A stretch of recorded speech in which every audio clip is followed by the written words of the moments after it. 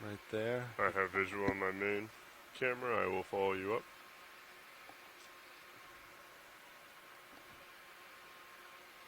I think I'm just going to turn clockwise. Copy. Alright, I'm going to start to spin. I have eyes on.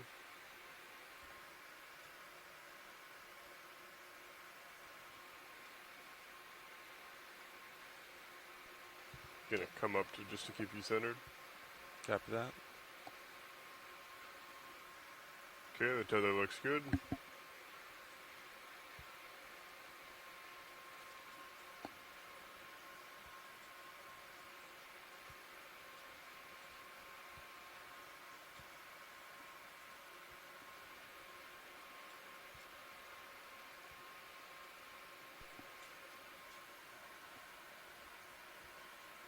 I am lined up at 153 currently.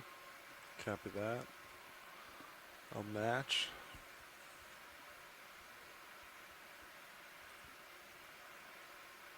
Alright, I'm about there. I'm going to push forward. Copy, I will follow you up. And I will stop at a camera angle of around 3.5. Sounds good.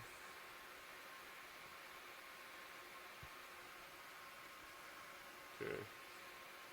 Your uppers seem to sneak out. Yeah, I see that. You just want to exercise them fully, deploy and stow a few times. Copy. Okay. Shoreside, this is a video. I'd just like to do a check-in Right, with our let's start, shoreside scientist to bottom. maybe give me a short there at report 3.5. of how the Ready to videos are come looking down when back you on are. shore. You guys have Coming any, down slow. Okay, any coming down dropouts, any 15 meters per freezes, minute. just the general thoughts on it before we hit bottom here? So we are. I will keep There, the looks delta good to of me. around 15. Sounds good. Sonar's starting to come in. This is Ren in Charleston. It's looking great right now. We have only about a 2-second lag, and there was a little bit of glitchiness earlier, but it looks like that was resolved. Great, thank you.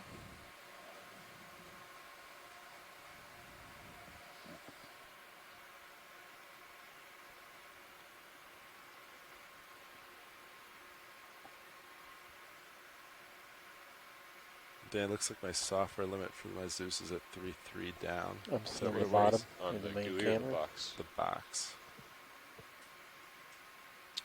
Yeah, that matches what we Copy. saw. Alright. I have eyes on bottom. Copy that. 8 meters to go.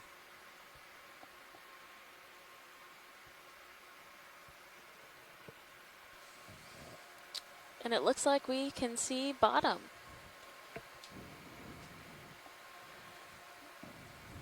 Yeah, well, actually, it's bottom's in We view. have a soft sediment layer as we're approaching. So just to orient people back on shore, if you're Okay, unfamiliar holding a with delta our of about 15. video Copy broadcast, there is camera 1, Gonna gives go you ahead a and view start straight doing out from lights. the front of the ROV. Yeah, go for it. Camera I'll mess with 2 Z-bias. gives Bring on you my a view of drones. from Sirius, which is the part of the two-body system for the Okeanos ROV. So you can see the ROV as it's moving along the seafloor or up any of these features. And then camera 3, I believe, provides you with a number of the computer operations that have to do with the ROV dive. Hey, So I watch think leads. as we get going, we'll give a brief overview of what this dive is going to entail, and we can then go through and do some introductions for our shipboard team, and then hear from the scientists we have on the line on shore. Amy, do you want to give us a little background as to this dive? Oh. Strange. What's wrong? Oh. My Z-bias wasn't enabled. Thought it was. Go ahead, pilot. Oh, hi, watch leads. Yeah, this is your pilot. As you can see, we're on bottom. We'll just need a few minutes to set up and get our lights in the right order, and then we will be ready to start the dive. Great, thank you.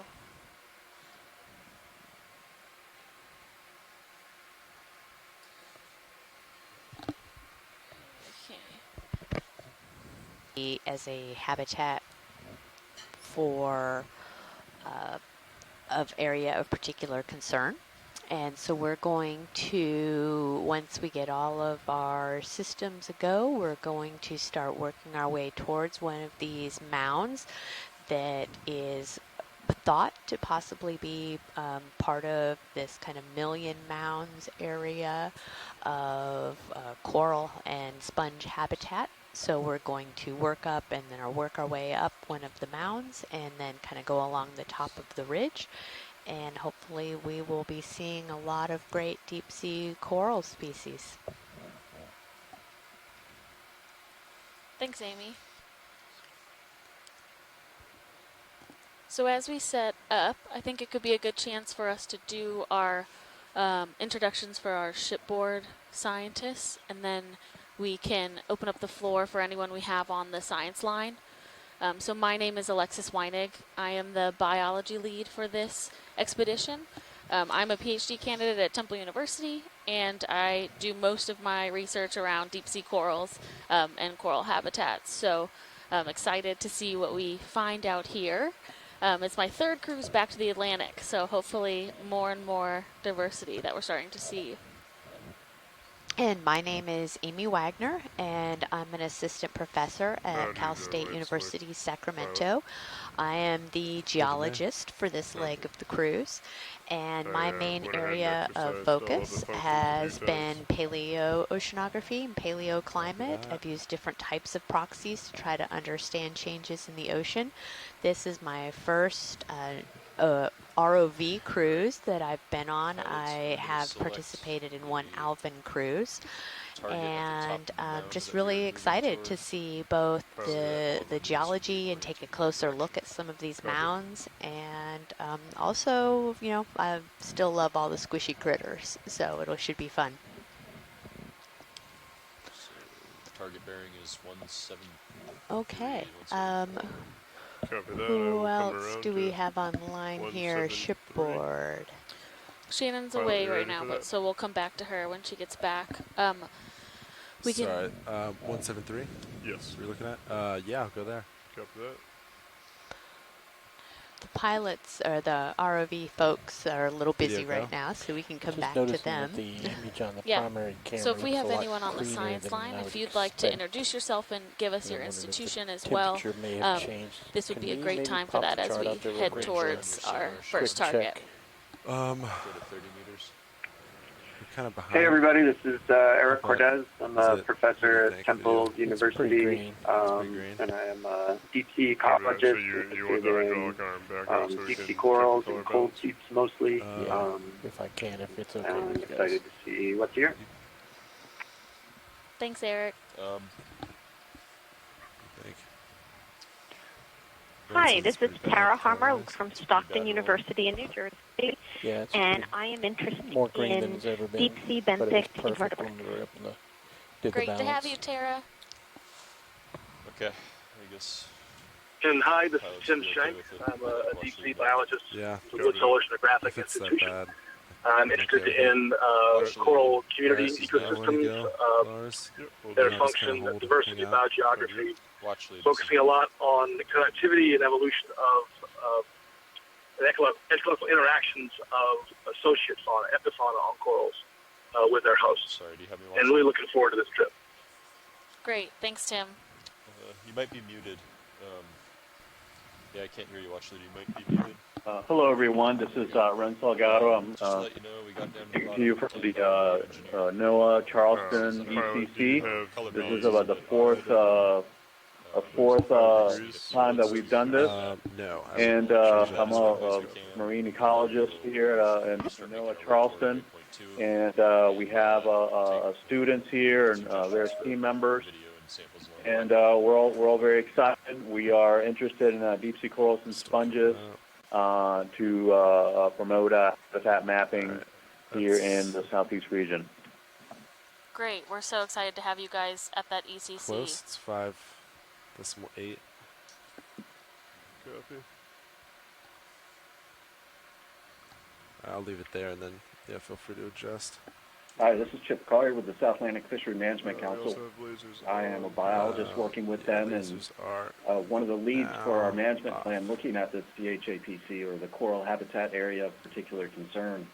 And what we want to do is make sure that the areas that we're out there protecting with these managed areas are actually functioning and doing the things that we want by protecting these important coral habitats and the species associated with them. Then I can also move the lights. Great, thank you. Do you want to do starboard?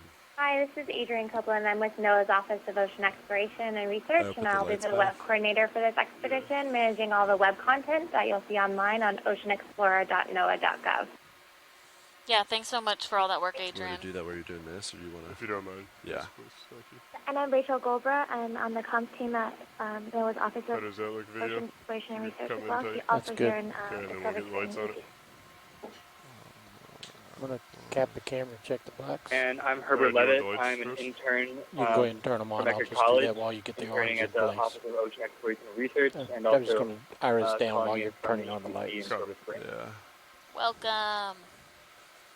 Just so to update you guys on shore, You should we have light. are recorrecting our color balance now on the bottom of, as we're closer to the bottom. So that'll just take a couple minutes before we start heading towards our target. Okay. That's, Just saw your head change quickly.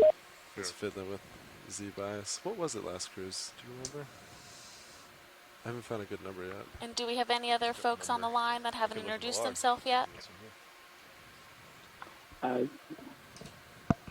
This is Wilt Gardner. I'm from Texas A&M University. Know Amy well. Glad to have her see her there. I'm more interested in the geomorphology of what's happening.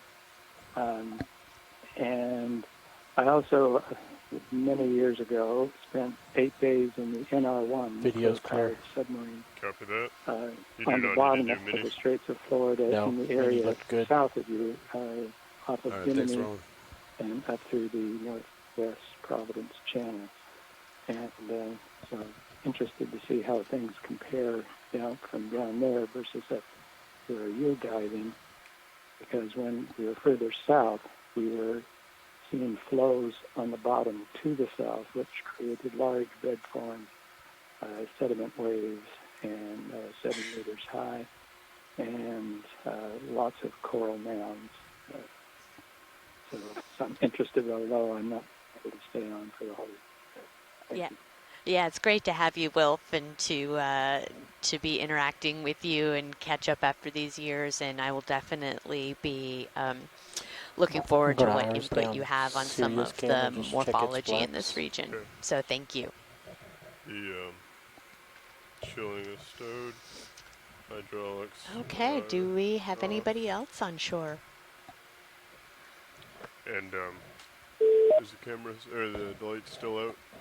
I put the light back where it was. Yeah. Excellent, perfect. I Cheryl believe we Morrison should is be here from the U.S. set. Geological Survey Sounds in great. All Leetown, right, West watch leads. Virginia. This is Hi, pilot. Cheryl.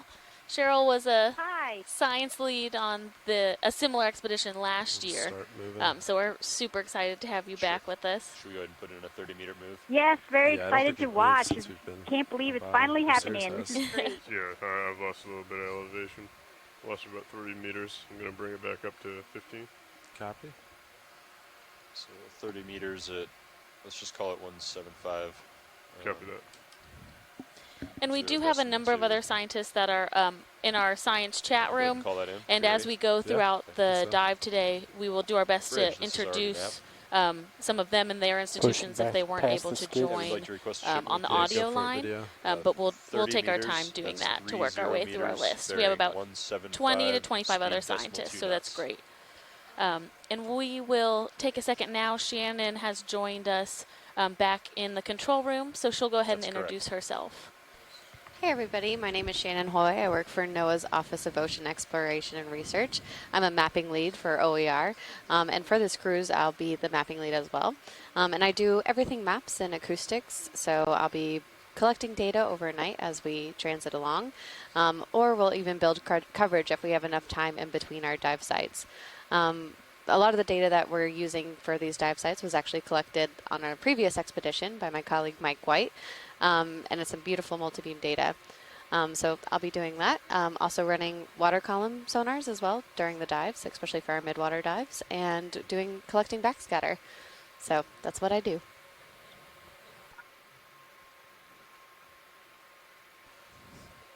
Thanks, Shannon. That's great. We're super excited to have you on board. I believe we are still in the works of starting to set up, so we will continue to take any comments from shore and then head towards our dive target when our ROV team is ready. Watch leads, this is pilot. Watch leads, this is pilot.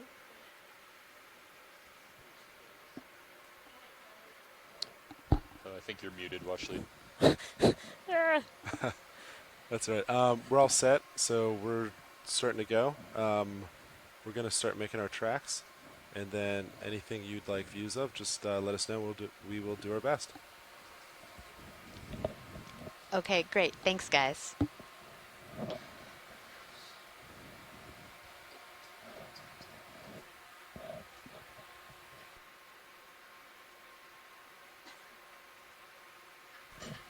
All right, so we just got the word that we are actually underway. We're making our way towards our second waypoint. And as you guys can see, we have a lot, just kind of a soft, sandy bottom. You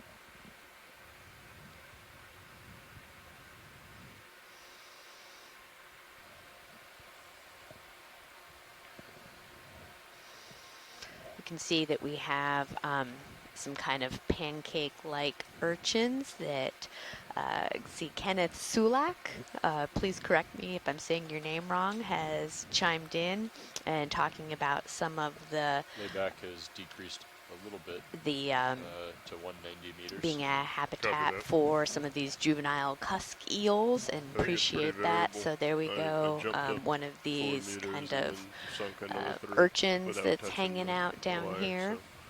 So something to keep in mind.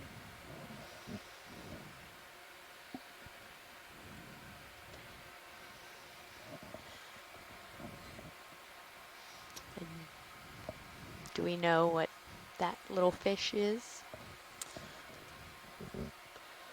There's a couple, I think, options. It could be a snaffabranchid eel or Nizumia, and this is one of my goals in this cruise as an invertebrate biologist, is to improve my fish IDs. So as we go, especially those vertebrate IDs would be helpful from shore.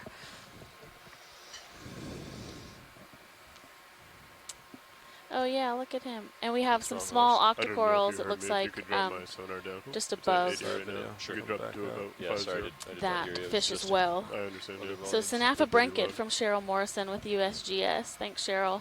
50 meters. Yeah. Yes, please. And for those of you guys that aren't familiar with it, those two little red dots that just flashed on and then flashed back off, those are to give us an idea of the size of things that we're looking at. So those two dots are 10 centimeters apart.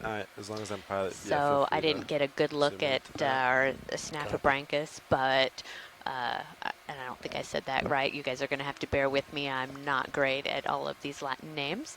But that fish looked to be, I don't know, about 25 centimeters or so. And it looks, Kenneth is letting us know that at this depth and in this region, it's likely Snaphobranchus affinis. So thanks again from our shore team. Just have to continually adjust it. So they're also known as cutthroat eels. Okay. And who's speaking? Sorry, this is Tara Luke from Stockton University. Thank you. Great. So common name of cutthroat eel, which we'll probably be using those common names a bit more.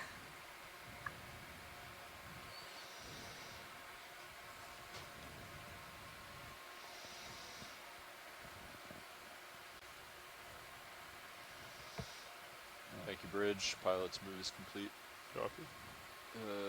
we've got a lot of ground to cover, so I think maybe if we go ahead and put in like we could do 50-meter increments from here on out.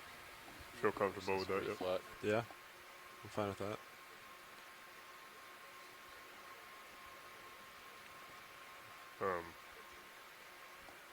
Also, I've not really seen anything come up in my sonar. Is that...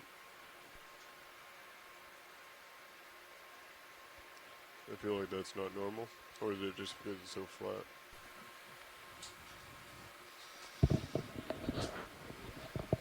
Yeah, your gains are down. Copy.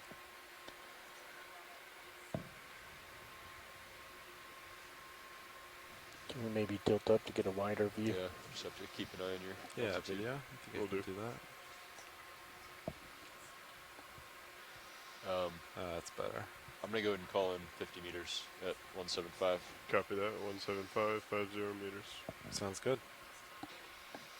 So as you guys on shore can see, we are heading towards the mound. So we do have a little bit of ground to like cover. To put in a ship move so of we'll 50 sort of meters. be seeing That's some of 50 the meters same bearing type of speed bottom 2 for knots. right now. But if you guys, I appreciate those of you that have been adding things into the C-tube. I've seen a lot of that kind of stuff already, which is great.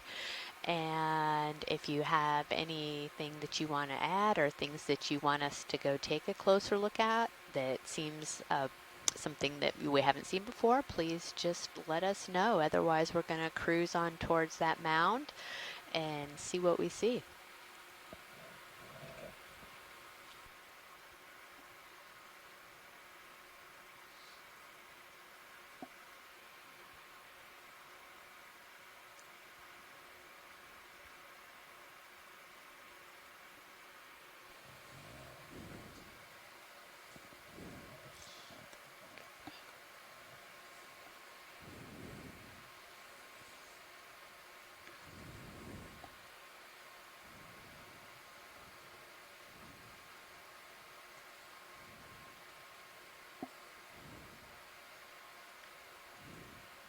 I think I see some corals on that growth up there. Yeah. Let's see. Oh yeah, in the background. Pilot, this is Watch Lead 1. Hey, Washley, go ahead. Can we take a look at that little feature that's right in front of us? Yes, you can. Move in there. Thank you. Following you up with the rotator. It looks like we might have some corals growing on this bit of rubble is what it looks like it might be made up of underneath some of that soft sediment that has accumulated. 30 degrees. You should have plenty of time to look at this. When we're at about a depth of 803 meters right now. Oh yes, corals and sponges. Is there anything specific you want to Another start of with? those little sea urchins over there. We can take a look at that sponge that's right in front of us, right where your lasers are. Copy that. Video can start to come in. It's a pretty good size. I'm gonna go lower. As we're zooming in here to take a look Lasers at clear. it. Oh, there's a little brittle Copy star that. that's off Yeah. the corner there, just out of range. So this definitely looks like do you want to Lophilia take rubble, lasers? so Do you want me to do dead that? Lophilia skeleton I'll do it now. that has accumulated the over thumb is kinda time easy. Much easier. and I'll let you know now if I wanna is Copy. now is creating matrix for other organisms to live, both within as well as on top of. And it looks like the sponge itself is also a nice habitat for a couple organisms. We have some brittle stars, the little pink star on the right, as well as crinoids, which are a type of echinoderm that is able to swim around with its arms and attach. Yep, and there appears to be a small little octocoral down Bottom in right. the bottom right-hand side of your screen, and then another one up on the upper left. Bottom right. As we get a nice zoom in here, there we go. Yeah, so we have a nice view of both a different type of glass sponge as well as an octocoral polyp, which is Ooh, a very there's interesting It's a little, oh, is that a little amphipod that's crawling around there? Sorry, go ahead, No, Alexis. no, you're fine. It looks like a solitary octocoral, so there's just one large polyp, and they're known as octocorals because they have 8 tentacles that surround the mouth of the polyp, which is what's in the center. And a lot of times you see them where there's multiple polyps on a colony, whereas this one we have just one polyp by itself, but it's beautiful. Maybe there at 4 or 5 degrees. Still plenty of time. And right to the left of it is a glass sponge, which Nolan Barrett is letting us know. Oh. Euplectide?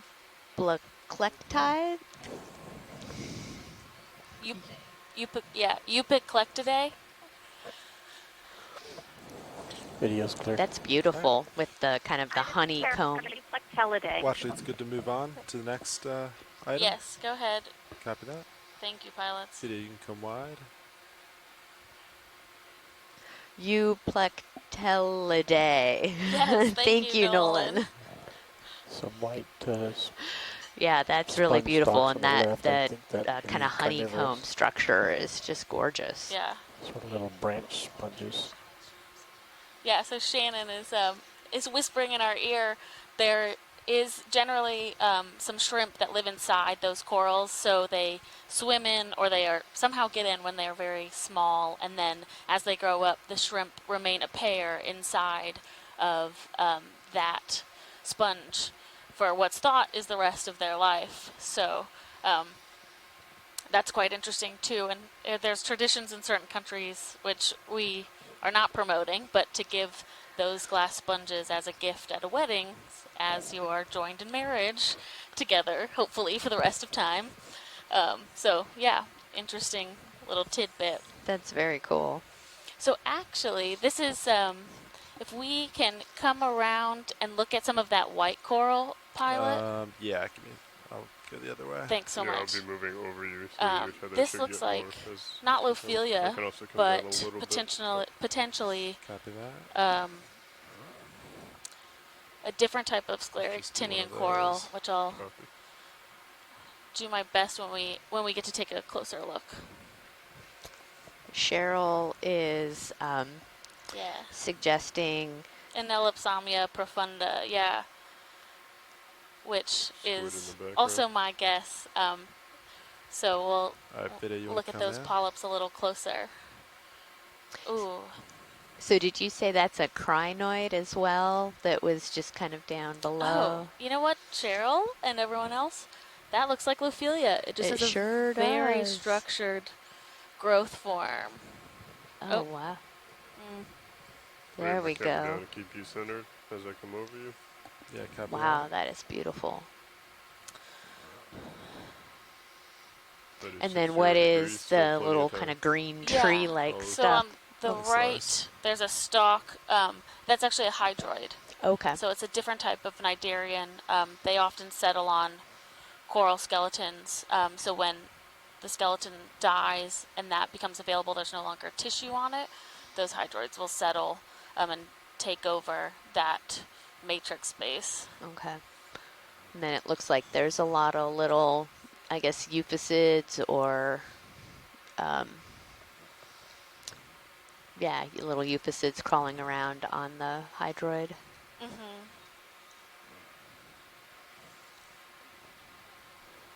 Video's clear. All right, Washley's anything else right here? If we can zoom out just a little bit.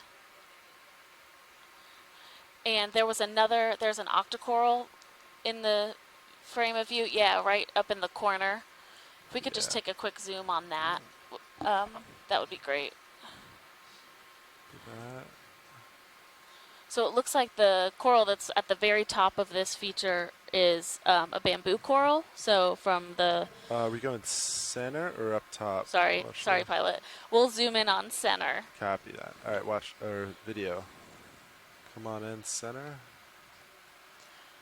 And this looks like a primnoid octocoral, which what we've been seeing in this region is more of plumarella.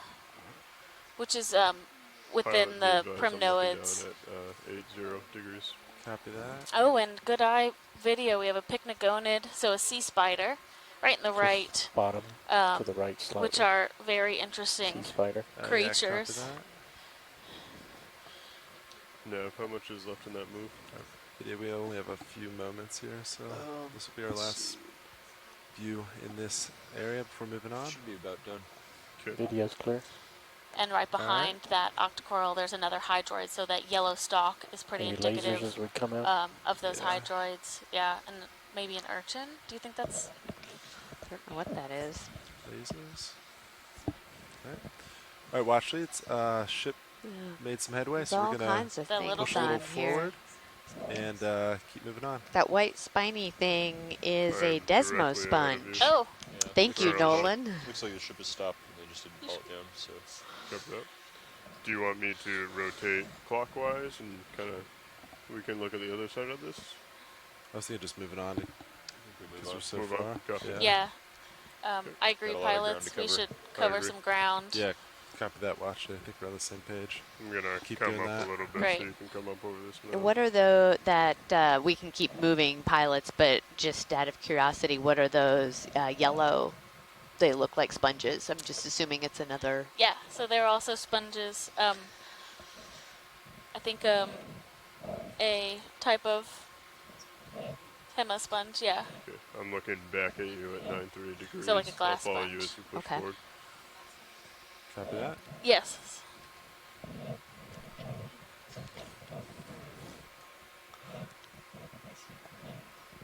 You're full wide. thanks, Bridge. Move is complete. Next video. Copy that. Copy now.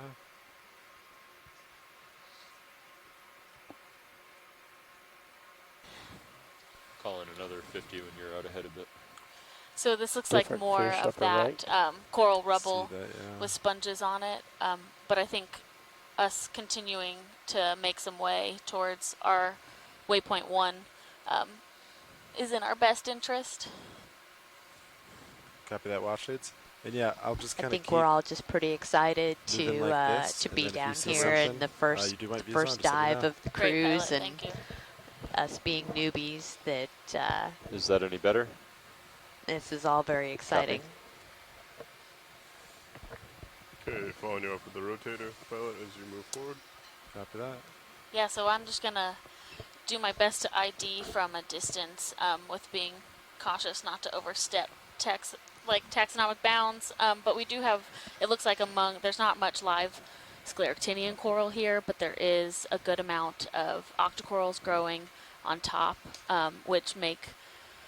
so that dead skeleton is acting as habitat space for those octocorals to settle, because they generally prefer to have hard sediment or a hard surface to settle on, and then be able to grow. So that soft sediment that's in the areas where you're not seeing that coral matrix would not be ideal for them.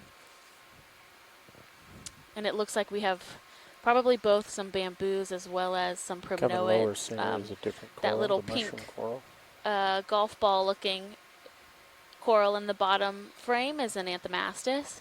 We don't need to zoom on that now as we're making way, but that is another type of soft coral that we'll see pretty commonly around these areas. Beautiful pirouettes, by the way. Oh, thanks, Roland. Kind of a cool. Little mound. Yeah. So Nolan gave us a bit more information about the yellow sponge, which is great. All right. So Good. it's So you guys a can call it in. hectectinoid Yeah. sponge, I have you there at 3 also Bridge, known as this is RV nav. Fairy. Yeah, we're going to request another move of 50 meters. That's 50 meters, bearing 175, speed decimal 2. Oh, okay. And they're normally good copy. colorless, but they will adopt a yellow color. And people believe, or scientists believe, that color is due to a compound called uridine, which is yellow but oxidizes into a black tar when exposed to air or ethanol. Oh, okay, that makes a lot of sense. When we put them in ethanol, why those yellow sponges turn black to me now. And Nolan is from Georgia Institute of Technology. So thanks, Nolan. That's really helpful information. Great.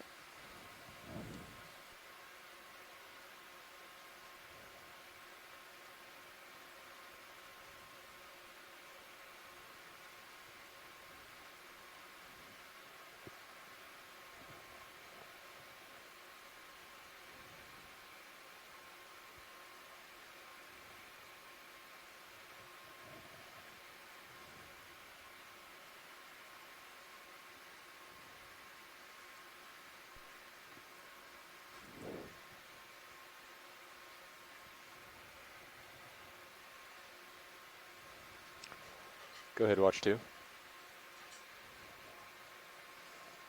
Something purple lower right. Maybe an octopus. Just going to the bottom. Waypoint 1 or waypoint 2? Passed over it. Just went off screen. Copy. It looked like one of those dumpling Oh, octopuses. we landed slightly north of waypoint 1, but I can tell you that right now we are approximately 600 meters from waypoint 2, which is the top of the mound. We pretty much just have continuous moves in at 0.2 knots. So given that, it'll take us about an hour and a half to get to the top of that mound if we were to keep moving. So we have plenty of dive time left to be able to get to the top of the first mound and make our way to the second mound. So we'll make sure we keep on pace to reach that goal.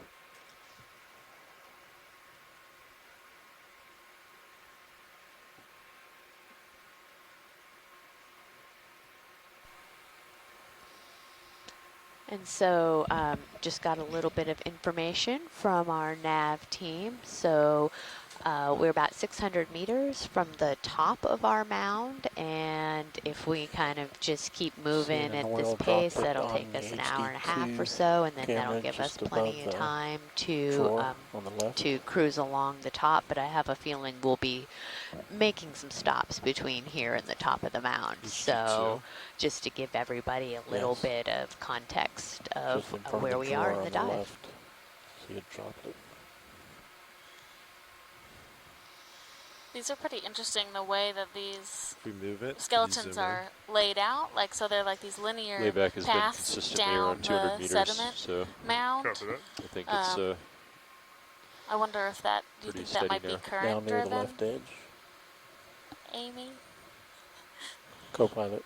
What are you looking Yes, for? I believe that is correct. Sorry, I was reading some of the chat.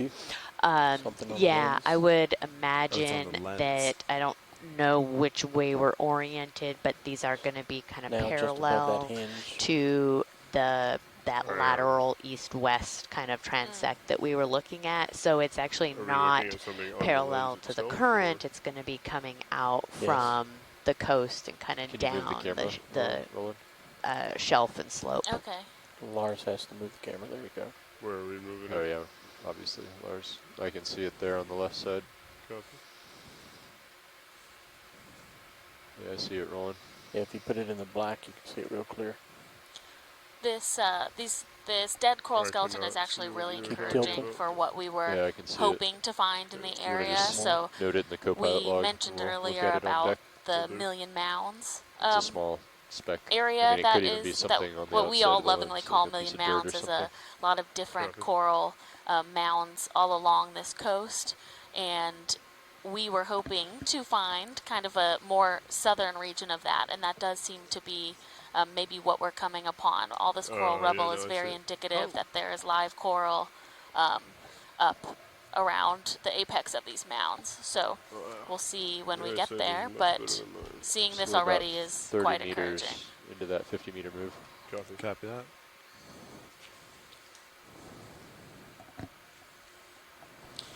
And you did say that as While we're, you're noting kind it, of there's looking also at the a small pan smudge that, on the we'll main see the HD. rubble, and then there's a bunch of those little kind of white tips and stuff. So that would actually be live coral, correct? Correct, yeah. Oh, So these right corals side. are not photosynthetic, so we're HD, below it's just the left photosynthetic of zone. lower We don't have light center. down here, Yeah, so that's been there they for a long generally time. don't have at least these scleractinians that form these reefs don't have much I remember pigment to their Bobby tissue. and I talking So about the that white a stuff is while actually back. live and healthy, as opposed to when you It see is a bleached noted coral visual reef in spec shallow water, mini that is juice generally and unhealthy. main juice. But these coral mounds can take millennia to grow, really, so they continue to grow and break off, and sometimes when they break off, that doesn't mean that coral is going to die. It will just start propagating more live coral in that area. So that's where you get these mounds building on top of each other over time, just more live on top of dead. And we've done a couple piston cores on mounds similar or larger reef structures. We actually did one in this region in the fall that we're hoping to get some dates from, which Amy might be able to talk more about paleoceanography. But that way we could know how old the structure is, not necessarily what's just live, but what's all the way at the bottom. So when that reef started growing. Yeah. Yeah, no, it's a really, What is that? It's like a stick. Yeah, what is that? Video, you want to do a quick Oh, save? you know what it looks like? It looks like one of those metal fence posts. Oh yeah, or like plywood maybe? Oh, yeah, it is. It's a 2x4. Well, do we see any worm-eating tube-eating, wood-eating tube worms? Sorry. I don't think so, I don't but think so. But I did interesting. see it looked like a brittle star arm back there. I think it went into one of the holes now. Hmm. Let's go up to the edge. Well. And so what are those? Those are some of those yeah, little right kind below of horn. They look like horns. right below the worms. They look like anemones. Oh, So okay. just a grouping of anemones. There's a little, maybe I don't know what that is, some type of gastropod. But we don't have to spend too long looking at this. We Copy can that. continue to move. Video, whenever you're happy. Come wide.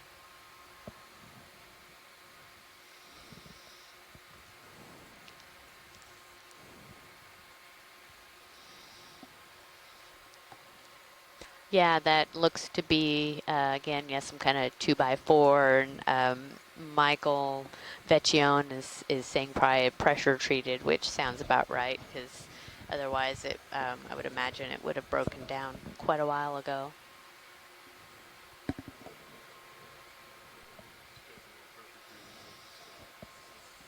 So we are getting closer to our waypoint, and then we will start, once we hit that, we will start moving up the mound structure and to the top of the mound. Thanks, Bridge. Move is complete. If you're comfortable, we'll just call another one in. I'd say another. You're still out ahead of me. I got you at 6-0. Stand by, Bridge. Just discussing with the pilots. I'll call up when we're ready.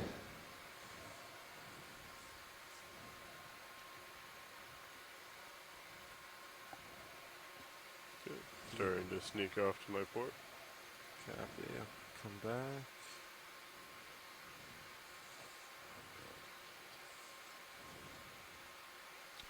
Should I go ahead and call it in, or do you want to give it a minute or two to settle out? I am ready. I'd be pilot fine. is. Okay. Yeah. All right, we'll do it. Cover that. And then All right, as Bridge, you ROV guys nav. can see, Yeah, we'd like to Nope, do just another one move, moment. please, of 50 meters. That's 50 meters, bearing 175, speed decimal 2 knots. It's a round ball, top left, sponge. That's a good copy. Copy. I'll get on my next pass.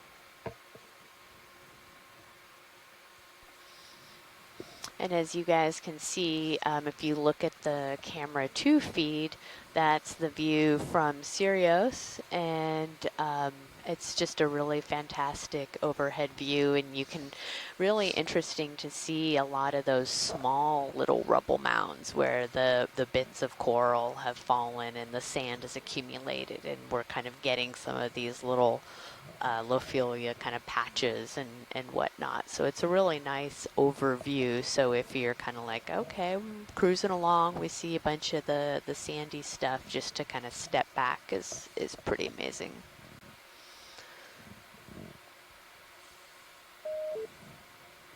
But definitely seeing So a lot you're of these right kind over of waypoint 1 right now, lateral Sean. mounds nice. here. Yeah.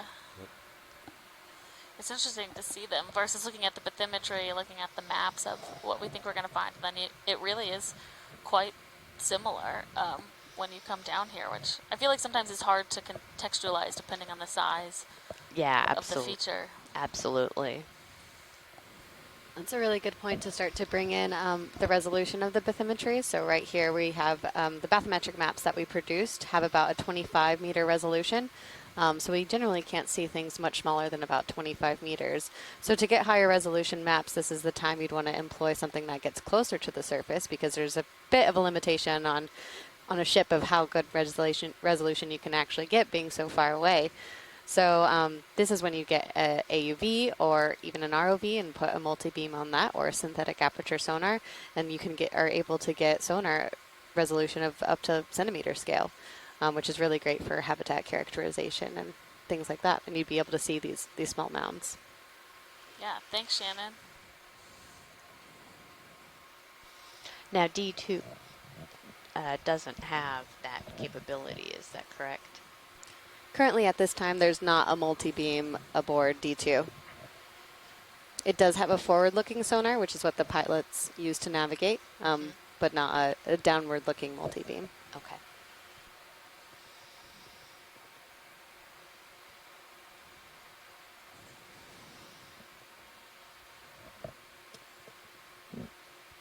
And Shannon, we are looking at about a 70-meter climb today. Is that right?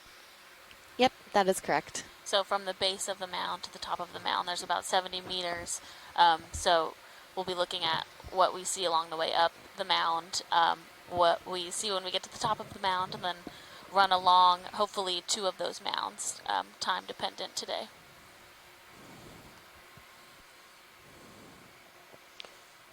There's a dark thing just went off screen to the right. Possibly man-made. Copy.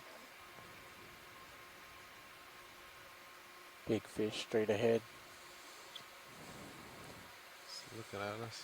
Possible rhino. Oh yeah, we have chimera. looks like a chimera right in the front at the top of our view. Video, you want to zoom from here? Tilt up. Kind of out of our envelope.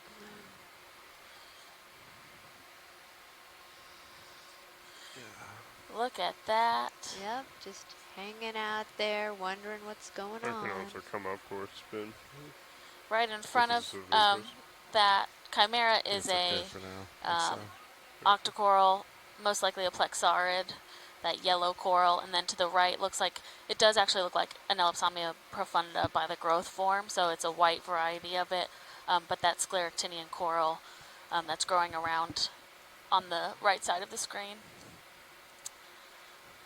Wow, the coloration on that, and look how large his eyes are. Ooh, I get lasers real quick. Yeah. Video, sorry. He turned for me.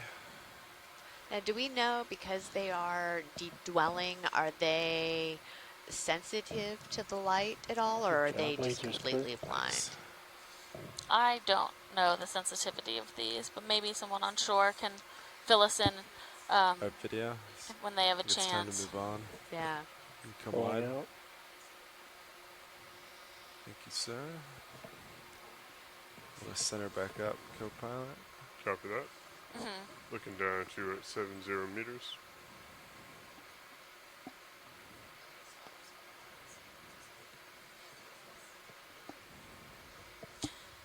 Yeah, so we have a plethora of octocorals on top of some of these dead skeletons. Yeah, and a large sponge to the right.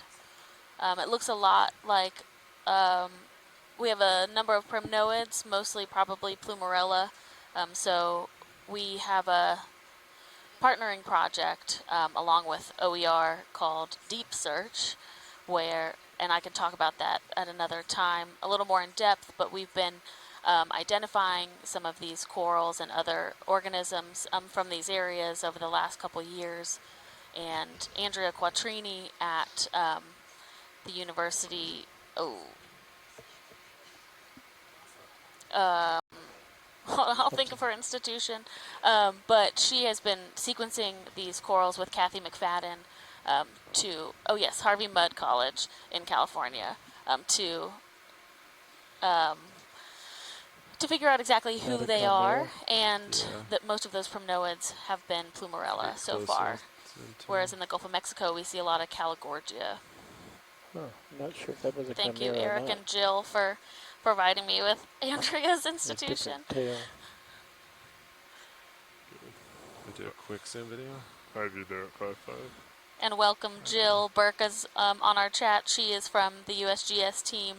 Yeah, it is. Works alongside Amanda Demopoulos, who is the lasers get out USGS there. lead for the BOEM and OER above right project now. Deep Search. Yeah, he's kind of far. That's right, you can come back, yeah. Great video, guys. Floater.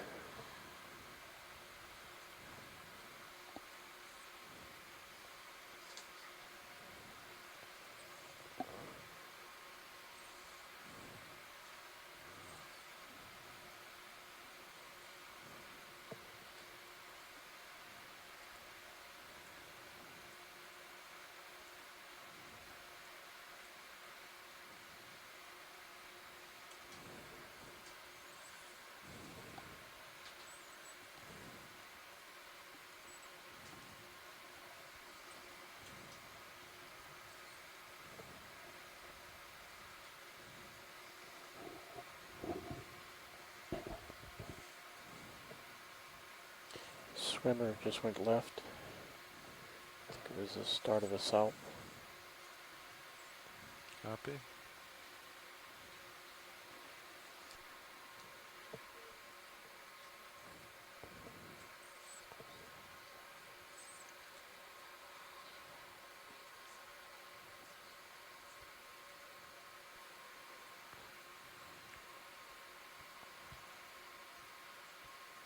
He stays here video and get lasers. Copy lasers. Let's sneak closer. I think there's just a few more meters left in that move, but should I just call another one in as soon as they Yeah, say so it's now done? we have lasers Yeah, we on seem pretty comfortable. around the chimera so that we can have a better Lasers idea of the just went size of that off, maybe animal tilted down too for far. full Sorry, I identification. turned them off when I got him. Okay. No, you're good. You're good, pilot. Copy. We'll let our video team get some really nice highlight of See if we can get real this tight to animal. that lateral line. Thanks, Yeah, Bridge. Copy that. I'll wait And till in you're the done with the zoom, meantime, Sean, then I'll call it in. Sounds good. Ship is stopped now. Enrique Saldago, or Ren, who is at, where are we looking at? At NOAA CSS, so their coral biology organization, is suggesting that a lot of that dead coral matrix may appear to be mostly madrepora. Is that what you had said Do you want me to earlier? move down its side It's video? not what I had Just let said, her but sit it's there for a definitely little bit. possible. You got it. I would need a think we'll couple just pull closer out from looks here. at the skeleton itself to really make that call. But it might also be a mixture of a couple Kind of different to use from pulling scleractinians. out. We see Okay, I'm gonna back up. madrepora, Continue Lophelia, on. and an elipsomia all happy in with the that? area. Yeah. Yeah, she's swimming away. So are they all, those are the genus, correct? And so are Yes. they all of the same phylum, fish or are they follow. very closely related? They are closely related. They're all I'm looking down to they're all at 75 scleractinian corals, so hard Copy corals. that. So they're the ones Push forming all of that calcium I believe carbonate we're ready for skeleton. that move now. Um, Okay, call it in. Bridge, this is RV nav. Yeah, we'd like another move, please. Another 50 meters, that's 50 meters, bearing 175, speed decimal 2 knots.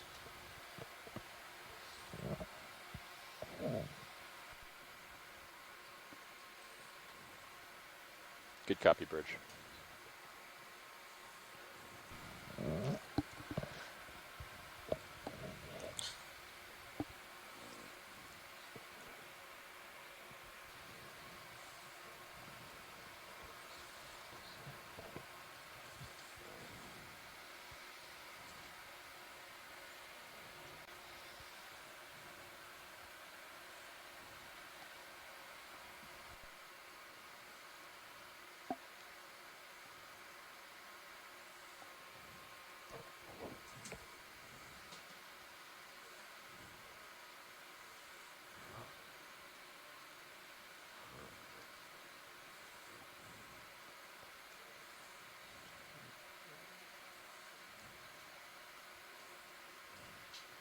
Yeah, going for it.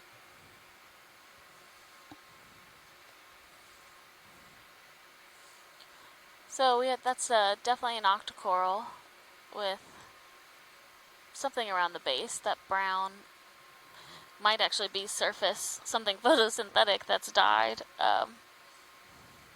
and drifted down. Yeah, so there's a couple different colonies. Looks like a plexaurid. I'm not quite sure on an ID deeper than that, but again, those octocorals have those 8 pennate tentacles that come out around the mouth of each polyp.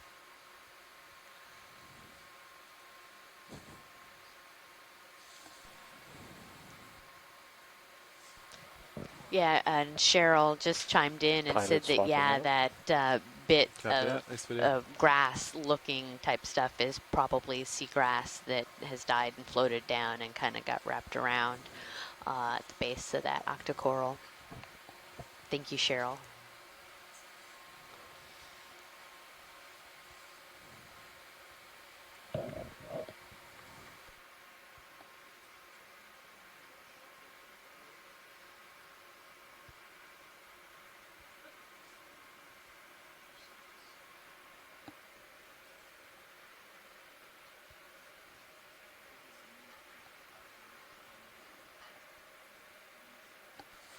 Lars, do you want 30 So it minutes? is getting to be about lunchtime for us on the ship, so Amy's going to step away and go grab some food, and I believe Casey Cantwell will step in, our expedition coordinator, for the next, we'll see how long it takes her to eat. Hopefully she takes at least 20 minutes for herself.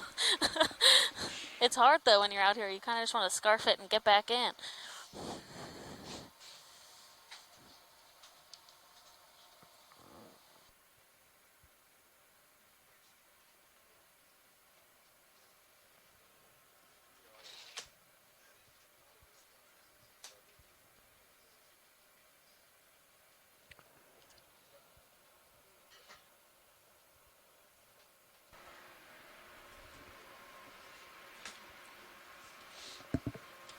So once you come out of autos, why don't you push ahead quite a bit. I always do that.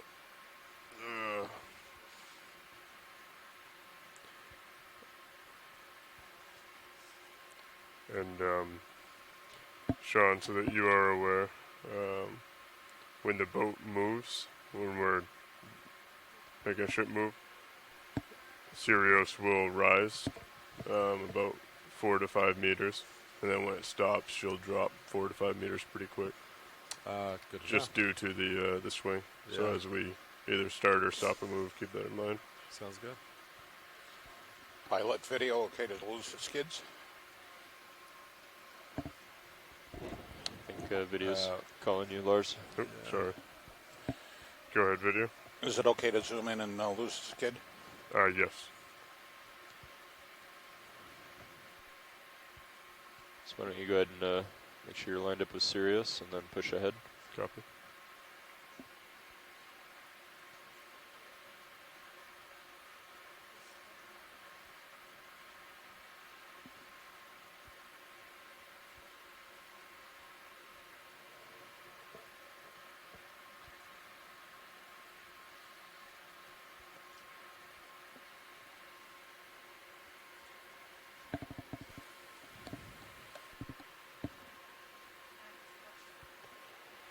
Go ahead, watch 2.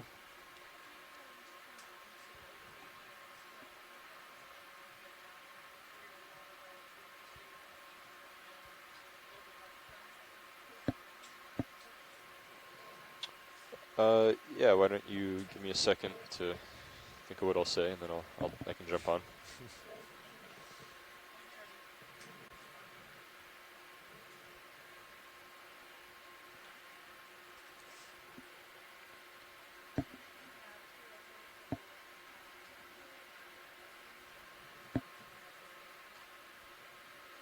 Sure, sounds good.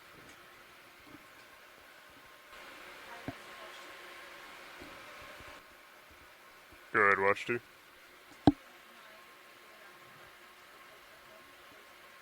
Not at all. all out, it should be fine.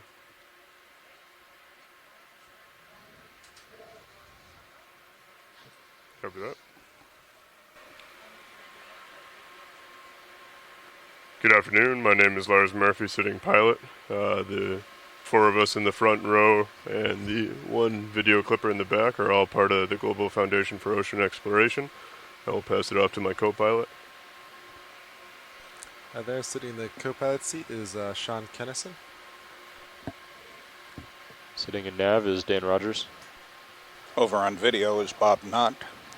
And in the back row in the clipping chair, I'm Emily Narrow.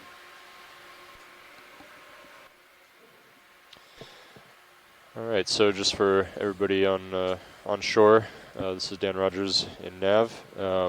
So currently, D2 and Sirius are approximately 500 meters north, almost due north of waypoint 2, which is the top of the mound that we are going to be climbing. It's a relatively shallow slope today, so while we are moving uphill, it might not look like it's very steep. So yeah, at this pace, we'll definitely be able to make it to the top of that mound that we're climbing, as well as traverse laterally across to the other mound that's about 200 meters to the east. It's a little bit of an unusual situation today. Right now, the ROVs are actually about 200 meters horizontally behind the ship. That's just due to the fact that we have pretty high currents in this area. We have, about a 2-knot current or so at the surface anyway, moving from south to north. That's due to the Gulf Stream. That current does decrease as we get closer to the bottom, but we're still seeing. Yes, sounds good. Probably close to, at least around half a knot of current. Video, I'm at the go bottom. And so, push in, and if you want to come in with the zoom as we come in. We also have the winds coming out of the west at about 10 knots, with the rotator. Which the ship is able to hold fine against. And yeah, we're making a good pace and should be able to accomplish our goals for the dive. Also gonna push forward a bit. There's quite a bit of current. Thanks so much, Nav. That was helpful for context, I think, for everyone. We're also just going to take a quick look at this pancake urchin that is at the top of the screen right now. We've seen a couple of them so far in this dive, but haven't really gotten a closer look. Need to do lasers, or do you want them? If you want to do lasers for now. Yeah. Does that come in? All right, I think this ship is stopped by now. Should I go ahead and call another one in? Yes, I am ready for another move. Video, if you want to come in, if you have any more, feel free.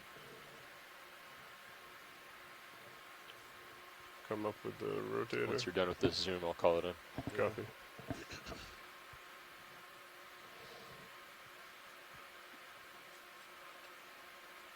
Okay. We've got a shrimp right down there and a couple octocorals around that urchin as well. You can see those tube feet moving along the seafloor, which is really awesome.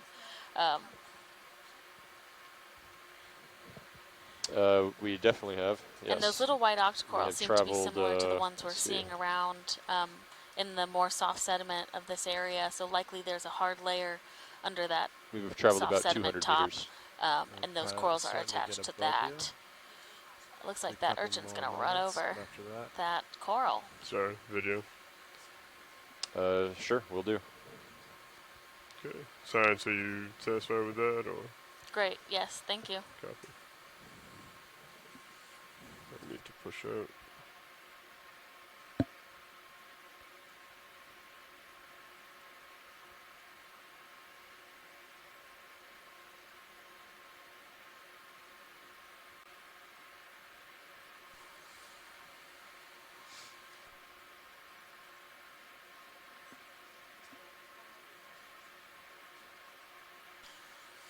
And Kenneth Sulek was able to chime in on the chat. He is formerly with the USGS to let us know that that chimera was of the genus Hydrolagus.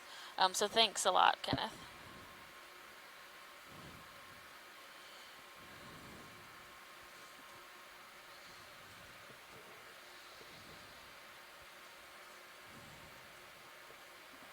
All right. Once you push out ahead a bit, I'll And call since it in. we've been down for about an hour, if you're just joining us, my name is Alexis Weinig. I am a PhD candidate at Temple University, and I'm the bioscience lead for this leg of the cruise. I have a background in deep sea corals and am currently working on a project that is a partner with OER called Deep Search, where we're also working to characterize this area all along the southeast coast of the U.S.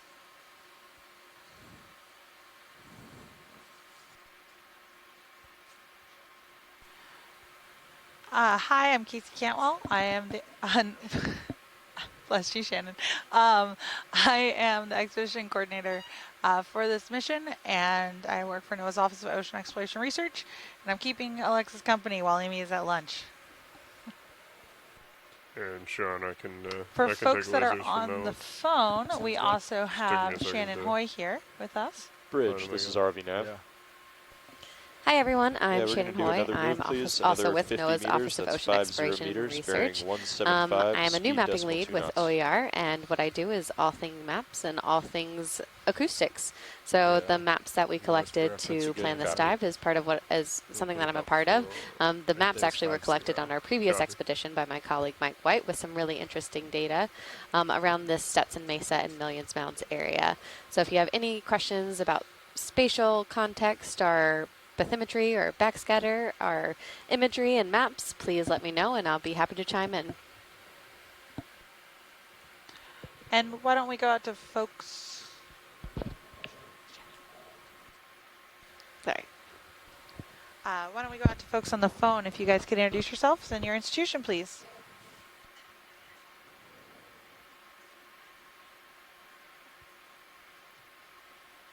Hi, this is Tara Luke from Stockton University.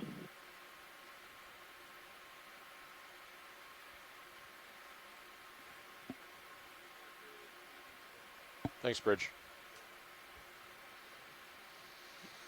Ship is underway. Copy that. And watch leads And do we have anyone else joining us on the phone right now? Feel free to point out things as we go by that may be of interest. Hi, this is Eric Cortez from Temple University. Sorry, I was on mute for a minute there.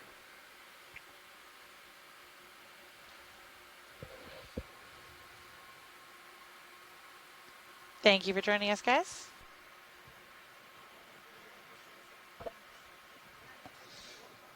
Coming up.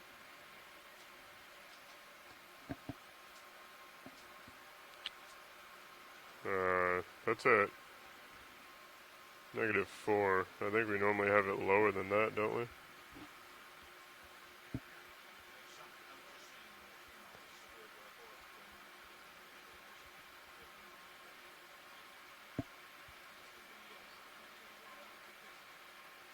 Yeah. So you want to maybe push ahead, Lars, see how you're falling behind Sirius? Copy that. Camera's still at 4.5 too, for reference. Copy.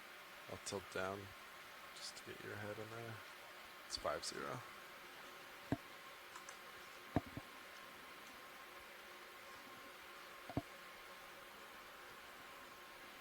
Yeah, so I think what video is saying is that right now we're kind of looking off into the distance, and, it's not quite as useful video for the scientists as if you're looking down a little more and we can kind of survey. Okay, I thought you said that my camera was too far down, so I lifted it up.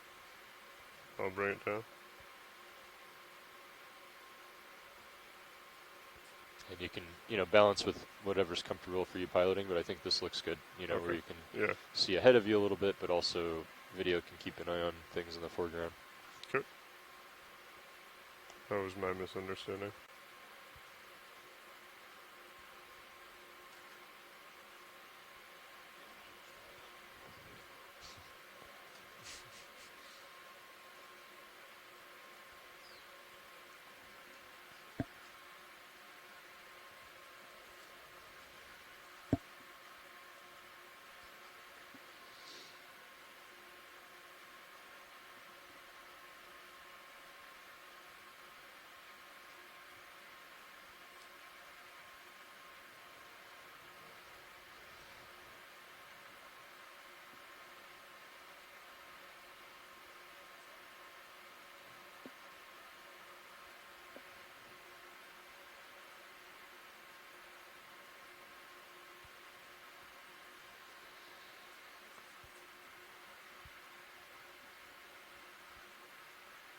That swimming crinoid?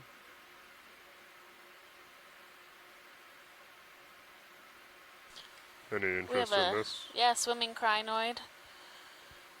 So this is an echinoderm that has its arms that are doing all that swimming, and then they can attach onto things as they need to with those, I wouldn't call them legs, but appendages at the bottom. We'll see a number of these probably throughout this region, and I think there's definitely different species. I am not able to identify them, but maybe if we get Chuck Messing on the line one day, he can help us with that. But they are really beautiful creatures, and sometimes, every once in a while, we see stalked ones, which are actually quite exciting because those are much more rare. But we see these around coral and sponge habitats pretty often. I should have mentioned something.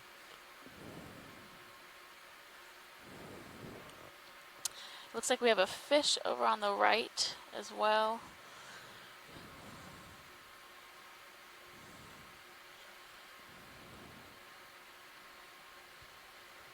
Feel free to do a snap zoom on that video if you want, on the fish.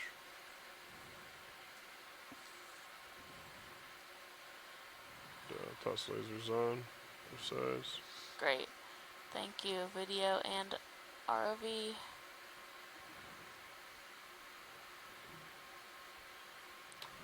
The lasers are on top of the camera now, right? Yeah. I forgot about that. It's a little different. Tilt them down a little more, keep you in view. So see how quickly you're drifting backward as well. I saw that. So it's 7-0. Copy. Right. Video and science, if you are all set, and we'll keep pushing out. Keep up with the moving ship. Great, thanks guys.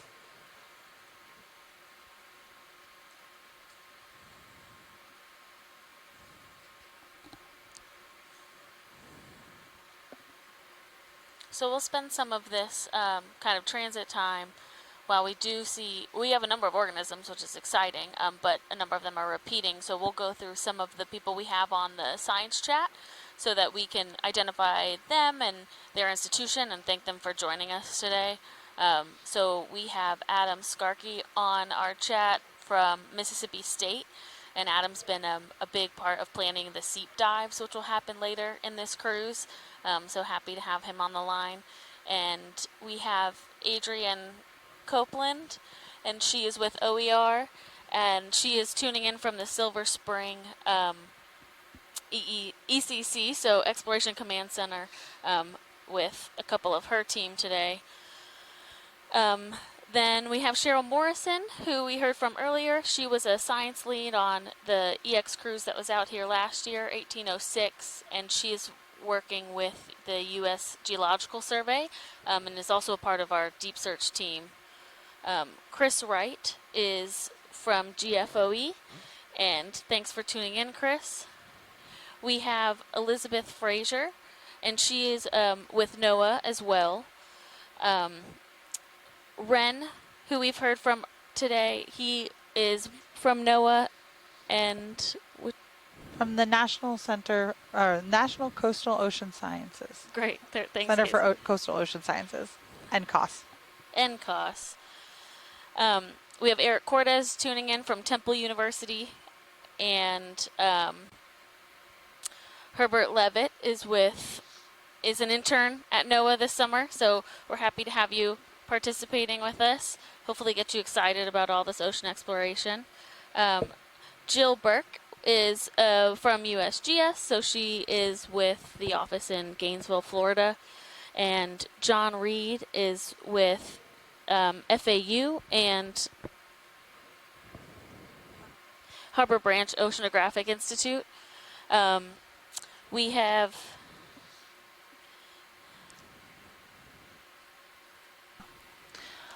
We also have Ken Sulak, who is with USGS, and a couple others that we're just going to look up your affiliations and give a second. We have Megan McCullough, who is from North Carolina Museum of Natural History. Mike Vecchione, who is NOAA Fisheries as well as Smithsonian Institution in DC. Mike Ford, who is from NOAA Fisheries. Nolan Barrett, who I believe is at the University of South Carolina. Santiago Herrera from the Lehigh University. Tara Luke from Stockton University.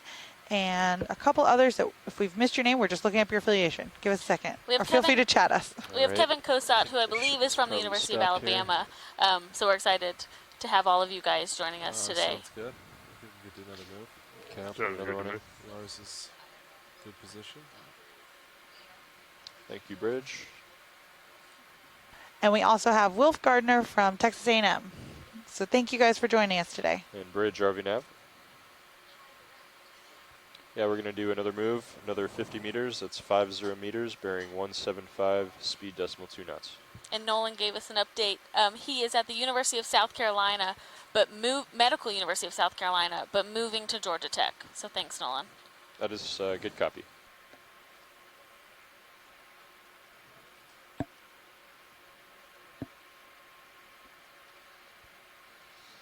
I'll stay around this area, co-pilot, until that move starts going.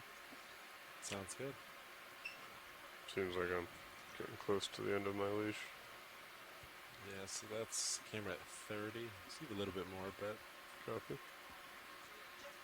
I'll push out to this sponge colony.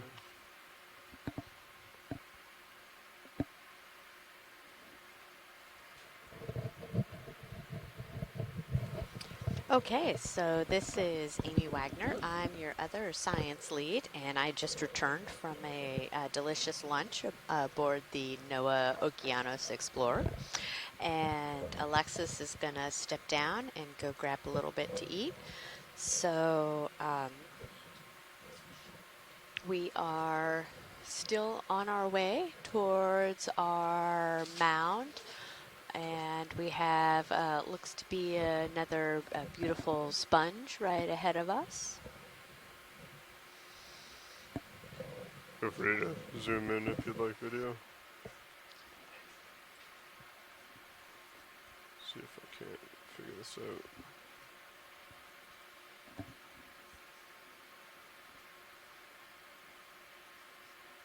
So. And then we have a bunch of small hydrocoral, it appears to be, and some octocoral around this as well.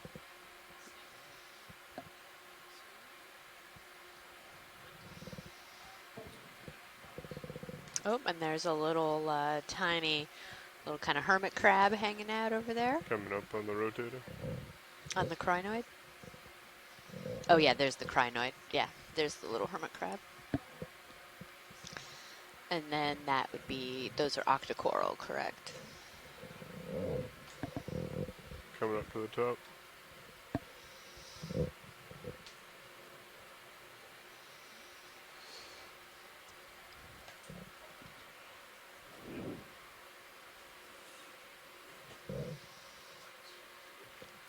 Yeah, and you know, we see a lot of this here, that all of this dead coral rubble that we're seeing is great habitat for all of these other organisms that are living down here, the hydrocorals and the octocorals and the crinoids and all of these sponges, because all of these organisms are benthic. They need to be attached to something on the seafloor, so they don't do real well in just a sandy bottom. They need to have something that's a little heavier and a harder substrate to attach to, and then they just stay stationary and pull out their food from the current, which this is within the Gulf Stream, and so this is a great place for them to be because it's bringing a lot of food and nutrients to them in this region.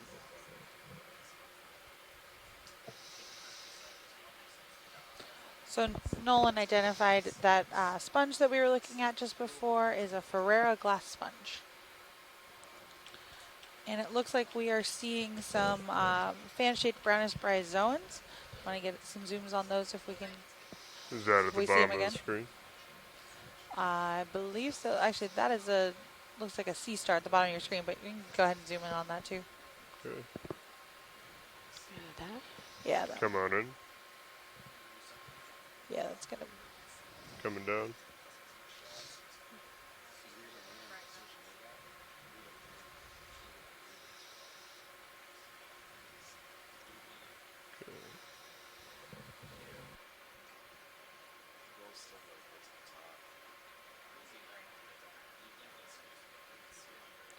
Anything of interest, either Yeah, science so or that video? actually looks to be a crinoid that we're zoomed in on here.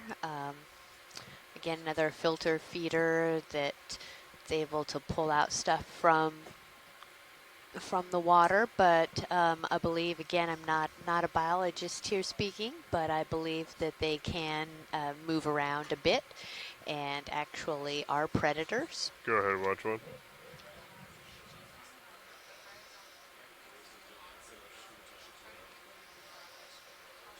To the left. Copy. Yep, got it. Go ahead and take zoom video. Okay. Coming down with the camera and over more. Okay, and so what we're kind of trying to Starting to focus get in on above your here pilot. Give it a few is more moments. a small little Copy. fan-shaped bryozoan that Megan has pointed out to us. So, bounce around quite a bit. Okay, I can hold that video. Yeah, and if Megan, if you can give us any further detail about an identification of this. So I have, Do you have excuse any me, a more zoom question video for or those of you out there copy? that you see kind of to the left there. It looks like a stick or a twig, and then down to the right, or right kind of below where that bryozoan is that actually Coming down. cellular material, or do we think that that's another type of kind of skeletal debris from coral? So if anybody has any thoughts, I'd greatly appreciate it, because I've seen something similar from the Ross Sea in Antarctica, actually, and I would love to know what it is. Looks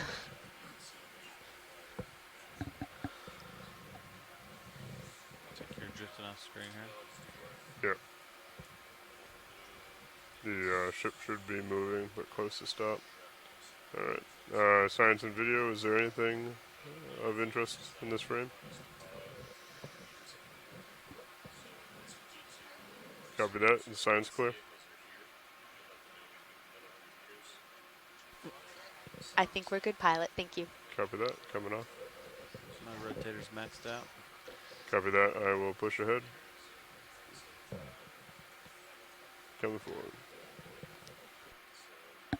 Thank you, video.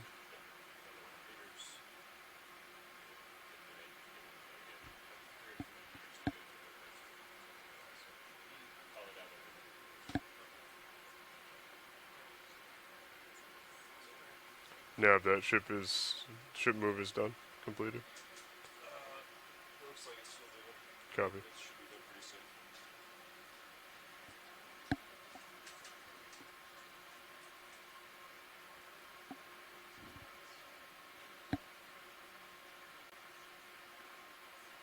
Okay, punching Yeah, out so I had pilot. some great feedback from my question about that kind of tube stick-looking thing that Nolan suggested maybe it could be a tube worm tube, or Tara said maybe a sponge stalk, and then Megan from the North Carolina Museum of Natural History had said that we're not entirely sure of the ID, but it looks like it is a calcareous skeleton, but it's Yeah, more of the kind of a gut ring around the tentacles of something that's living within it. So it's kind of I don't know, maybe kind of like its esophagus, I'm or gonna she come off a was. little Oh, bit. sorry, Megan was responding for the Put it in bryozoan. autos for switch. But yes, the for the little stick-shaped thing, the tube worm tube actually makes a lot of sense because they all are calcareous. And back to our Good copy, thank you, bryozoan, Bridge. which was the brown fan-shaped, that they bryozoans also form a calcareous skeleton similar to corals. Just finished up And that they move. are, again, filter feeders, and they have a mouth and tentacles that they then feed into their gut.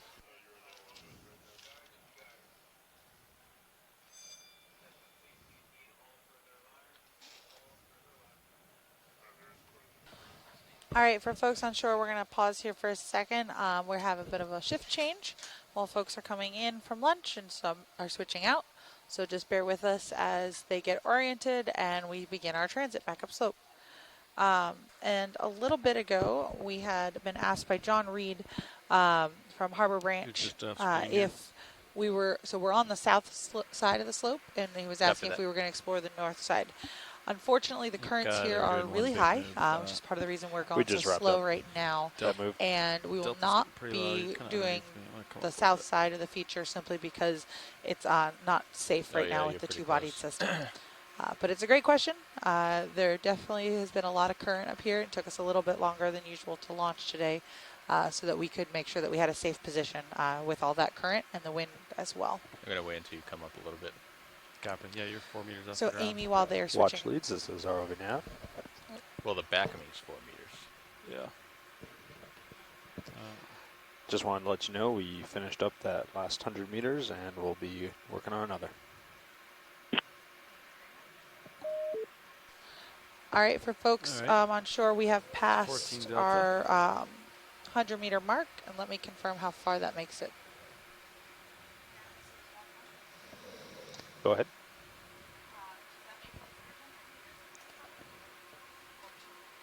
Let me double check.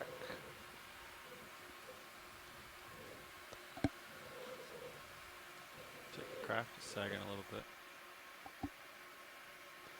200 meters. Probably Sure hasn't been touched this All right, time folks yet. on shore, that we have covered 200 meters now.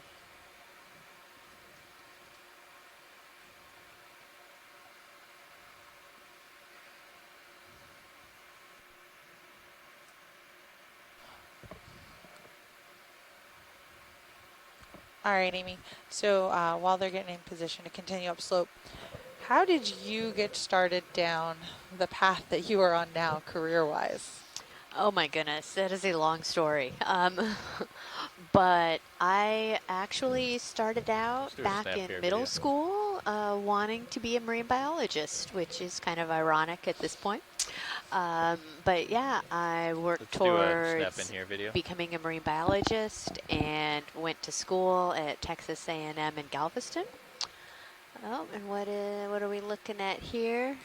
Just some more, another crinoid on a stalk, like it looks like. And how much do we have left in that? Or is that done? We finished up the last, and they've been doing 50-meter jumps at 0.2 knots and 175 heading. Copy. So ship is stopped at this time? Oh, yep. Correct. Yep, you're right. Cool. So it is a crinoid on a black coral, and there's something, is that a little euphysid of some sort, or a isopod that's yeah, the actually pink looks thing like that's current hanging on dropped up there? slightly. Okay. And then there's I think another earlier it was about 2 point, shrimpy. yeah, 2.4 or so, yeah. All kinds of fun little organisms and critters hanging out on this one particular location.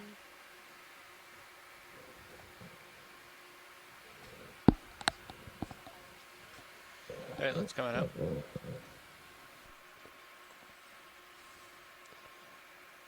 When we measure the layback, do we do it to the back of the ship or do we do it to the center? Back. Yeah, right there. Gotcha. Where Sirius should be, if there was no. All right. And yeah, I see Megan. She says that she went to Tamug too, so another sea Aggie out there. This urchin? So yeah, so I went to. Oh, there's a little ray. come on in, And Bo. Go ahead, Bridge. lo and behold, though, I discovered that I really was more interested in kind of the processes associated with oceanography as That should be opposed to fine. just Thanks, all Bridge. of the identification. So I sort of went down Tell me that it's worthy of physical note. oceanographic See the route shiv angle? and geologic oceanographic Because route. we're so far away. It's been a long You and crazy turn road, starboard but too much, yeah, here I am, the and I'm wire super will excited. hit So the I cheek feel plate. like this cruise I So get keep an eye to on that. just Okay. kind of explore we- all my So is different 180 passions, okay? even though I don't It might be really too know any of the far, scientific but names of the things that we'll I'm watch it. looking at yet. But Okay. Other after fish up 21 there. days, I should be know a little bit more. You'll be an expert by then. That's right. Did you want to see more of that And we fish, just had someone else watch join lead? us on the line. Do you want to introduce yourself?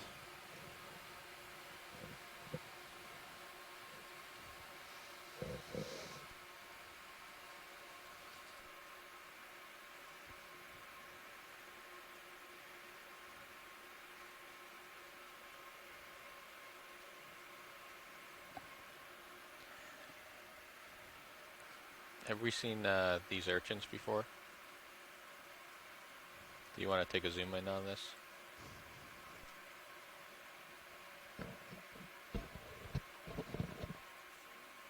Okay.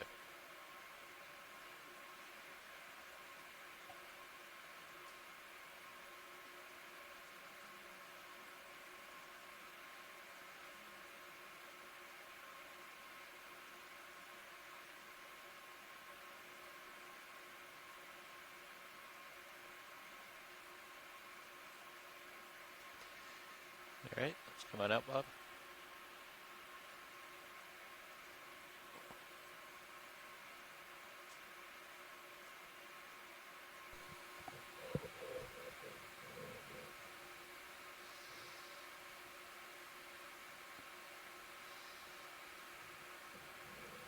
And so here it looks like we have some type of burrower that has been making a home in this soft sediment. Again, I'm not quite sure what this might be. Looks like we have maybe some tentacles or something sticking out, but I highly doubt that that he's going to poke their head Hey, out. come on in, video.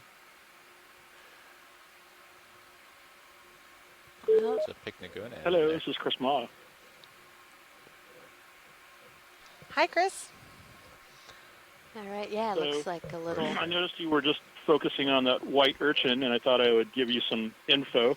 I see you're looking at another thing now, though. Yeah. So Hey, Chris, I'll would let you finish would you first. hold on just 2 seconds while we try and take a look at what's in the hole, and then we can come back to you? Is that okay? Yep. Okay. Thank you. Yeah.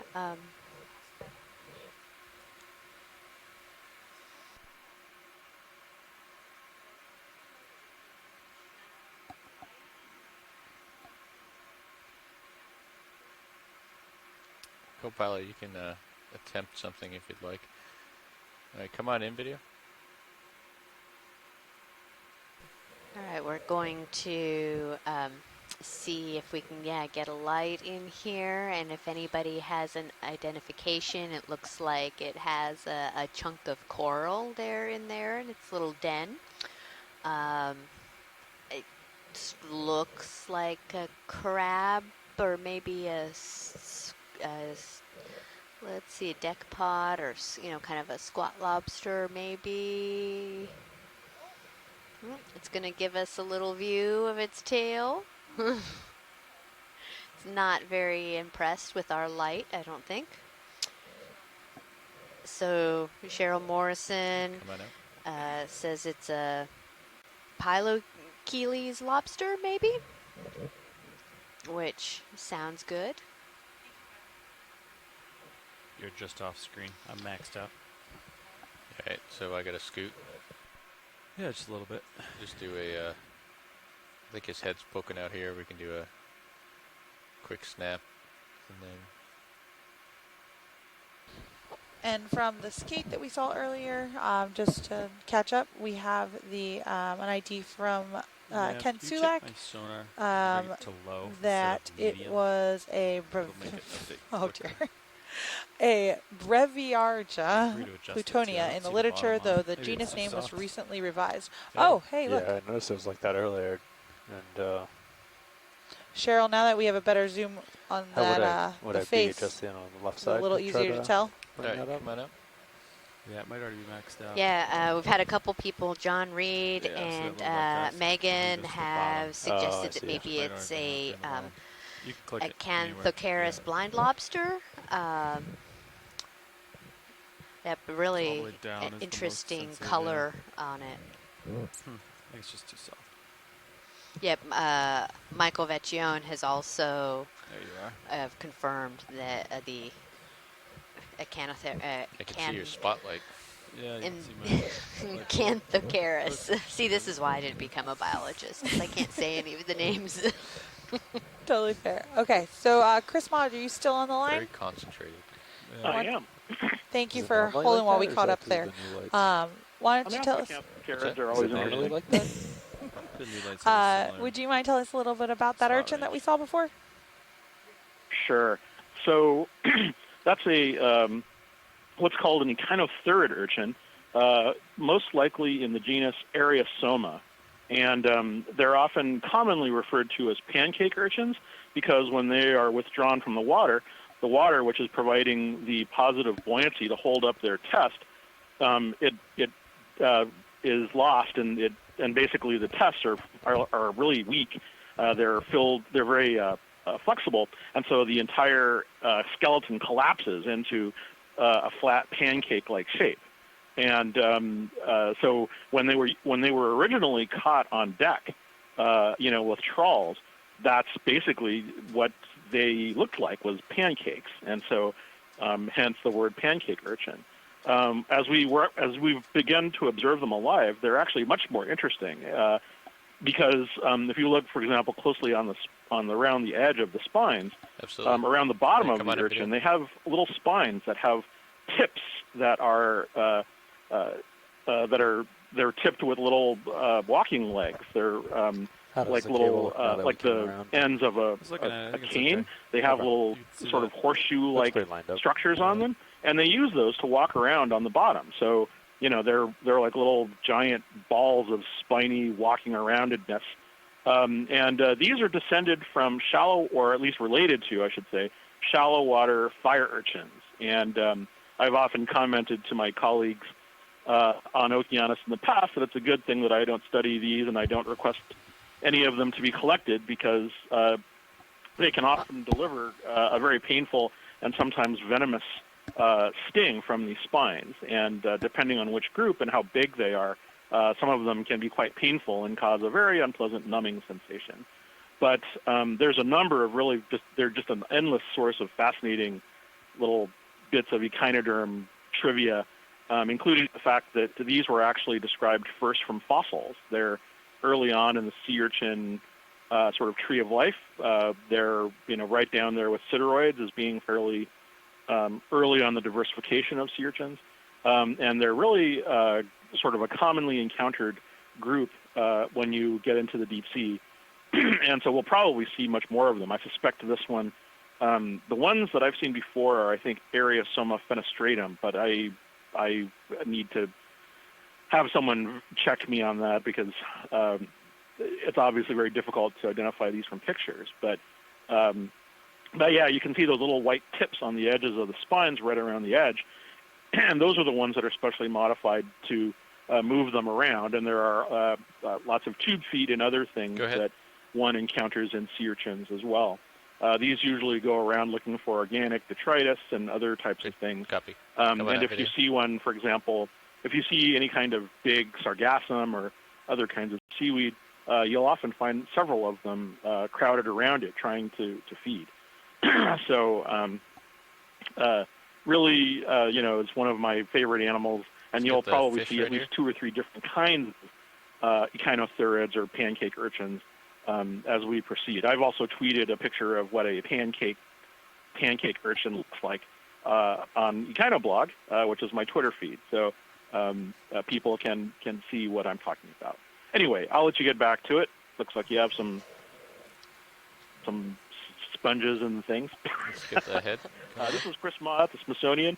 Come on in. I'm the echinoderm, one of the echinoderm people. So I'll talk to you guys later. All right, great. Thank you so much, Chris. We really appreciate the insight and some of the back history. There's just a lot of these organisms have fascinating histories, and also Always a appreciate pleasure. the fact that you're not asking us to collect it and possibly get stung by poisonous or venomous spines. So what we're looking at here, actually, I do not know what we're looking at here. Looks like a. Sounds good. I'm assuming we're going to Same say as last. fish and not 50 meters, eel. 175. Sounds good to me. I think that goes uphill, right? Let's see. Yeah, that's the. Looks like we're still headed. But, you know, spot on for a lot waypoint of this 2. kind of Copy. very blue, purple, sort of me. iridescent coloring Okay. nestled in You said against decimal coral 1 rubble for and some speed. of those We've been glass doing decimal sponges 2. that we were Yeah, I think that's seeing fine. earlier. You good with it, Josh? Yes. Oh, Same heading? Yes. Yeah. Oh, let's see. Kenneth Bridges is already has, Come as on he up. commented earlier that we missed, I'd like that to get this another is move in. probably a Same as juvenile last. cusk Range eel. 50 meters, Um, bearing 175 and degrees, they actually speed decimal 2 knots. tend to, this guy is a little bit bigger, but they tend to shelter under some of those pancake urchins copy. that Thank we you, were Bridge. just talking about, and which gives them protection.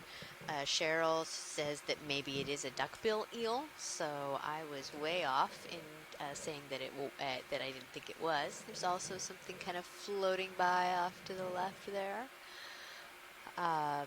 So yeah, these are great identifications. We really appreciate them coming from the chat room. And we are trying to, there's just so much that we can stop and look at, but we are trying to make some headway and get up to our mound that we want to climb up to. So let's see, Kenneth has just mentioned that the heel, or the eel hiding under or within another sponge is a netastomid. So thank you for that, Kenneth. I believe, Kenneth, you're an emeritus USGS person, so we appreciate you logging in and spending your day with us.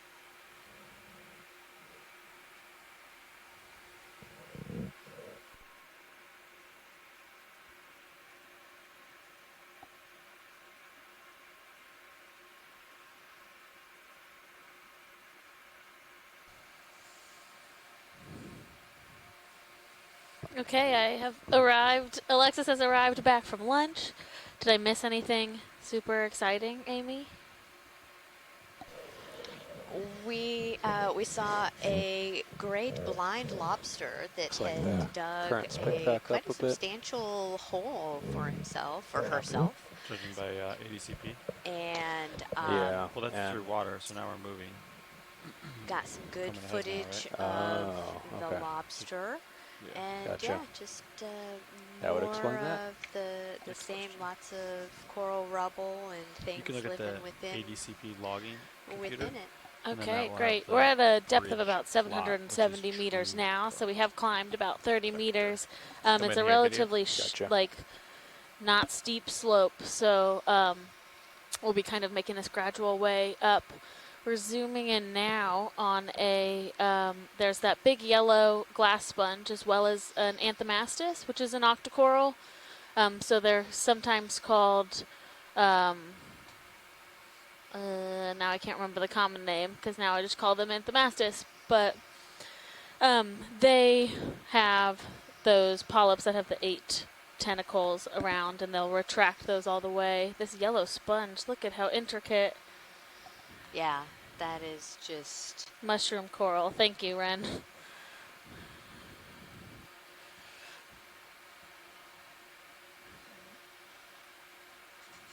oh, and there's a little critter climbing around on it.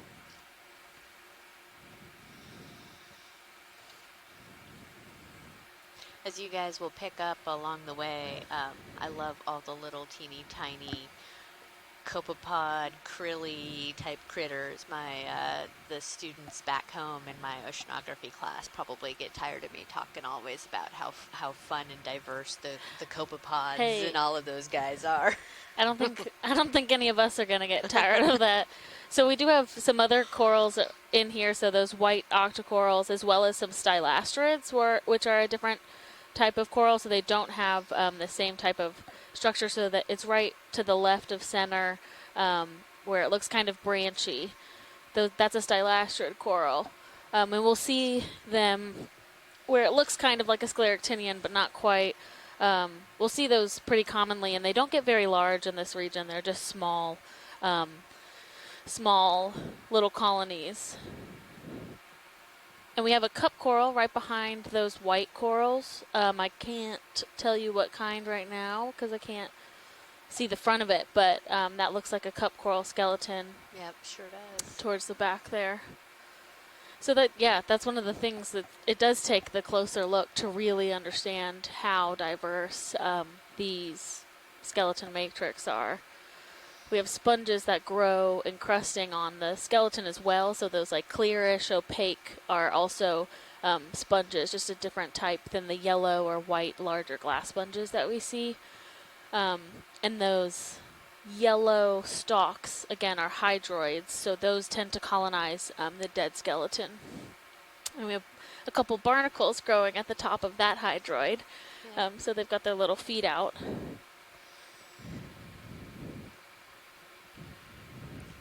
So what is that kind of, just down at the bottom of the frame, that sort of pinkish, pale pink kind of ball that's there? Is that another sponge, or it's right behind that white octocoral? So I think that is actually, I think that's a cup coral.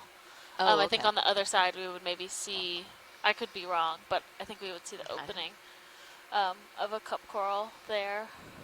And there's brittle stars, are all of those pink kind of arms you see sticking out.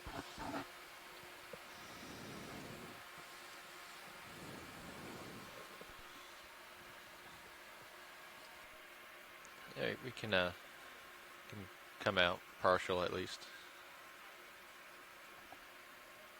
Go ahead.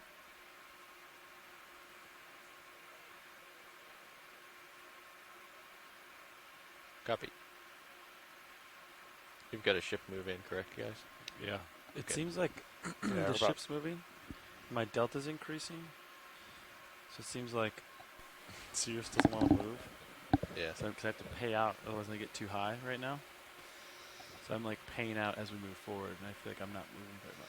So maybe there's like a little bit of current up here that's like keeping over me the back. rise. You know what I mean? Okay, Yeah, we so might we have run a couple into something. comments here that once we get over the top. that So- white octocoral, Elizabeth Fraser It's not, like, super has steep, suggested that Well, it's enough those to would shadow. be a Swiftia, Maybe. and we Or will about try 40 to meters pick one of into those the up 50 maybe meters as too. we are moving Okay. our way up the mound later Yeah, on. it's hard to say how much I've moved. And I don't think I've moved. then Nolan has suggested that those little white spiny puff balls that we were looking at, the kind of pale pinky Tracking things, looks really good though, hey? or Especially no, sorry, how the far we are little from the white boat. puffy things are some type of desmo That's a good point. sponge, which I is think pretty it's great. better when we're farther away.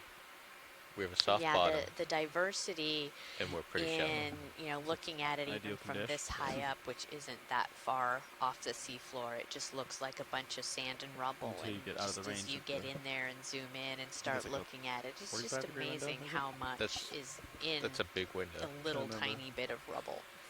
I think we're at like 25 degrees right now, aren't we? 30.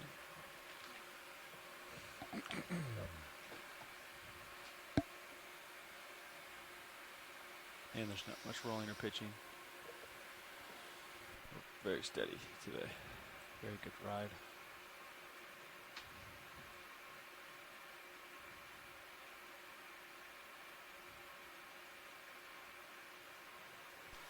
And so as we're looking at this, and we had that zoom in of that one little rubble patch and could see how much was there, and as we're looking around and seeing all of these different rubble patches, it's no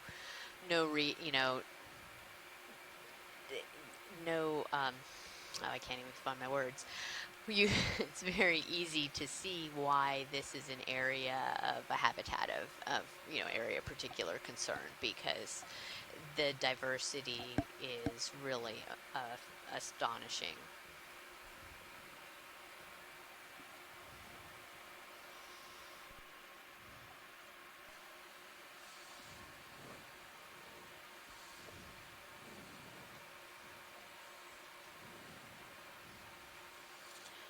Yeah, and we talked about hopefully being able to collect one of those white octocorals later on, and that can potentially be a target. What's nice too about these areas and where we have corals growing on dead coral with a bunch of other animals is hopefully we'll get a collection where we can get a couple animals with some type of, Looks like we're with the just about to skeleton, which wrap is up also that move and, useful for get another one scientists in to if be you able to guys look want, at or that dead skeleton hold as off for a well. bit.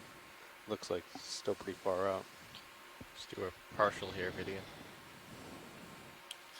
Okay. So yeah, that coral we're zooming in. Good copy. Thank you, Bridge. Yeah, let's hold that.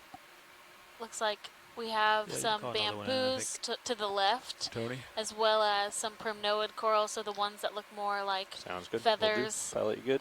Yep. Are likely primnoa, but potentially a different type of, or sorry, likely plumerella, but potentially a different type of primnoid. We have a small cup coral right there on the left as well. Get another move in, range 50 meters, bearing 175, speed 2 knots.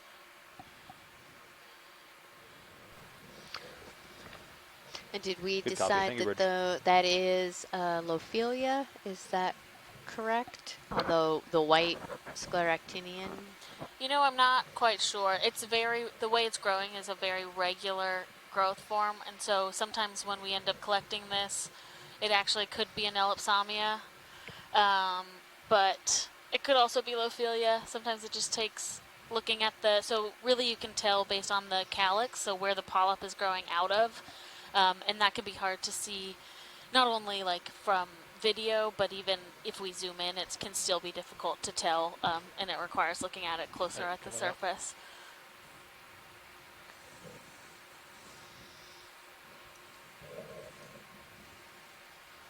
Great, thank you, Alexis.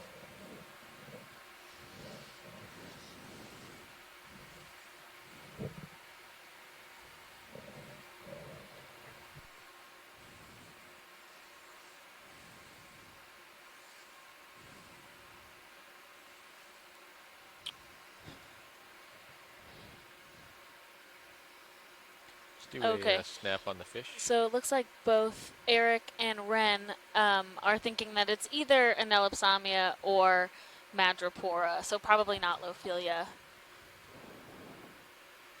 And yeah, Cheryl's on the line saying it's at this depth. Last year they did see an Ellipsamia profunda, but again, it can be hard to tell.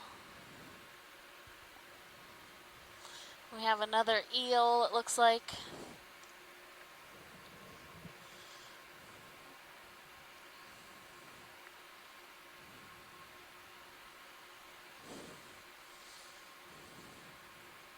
One of those Synaphobranchid cutthroat eels, I believe.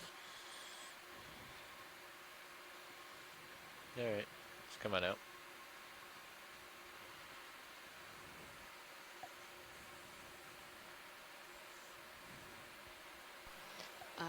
Either that or it could be one of those juvenile cusk eels that we had seen earlier. Kenneth had identified those as a netastomid, I believe. We have reports that the hydraulic motor enabled itself, but I haven't seen it yet. Okay, keep an eye on it.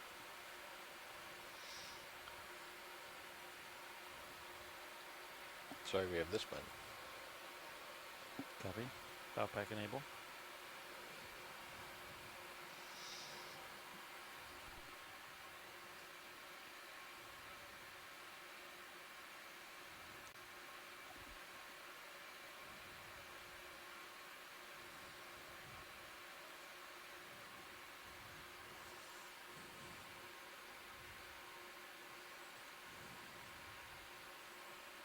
Tops look good.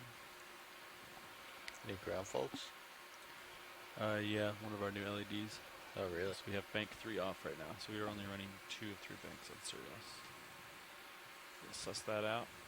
Hopefully it repeats itself on deck, but otherwise it can figure it out with a bucket of water or something.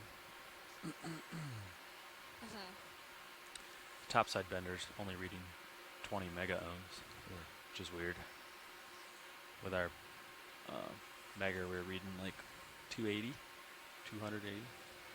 So I don't know if something happened or if just this bender is deciding doesn't want to measure.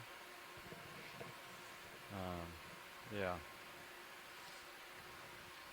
Yeah, you can see the rubble is starting to get a little more dense as we move up this feature. So that's, again, indicative of hopefully more live coral as we get to the top. But we are seeing, anytime you see those white branches coming off of those hard skeletons, or sorry, off of the hard corals, those are live tissue. And we did have some snap zooms earlier to look at those polyps where you can really see the tissue of that live organism.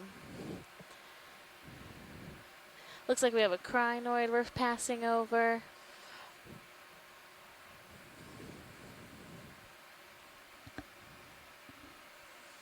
Yeah, if we want to just take a snap zoom on that. It's coming on the crinoid.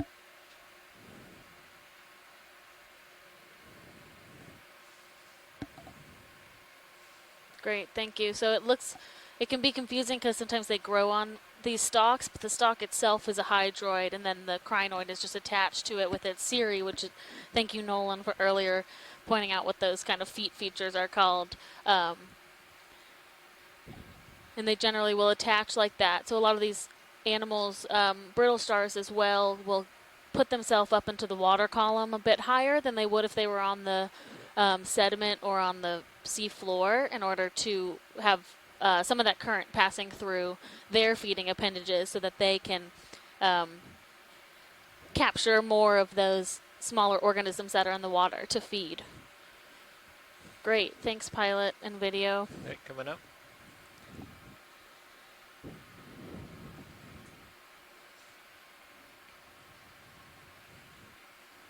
Yeah, and as Alexis was saying about that, we can see that those white tips are, the live portion of the coral. But from a paleo perspective, what's really great is that we can look at the dead part of the skeleton and use these as a sort of a proxy for past ocean conditions and climate and whatnot. So we don't know exactly how quickly these grow. Do you have any idea of the growth rate of? So for these hard scleractinians, it's not super fast. So a couple centimeters a year, maybe. Let's see. The tropical corals are usually 1 to 2 centimeters per year, and those are with the zooxanthellae. So do you think that these grow that quickly as well? It depends on the where you are. Really? Okay. Yeah. So some of them actually can, and then others it is much slower. So especially octocorals and black corals are very slow growing, but the scleractinians can actually have a higher growth rate. Even at depth. Yeah. Okay. So a lot of what's important for scleractinian growth is calcium carbonate formation. So what the alkalinity is of the water, what the pH is. Yep. And exactly. So the higher the alkalinity, generally, the more growth you'll have in an area. So that's why there's a lot of these multidisciplinary studies that go on, do water sampling as well as biosampling and geosampling so that we can understand the conditions that those corals are living in. Yeah, absolutely. And that's really important to try to characterize the modern conditions so that then we can understand what the skeletal material is actually a proxy for in the past. So you see on the skeleton to the left, there's a bunch of little white corals. So those are cup corals that are growing on the dead skeleton. And then that looks like a bamboo coral, the octocoral, that's right there. So right, yeah. So those are Just out of bamboo. curiosity. Oh, maybe not. No. Yeah, so these are bamboos, so you can see. Oh, they are. Yeah. If nav or video, if we can kind of zoom in a little bit on Yeah, just the about another meter or two, probably. right in there and just down on the lower part. I know you're kind of bouncing around probably come with on in, the current a little bit. There we go. That's awesome. Yeah, so you can see the nodes and the inner nodes where why they're called bamboo corals is it looks like bamboo where you have those nodes in between that are actually proteinaceous, Going and over then top you of you, I have think the move's the almost calcium complete, carbonate Josh. part of the skeleton, the white part, It won't be here too much longer. where Copy. you have where it's made of calcium Good copy. carbonate. Thank you, Bridge. But just finished the move. those are known as Isididae. The family is Isididae. They are hard to Go ahead, ID Bridge. past family, so I'll generally just go with bamboo and Okay, come on out. leave the That should further be identification great. to Thank you, the Bridge. experts. Yeah, and then it looked like I saw a small little anemone in there somewhere. Is there any way we can take a zoom in of that white coral bunch that's right at the peak there for a second? Are we Is still that the moving here? same, or is that Yeah. something Axios different? It has a looks little much bit of more densely Way packed. back left. Okay, come on in, video. Oh no, it's just a So large that actually kinda... is Lophilia. Okay. So that is Lophilia. Got a couple This minutes. you can tell by Minute or the how Need it? rigid the calyxes are. So around the polyp, you can see Okay, I see what you're talking all about. those different septa versus when if we zoom in on another Nelopsamia later, you'll see that all of those how rigid it is not there, and you can see how kind of more randomized the Lophilia colonies are, whereas the Nelopsamia and Madrepora are much more uniform. Okay. All right, yeah, and we're getting some information here that John Reed has said that some of this Lophilia rubble has been dated to be about 40,000 years old off of Florida. But they actually are pretty fast growing, a growth rate of 1 centimeter per year. So that those corals of that age would not have been continuously growing for that entire time, obviously, but some of the rubble within there. Watch lead. This is ROV nav. And a little bit of a geologic context of that is, 40,000 years ago. We just finished another talking 100 about, meters. the last glacial maximum was around, 18 to 20,000 years ago. So during a cold period. So this is a beautiful octocoral. Okay. Contours are pretty close, looks like. He's at 756, right on 755, right? Or 760. Right. It's coming out, video. Okay.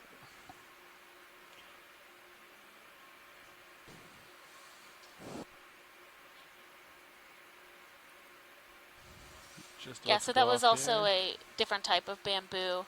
It just had those larger polyps where you could really see the tentacles all the way open. They have that kind of pink color that's often with bamboos, as well as more of a whitish color. Yeah, see that coming up.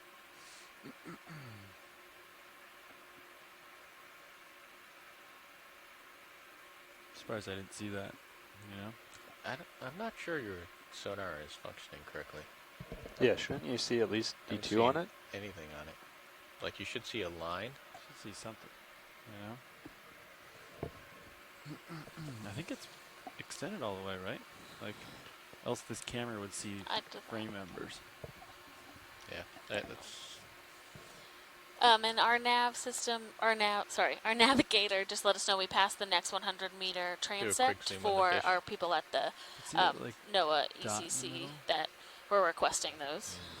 Maybe it didn't extend all the way. We have another eel, possibly. Oh, Cheryl was saying that last bamboo was possibly keratoisis, which I agree with you, Cheryl. Shoot all the way down. Well, zoom way in on that. Like set the range. So we have a number of Anthomastus there, which could also be pseudo-Anthomastus. It can be tough to tell, but we'll stick with Anthomastus for now. Lots of, wow, look at that, looking up. I don't know. We're definitely Check the going up PSI. that side of our ridge here, or our mound. I feel like it's definitely. Can you tilt the Something's look not ahead? right. Sure. Levi, Yeah, just so we're at make sure we're not 700, gonna roughly 750 meters now. So we've run in. Oh, climbed okay. about I 50 see the meters dot. since the beginning Right. of the dive. Yeah, visual. Yeah. And only another Go ahead and note that in the 25 or log. so meters until we're Yeah, at I the have the top journal of the here. ridge. I'll write it down. I'll come up a little bit.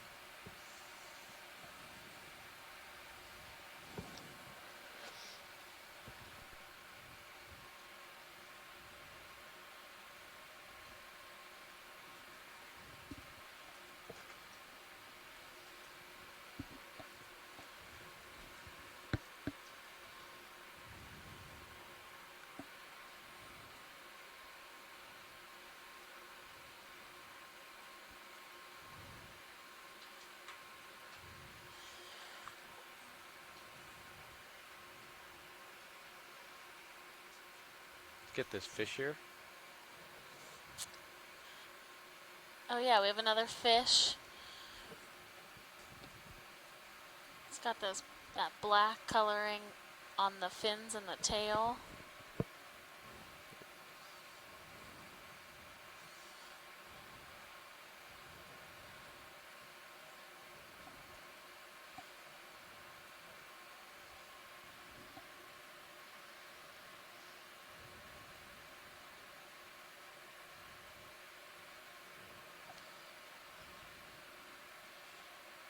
So Kenneth is letting us know this is a coral hake, genus Drifting back a little bit. Limonum.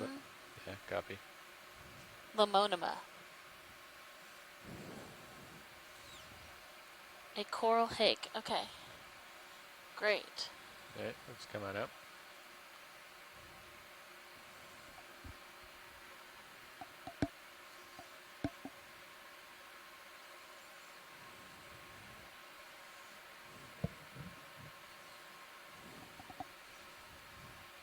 Can we Is at that least chimera? just get a snap?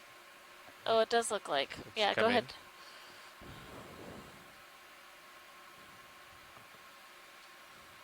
Yeah.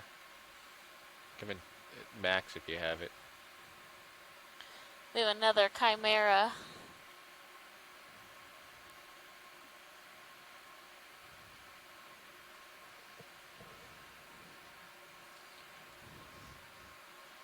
Wow, they really are amazing to see. Yeah, they are. Somebody, when I was down at lunch, was asking, one of the ship's crew was asking what it was, and they were really surprised that it was a chimera that with the coloring. And I apologize, I forgot who had mentioned it earlier, but it being a particular species, I just remember seeing something about Bahamian. Looks like the sonar head is protruding It from the sounds frame, like so I that don't know. is a Yeah, I very don't think- unique Maybe it's like not coloration confident enough, so pattern. like head's being squeezed or something. And then if we back to the previous fish that we were just I can looking see your at, toe right there, just sliding off the screen. I'm Ken maxed out. Sulak had mentioned something about the Leomonema, that there are two different species that, and both of those species tend to be very closely related to the Lophelia coral communities. So thank you for that. I know you'd asked for a zoom watch lead. We're a little bit behind. No worries. Syria, so I'm going to push ahead. But what were you looking for? I just wanted a zoom on that white coral so we could see what it was, but don't worry about it. Okay. We'll be fine.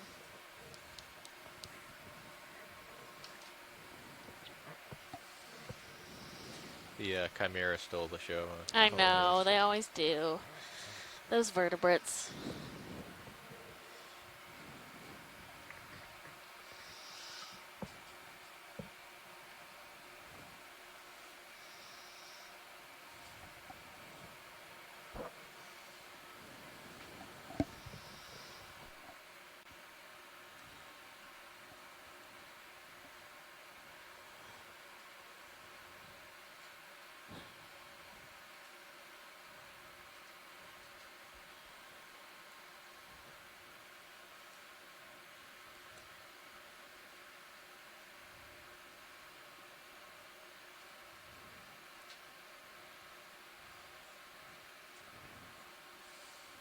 yeah, another dense community amongst skeleton.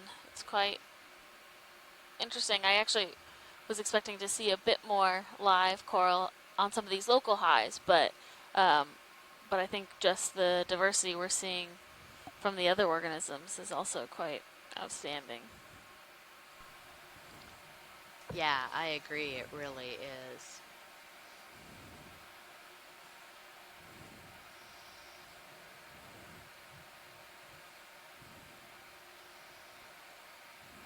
So we've had one request for one of those white octocoral samples. If we see another good specimen of that, we'll try to get that.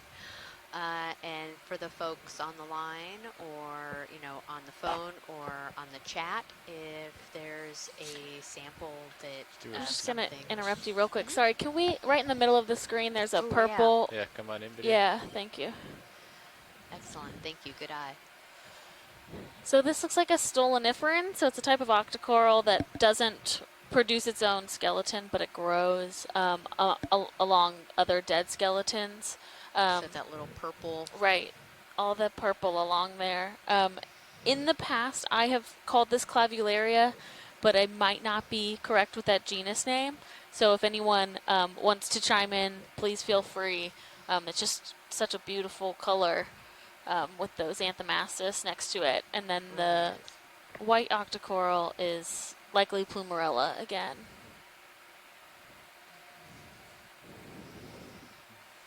And maybe I'm going to call Eric out, who studied anthomastus for his master's thesis, if he's actually listening to us.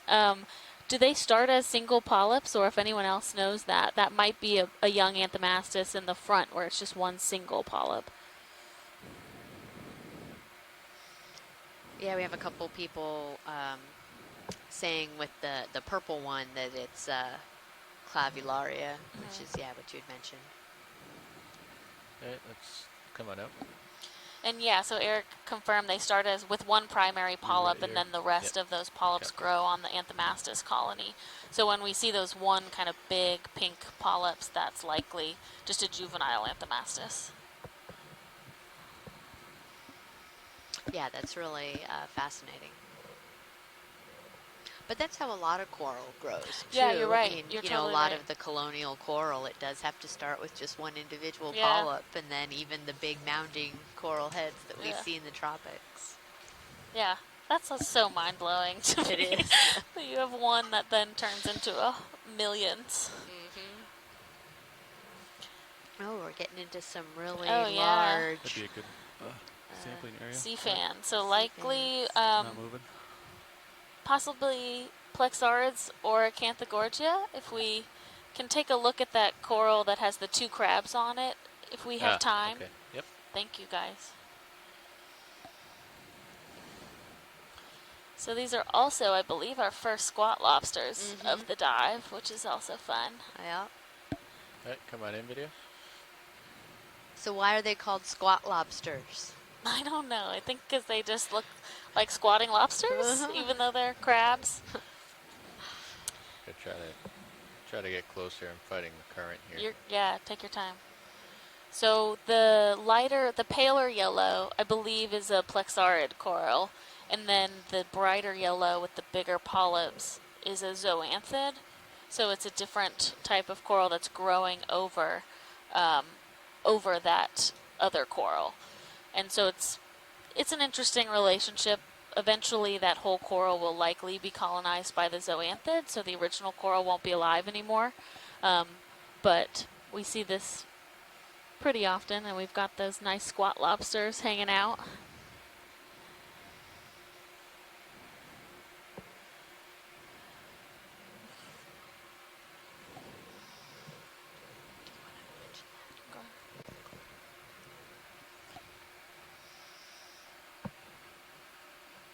So John Reed had let us know there was a yellow hactinillid sponge that we didn't get a close-up of, but looks like Hertwiggia flactiferia, which was collected out here back when they had done dives before. And that John Thomas described a new species of amphipod that was living on it. So that's really interesting. Yeah, and then Cheryl just let us know that the squat lobsters are the gastrotinus ticus. And Cheryl, do you know why they call them squat lobsters? Just as Alexis said, because they're kind of squatting there, or is there another great reason? Oh, okay.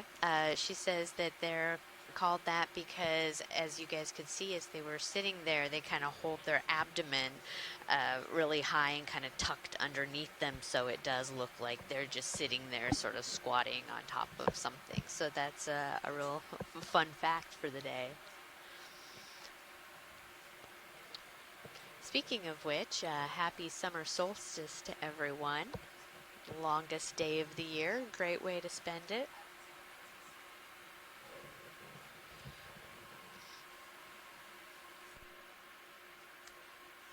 Man, there's nowhere to set down. We wanted to grab something. Gotta do it floating. In high current. Celebrity sample.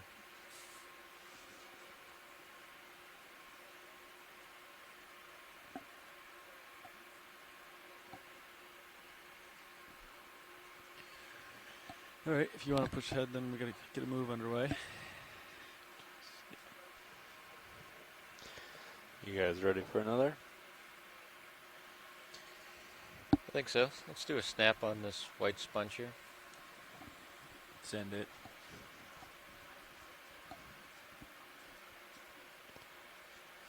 Bridge, this is ROV Nav.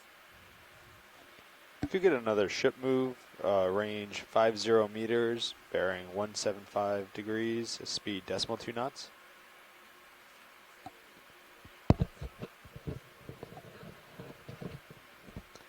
Good copy. Thank you, Bridge.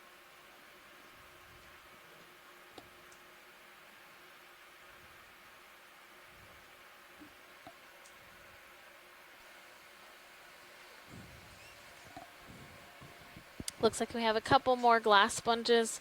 There's white sponges as well as the yellow one that we just saw.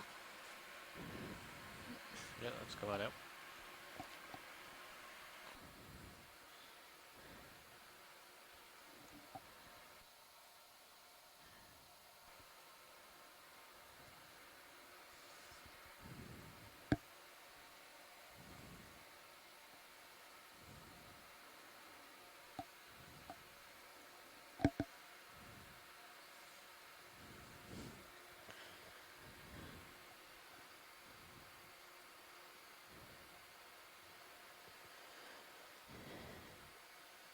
Could we get a zoom on that white Seems like the current coral when you have a dropped second? for you because now the layback's like 170.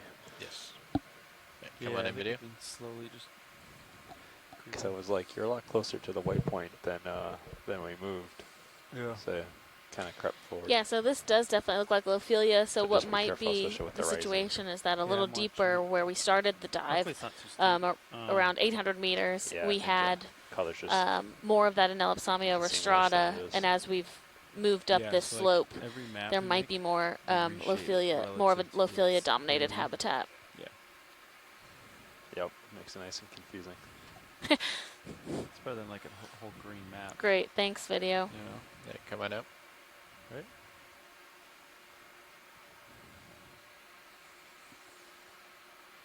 And also, just to loop you guys in on shore, we have a feed that allows us to see what the temperature, the salinity, and the dissolved oxygen are when at depth. And so currently the temperature is around 7 degrees Celsius, a salinity of 35 parts per million, and the dissolved oxygen is about 4.1 milligrams per liter, which are all pretty normal for these types of habitats. We're really interested because we are so close to where the Gulf Stream is flowing. We can see pretty interesting temperature changes, so I'll be keeping an eye out for if we see spikes in temperature. There have been records from, sometimes we put benthic landers down, which record temperature, and dissolved oxygen and all of that for extended amounts of time, so months I'll at a cut it off. time. And we see spikes in Yep. temperature from 8 degrees Celsius to 14 degrees Celsius within 24 hours, which is quite unusual. So that is something that we'll be keeping an eye out for as we throughout this whole cruise, since we're so close to where the Gulf Stream is, and we're interested in the influence of that stream all the way down here at depth.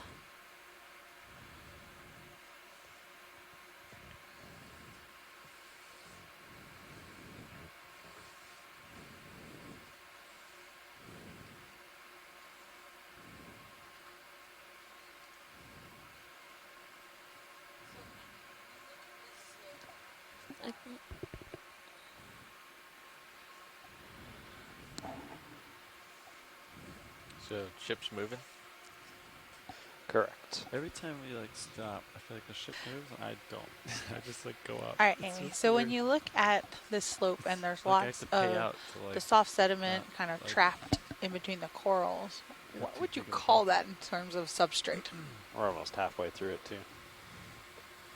Copy. What are folks Just at a home lot of looking at drag when they on the look here wire. from the geological perspective? So It's got you move, Wait, and then your mic's on, not on. slowly swings through. Yeah, I don't know. It's like there's a big sail in the back of Sirius or something. Seems a bit excessive considering there's not a whole lot more out than. I know. Yeah, sorry, I didn't have my than mic your on. depth, you know? So, First yeah, thought was, like, we're maybe seeing something's a caught lot of on Sirius, these. I Tension's don't so know exactly what the technical term would be, right? But you're know? getting these, as we talked about earlier, a lot of the dead coral mounding and building up and collecting some of the sediment, but then in sort of these little kind of like dips where you're getting the sediment is just accumulating and has basically buried any of the hard substrate. And Eric is talking about how these, we kind of call these cold water coral mounds.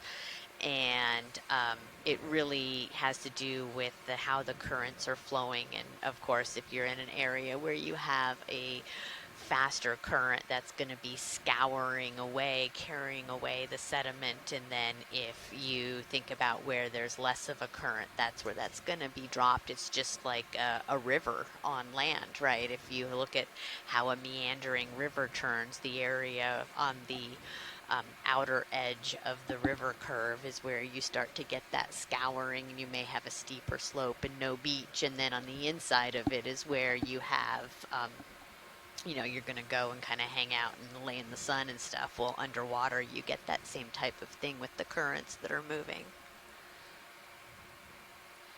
Thank you.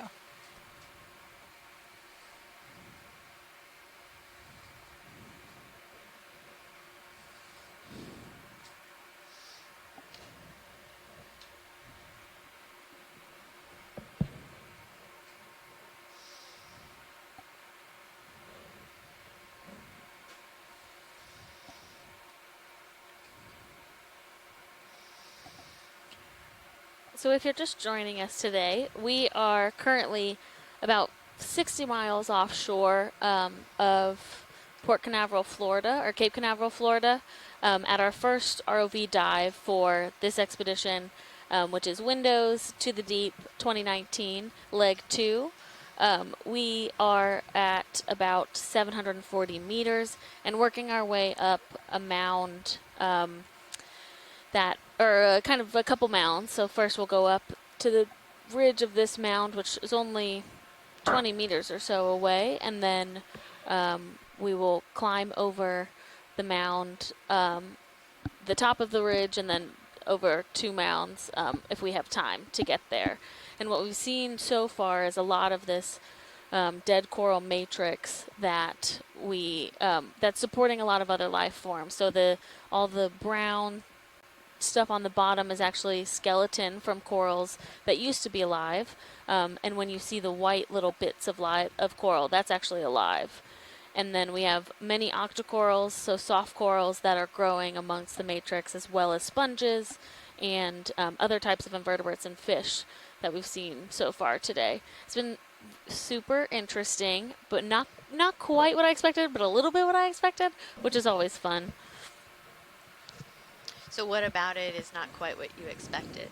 I honestly expected there to be a bit more live coral, like live scleractinian coral growth. So the hard corals, most of this is actually dead matrix, but yeah, I thought there would be a bit more, we'd see some more coral heads at the top.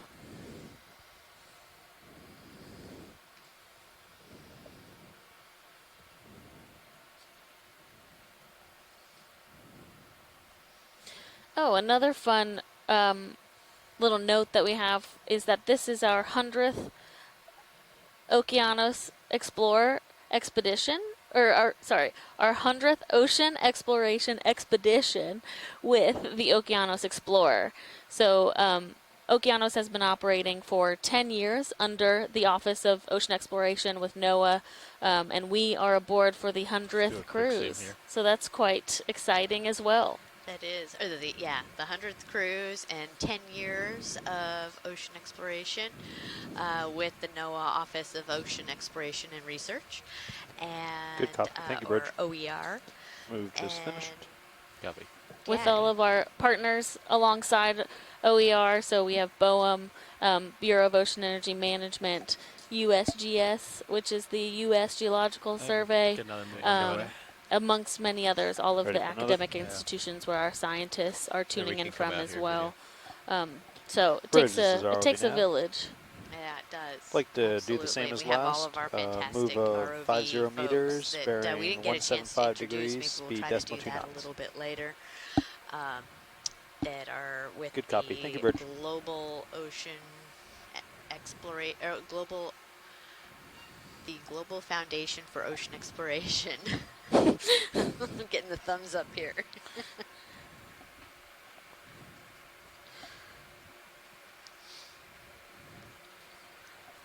All right, so Alexis, I was going to come back around. You had we were talking about the corals, and you were expecting to see a lot more live scleractinian corals. Can you explain to the folks at home what that means for a scleractinian coral? Sure. So corals are cnidarians within Anthozoa. So sorry to get all the Latin in there, but you can have, yeah.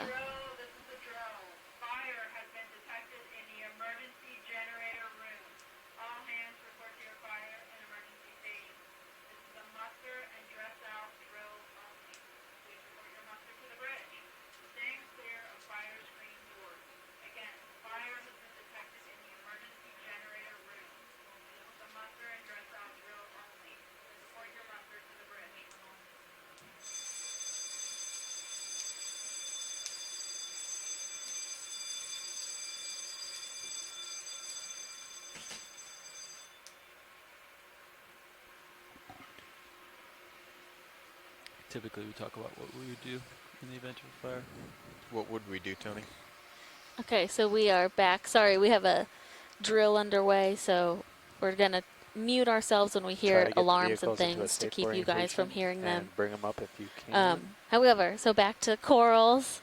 So you can have a couple different types of coral. You can have a hard coral or a scleractinian coral that produces a hard skeleton and out of calcium carbonate. And those are generally what you think of when you think of a coral reef in shallow water. We also have those types of reefs, or what we call reefs, in the deep sea as well, made up of hard scleractinian corals. You can also have octocorals, which are generally soft corals, and they have 8 pinnate tentacles, whereas scleractinians have an order of 6 in their tentacle count. Coming up on the winch. And then you can also have black corals, which are also hexacorals, so they have 6 order of 6 in the tentacles, but they have a black skeleton, which we haven't seen any yet, but hopefully we'll see some either on this dive or other dives. There's a fire in a space that. So yeah, I don't know if that was a good enough explanation for some of the different types of corals that we might see while we're out here. Yeah, no, that's great. Likelihood of a fire. Sure. It's so easy for us to be using And it'll these lock in place, names but that we seem won't be able so to come up. And we don't wanna common become and an everyday anchor. for us, but we Right. know that sometimes we can be speaking a whole lot of jargon. that correct, So Levi? just Yeah. if folks have questions about what we're talking about, please be sure to Copy. kind of Don't chime become an in. You anchor. can ask questions through the Yeah, we have NOAA 780 OER meters Facebook of line out, site, and we are in and we have 750 meters of folks water. back So what happens when the on ship land that's kind of coasts monitoring back? that and can send us some questions. And I believe on Yeah. Twitter and Hopefully they don't lose. Instagram. In this case, we should So, move you know, with if you them, don't though, 'cause they're have seeing the same the current. direct access through the chat room, please So feel ideally free to we'd be chime okay, in if but you want to know a little bit the more about current's what we're lower doing down and here. what we're talking about. Yeah, that's a great point. Then Especially, yeah, Then so you're if in you're not trouble. in the science chat, but you still want to communicate, reach out to those social media outlets. And Adrienne Copeland is at home for us on shore managing all of that. So she will relay those messages to us as they come in. Maybe not 100% real time, but pretty close. Yeah, let's come in here, video. Yeah, we can do a zoom. This looks like another bamboo coral with a squat lobster on it.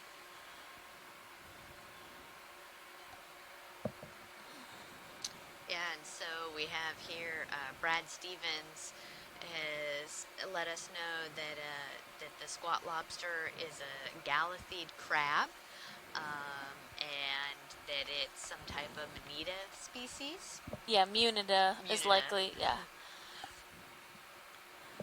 Thank you. Yeah, so I don't know if he's still on the line, but I know Tim Shank was with us earlier at the Woods Hole Oceanographic Institute, and he is really interested in the evolution of how these organisms became associates. So do they find one coral and stay with it for their whole lives, or do they are they opportunistic and hop around a bit? And so we do our best to get good imagery so that they can ID these coral, or the coral as well as the associate back on land. And now that we have a fancy new suction sampler, ding, ding, ding, we might be able to do some collections at some point for the actual crabs themselves, because they are quite difficult to try and snag with a robotic arm.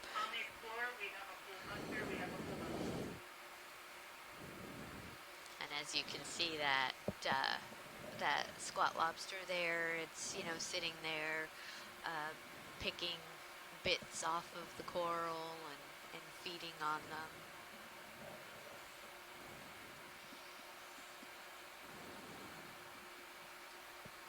All right, let's come on up.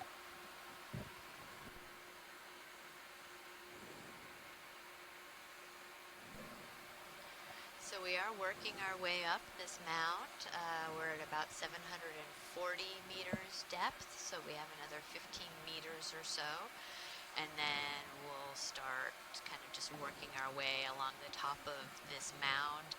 And Ken Sulak had mentioned that back in the 90s they did some Johnson Sea Link submersible dives on some of the Lophelia mounds off the North Carolina coast, and that the current velocities there were really moving around the top of the mounds at around like 3 knots. And so this goes back to the question of what formed these, or why we get these kind of mounds and ridges and areas where we have sand build up, and it has everything to do with how quickly the current is moving.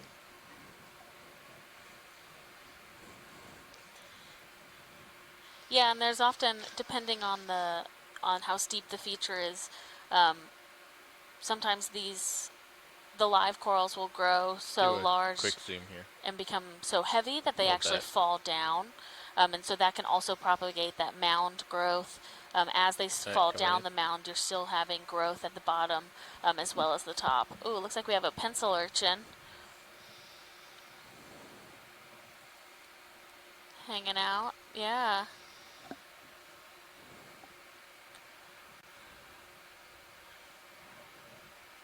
Around, looks like also there's a bunch of anemones, I want to say, growing Oh yeah. on all of the coral matrix. Yeah, little teeny tiny ones. Are those are anemones, or they're not coral polyps? I believe they're anemones. Okay. So when you start to see that like fuzziness to the coral, so everything blowing around, that's just growing. That's a good indication of the of the coral itself being dead, or at least that portion of the skeleton, because when they're alive, they have tissue that covers that whole skeleton, which prevents growth of anything else inhabiting that space. So the coral itself is dead, but it has all those anemones even inhabiting the polyps themselves. You're right. It looks like they're coming out of the calyx. Yeah, it sure does. But at the top there, you see that little bit of little live bit, Lophelia. Yeah. Is that considered a nurse colony? So is this an indication? I mean, I would imagine that the growth happens pretty quickly, but this particular bunch looks like it's pretty well overgrown with a lot of the fuzzy things. So that would probably indicate that it's been dead for a fair bit of time. Yeah. One thing that we can use as an indication. Yeah, you're absolutely correct. What we can use as an indication of how long they've been dead is the coloration of that skeleton. So generally, the darker the skeleton, the longer that piece has been dead. We see that too if you start to see manganese coating. So kind of how manganese nodules form, the same thing will happen on coral skeleton that's been dead for a long time. Assuming we didn't lose any of the old tracks, that's 41. I'm ready for another All move right. if Josh is. Looks like there we're starting to get, that's probably about the top of our ridge that we're looking at here. Yeah. It's amazing how much more stuff we're seeing in the water. This well, marine snow, as we lost call a little it, bit as we kind of in the beginning move part up of here. this, And so you go, there's a little it's about 157 meters to waypoint 2. Looks like that's another probably snap of blanket swimming at 0.2 down. knots. That it's gonna take 25 minutes, but usually we've been going a little bit slower than that. You can tell by how quickly this is there. moving towards the camera that we do have have a good current moving along here. I don't they weren't know too if concerned we about can getting tell to exactly what the third current waypoint, is, but but they do want to we'll get to this ridge. see if we can right find there. out And that's and going to let be you another folks know. But 180 it's meters. So it's moving. And then assuming some time to explore there and maybe some samples along the way. Okay. So we actually do kind of need to keep the pace up. Copy. And with that said, I'll get another move going. Did someone just join the line? Bridge, this is ROV Nav.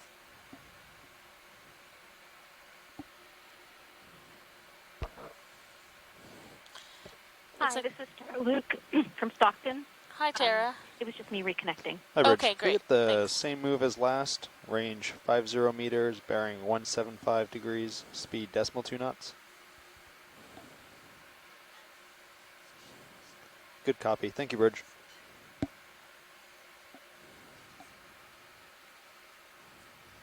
And the masters. Yeah. Watch lead. This is ROV Nav.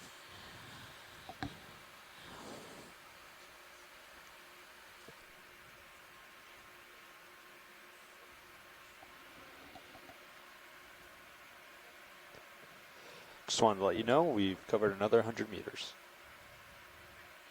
Sure thing.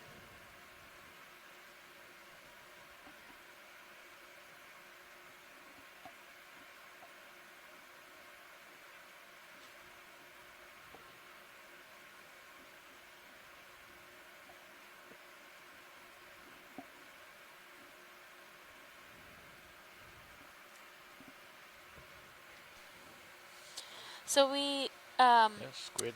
if you haven't been informed, D2, our ROV, has always had the ability to collect biological and geological samples with the manipulator arms, but we have a new toy, sorry, I shouldn't call it a toy. We have a new piece of equipment on the ROV this season, which is a suction sampler.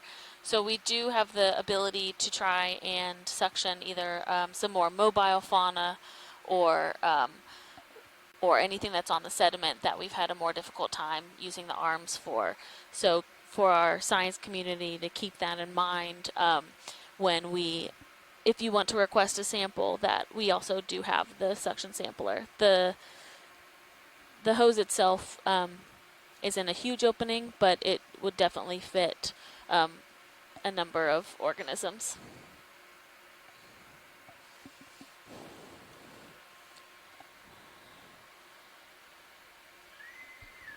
What's the hose ID? 3 inches? I don't know. Yeah, 3 sounds about right.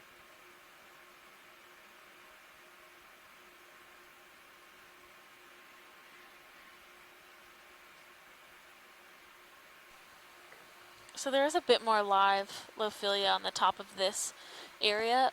Pilots, would this at all be possible to collect in this area? I can, what's the ship move going on right now? Oh, sorry. Still going. Yeah, I just started it, but I could halt it. I don't know how far out It's you a little are. bit off my starboard side. Yeah, let's hold it. I might be able to get a piece. I think I might be able to sit down. The difficult thing is, watch lead, is there's no real places to set down. Yes. And then it's high current. Okay. So it makes it, not impossible, but makes it a little more difficult. Okay. Yeah, you make the call on that. Okay. Let me know if you want to attempt to sit, and if it doesn't You want the work, we white can one? just call it and keep going. Possibly Yeah, brittle. let's keep an eye out. I'll keep an eye out, and we might be able to find a better spot to grab it. So you want some of this white, what you were calling Lophilia? Yes, please. Okay. So continue with the move. Yeah, Okay. let's continue Let's and check. see if we can't find a nice area to Yeah, so we're still grab a seeing piece. Copy that. a high abundance of, I think, what are these, are small bamboos, so the thin bamboo corals. There's a bit more of that clavularia in the center of the screen right now, that purple stoloniferan octocoral, as well as a number of Anthomastus, actually pretty high density of Anthomastus here. We have another coral hake, I believe, that fish that just came into view. So that's our second one for this dive.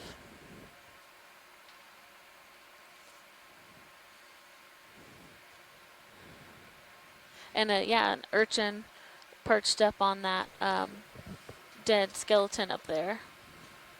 Oh, is that one of our same pancake urchins? For a second it looked like a little sea biscuit, but I guess it was just the perspective. It might be. I'm not sure. Come on in, video. I don't think that's the same one. I do think it's different. Yeah. Okeanos. Yeah, Cheryl's saying it's an Okeanos. Back left. He's hit a little bit. Okay. Be advised. Alright, let's come on out.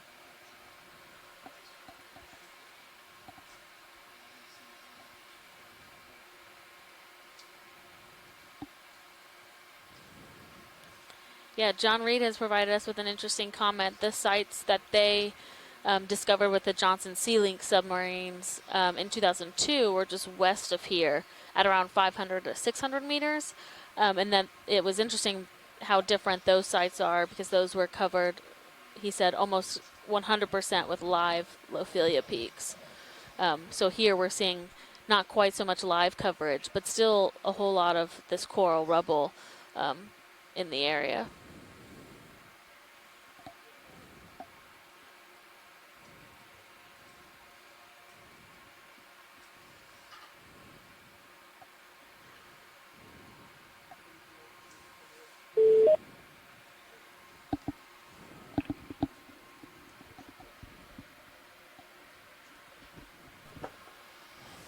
Did we have somebody else just join the line? Hi guys, Mary Wixon. Hello. Would you mind introducing yourself and telling us your institution? I'm Mary Wixon, professor of biology, Texas A&M University. Great, thank you.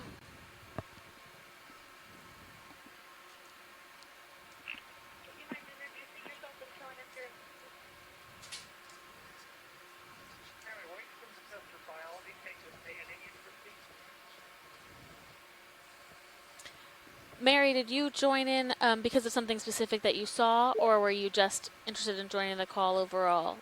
Either way, we're happy to have you.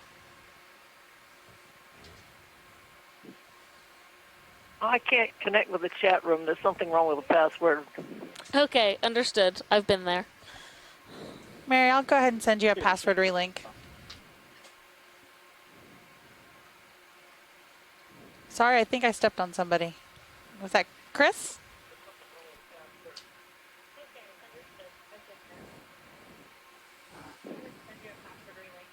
Thank you.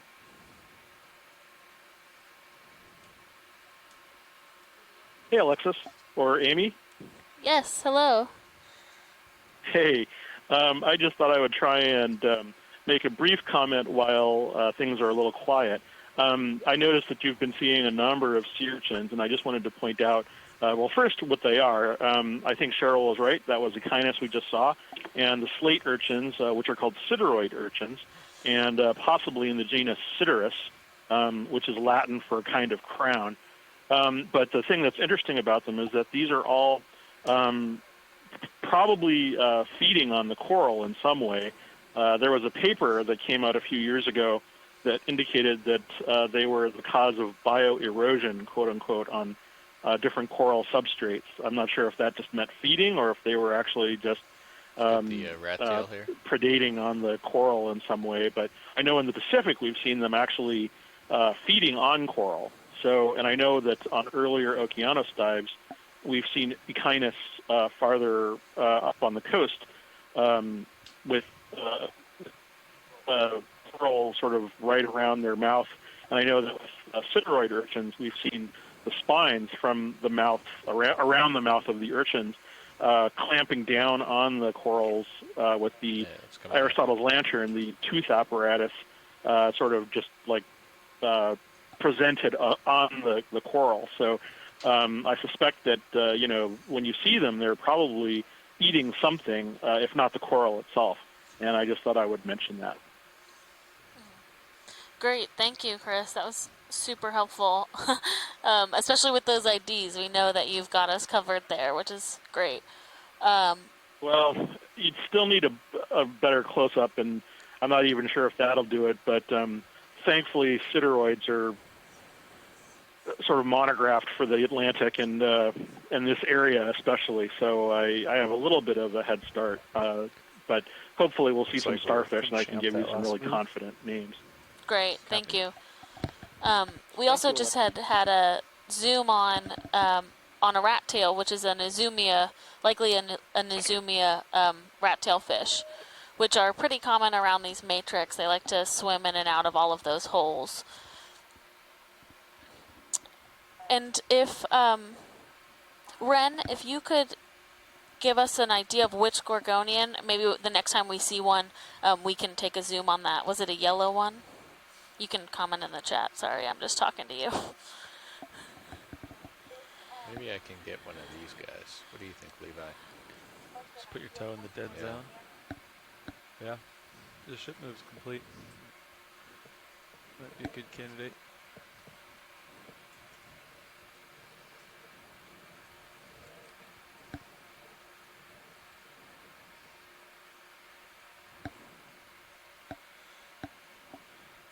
So our pilots are kind of assessing now if this might be a site for collection. So we'll stay tuned and hear from them. Are we full wide video?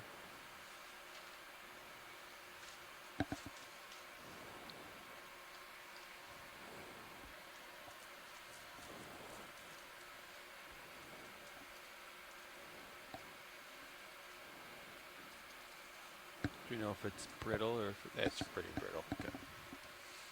Looks like it. Taking bio box or what would the other option be?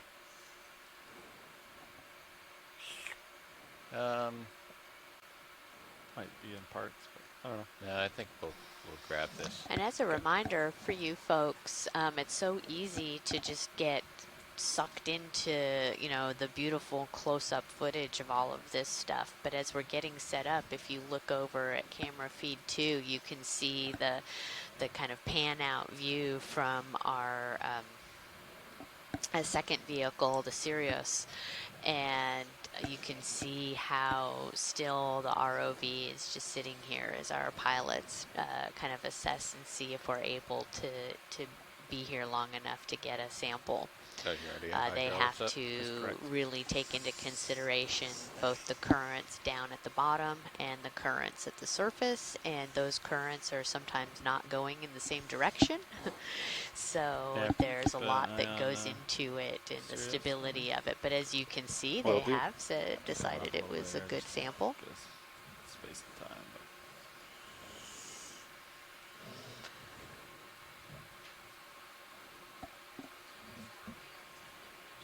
What's going on with the grip here? What grip course you on? It's at 5.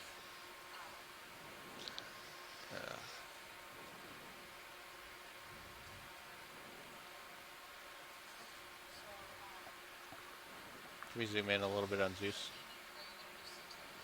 Do you want mini Zeus over here? Yeah. Oh. Come out a little bit.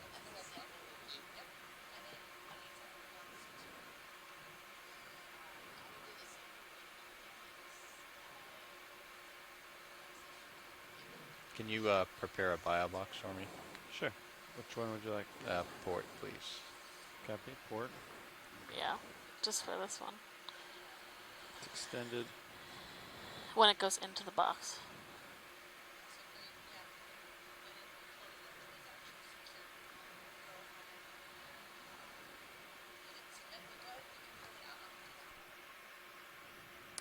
Well, I don't know if we want this whole thing. If that that is somewhat large, but the anthomas, so the pink coral and the white coral would both be very good to have. So if we could break off that back piece, that's all dead coral. Copilot, could you camera down a little bit with the... Yep. Starting to lose D2 out of sight. Oh, copy. Sorry.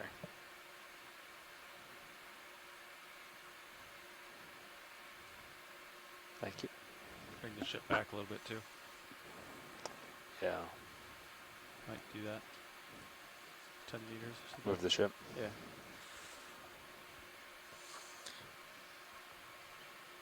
Okay.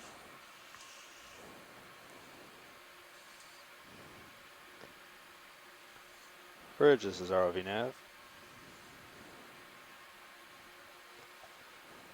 I'd like to request a move of 10 meters, bearing 355, speed decimal 2 knots.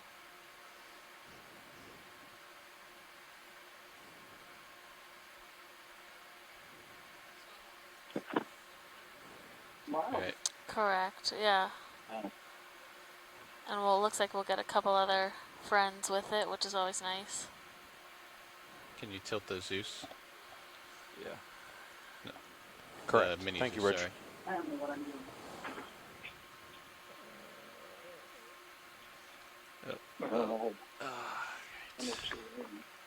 Alright, come bring the drawer back in.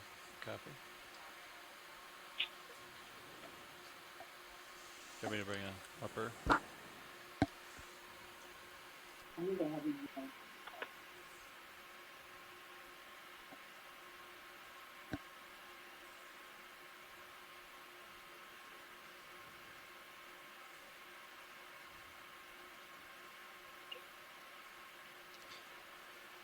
Starting to lose you on Sirius, but ship should be moving back shortly. Copy.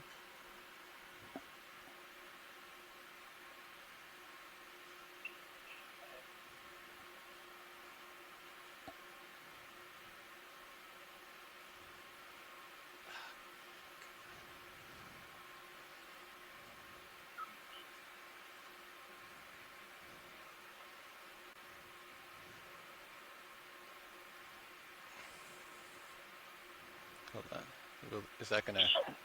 Yeah, I think it's in. All right, let's close it slowly. Yeah, go ahead. Copy. Yeah, that's good. Yeah. All right. Hi, folks. As a reminder to those of you on the line, please mute your phone if you're not talking. Thank you. I think we should boogie. Yeah, I agree.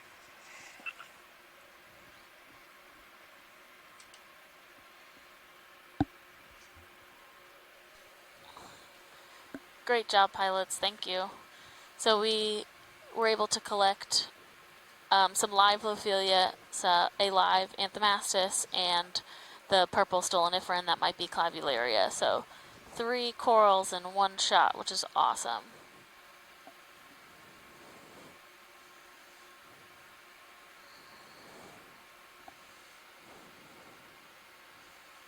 So I'm coming up at you. Yep, I'm coming up on the winch. Good copy. Did you mark that in the log? The sample? I will. You can get the sample ID from the scientists. Okay. Port inner. Okay. Does that look right?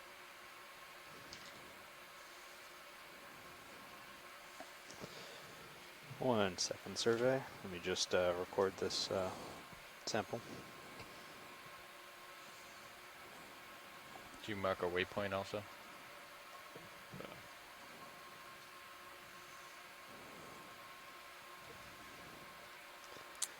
So we are currently at about 726 meters, so probably towards the very top of this mound as we're now moving across Hey, I'm going to ramp down hydraulics here. the top of this Copy. area. I got the upper stowed. Watch lead, this is nav. Deployed where it was. Go ahead now. We need to redo. Do you folks have a specific tag you want it, or a specific format for recording samples? Restart it. Oh, the trigger. We do. Would you like me to give you a sample name? Sure. You want me to do that now or not now? I mean, where is it? It's right below me. Yeah, do it now.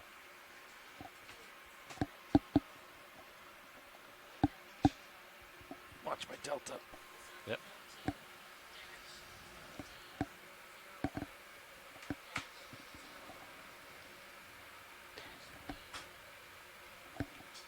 Copy that. Yep. Thank you, watch lead. The trigger's not depressed, is it? No.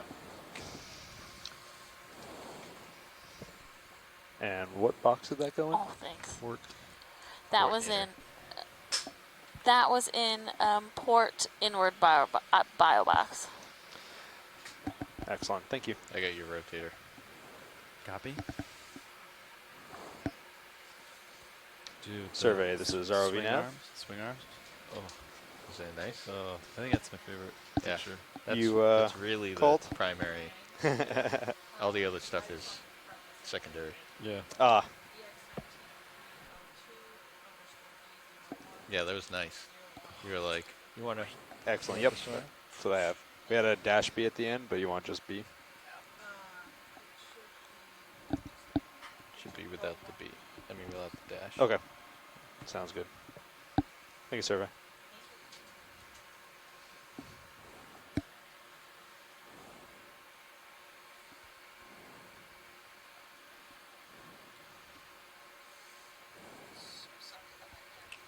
I was wondering if we swapped a new ACM in the subsea. So I don't know if the grip voice was saved up here or down there. No, that's when you turn on the arm, if that trigger's depressed. Yeah. Just your... whatever it starts on as is 100%. It's zeros, yeah. You know? Yeah. Well, that's 0, wherever Okay, it did we have somebody just join us on the line? Yep.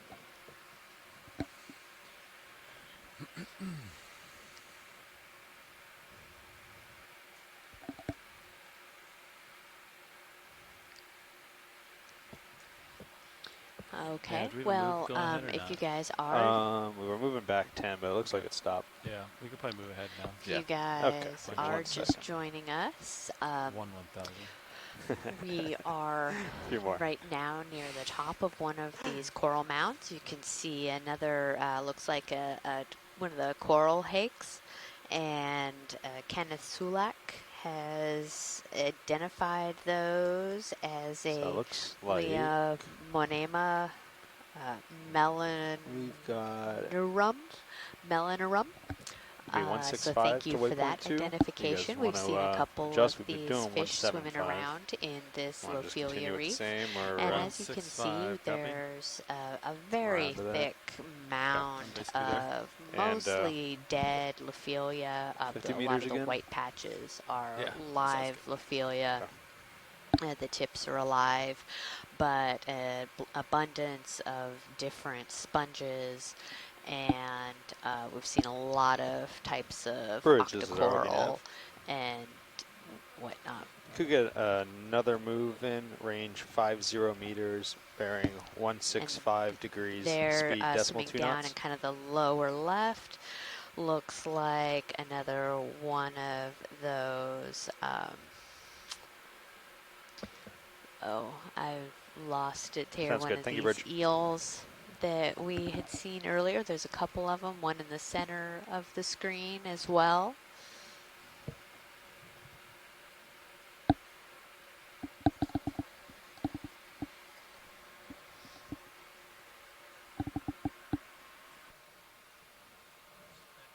And we just took our first sample of the dive.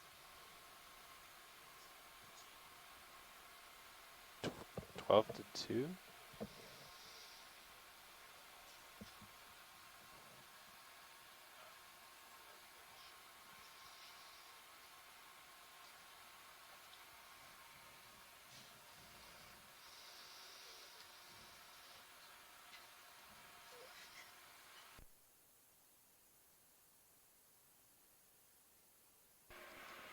So watch leads, we're just waiting for the ship to get moving here. If there's anything you want to zoom in on while we wait, just let me know.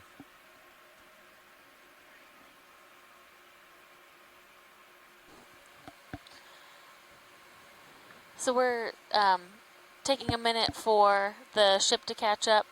So we are in this area where we're still seeing this similar diversity to what we've been seeing since we kind of hit the 750 threshold, where earlier in the dive we were seeing different live scleractinians, so some madrepora as well as some anelopsamia.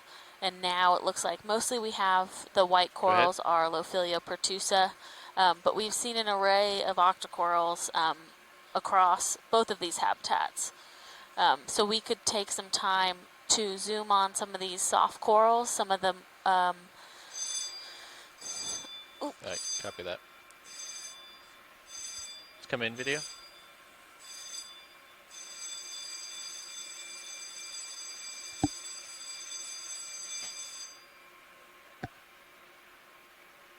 I'm going to try to get closer here, video. Drifting away. This is a drill, this is a drill, this is an abandoned ship drill. All hands, please lay to your abandoned ship station and report your muster to the bridge. This is a drill. All new crew members will be donning survival suits. All new crew members donning survival suits. This is a drill.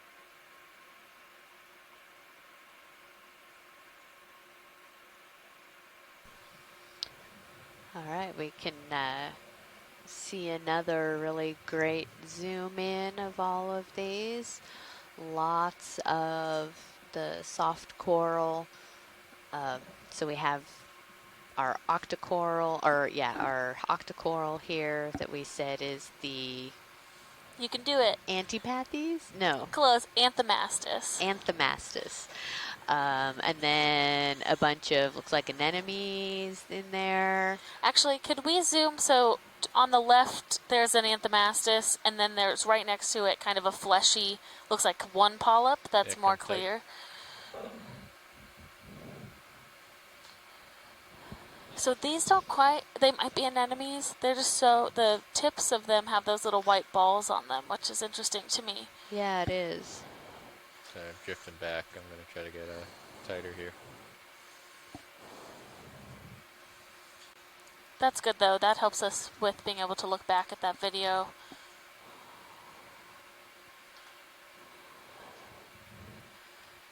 And it looks like we have some other stylastrids, so those Yeah. white kind of spiky corals are a different type of coral as well, also known as hydrocorals.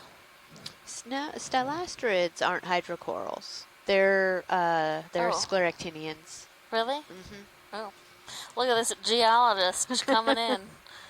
And we have a pycnogonid again. And there's a little sea spider that we were looking. Is that the pycnogonid? Yeah, yeah. As well as we've seen a lot of these white, the very thin, almost opaque looking coral in the background that I think is a bamboo coral, but those have been pretty prevalent across this dive and across the depth we've covered. Yeah.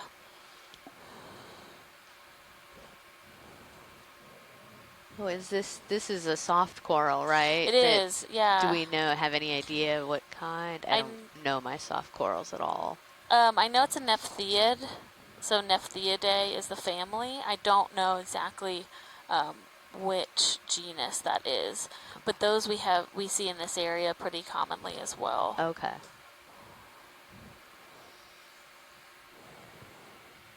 This goes yellow. And then a little crab there. I just saw one. Oh yeah, we have a small crab hanging on to that bamboo coral. The current's really kind of picking up. Let's come out partial here. Again, just so much life and diversity all packed into a tiny place. The Anthomastus, I've never seen so many in one place, so it's super fun. Yeah, and they're so pretty. Yeah. Now, we've seen some that are kind of balled up, and those are just the polyps aren't out feeding, correct? Yeah, correct. So they're very sensory. Most corals are, so they've likely sensed either us or something else in the water and retracted those polyps. There's more of that Lophelia next to those. There's a Nephtheid in the background. Oh, yeah. Cheryl agrees that she's also never seen this many Anthomastus in one place, so it really is the Anthomastus hangout of the East Coast.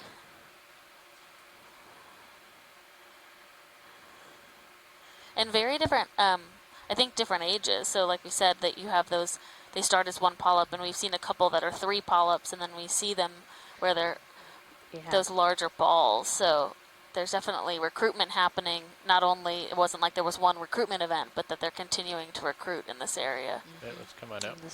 Are those some little barnacles on there in the? Yeah, maybe.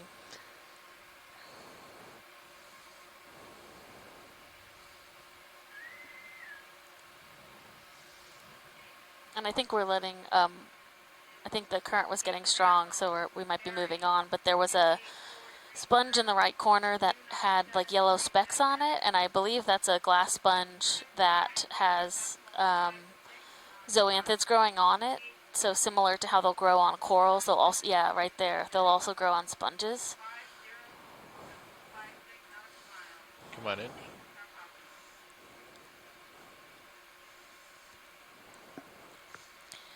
Yeah, so underneath there you can see the glass sponge. And then you have all of those individual zoanthid polyps growing on the outside. So it's starting to colonize that sponge.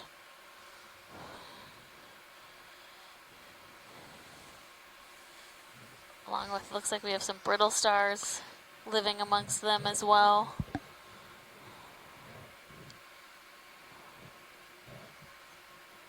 It looks beautiful. I don't know if the sponge loves it, but... Yeah, are they parasitic, or they just kind of take over? Yeah, there's conversations in the community about what you consider zoanthids, just because they're not quite predatory or parasitic, but they do just take over eventually. Hey, let's come on up. Thanks, video and nav, or in ROV.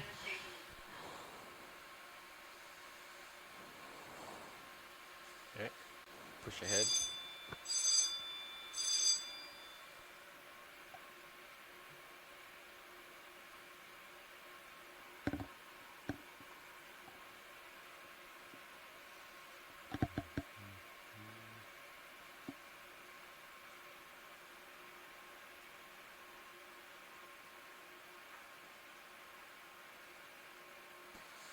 looks like on the left we have a couple flytrap anemones growing. One we can see the back of it, and then just off screen there's one where we can see the front. Math here real quick. Go ahead. Oh, a jelly. A little jellyfish. Maybe squishy. There we go, our first jelly that we've really been able to focus in on. Seen a few of them on the flow descent, by yeah. on the descent.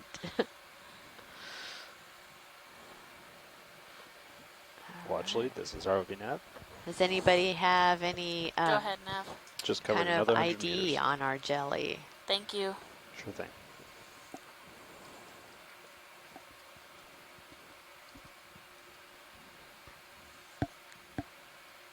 Alright. Come on out.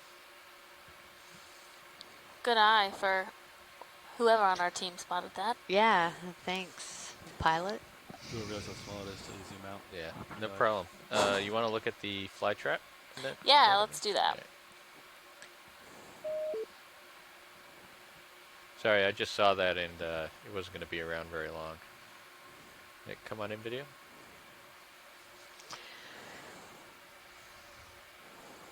So we have somebody who is saying that jellyfish was a coronate jellyfish. We have Kenneth chiming in. Oh yeah, and there's a nice big, what do you call that, a fly trap anemone? Yeah, fly trap anemone.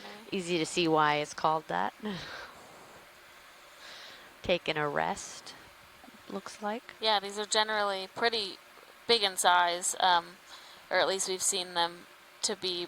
I don't know exactly what they eat. Maybe if someone on shore does, they can give us a little more information. But they are generally quite substantial, so they must be consuming a decent amount of food. There's another one right there. Oh yeah, there's another one there. Yeah, okay, that's great. We have our lasers there, so it's even kind of all curled up. It's about 10 centimeters in diameter, and you know, if it were to open up, it would probably be double that. Yeah. Great. Thanks, guys. Alright, video when you're ready. Little We can come snail. out. Yeah, and there's a little snail there in the coral rubble. And Mike Vecchione says he thinks the jelly was an Atolla species. So we'll have to remember that in case we see them again.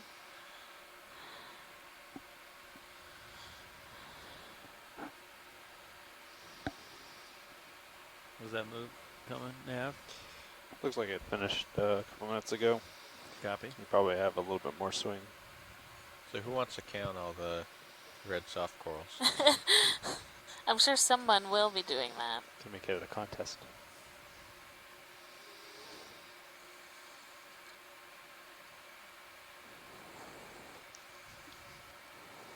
I'm sure someone at some point will be using this for video transect data to help characterize the habitat, and I have to say I don't envy them with that job, because that's going to be a lot of counting little pink dots.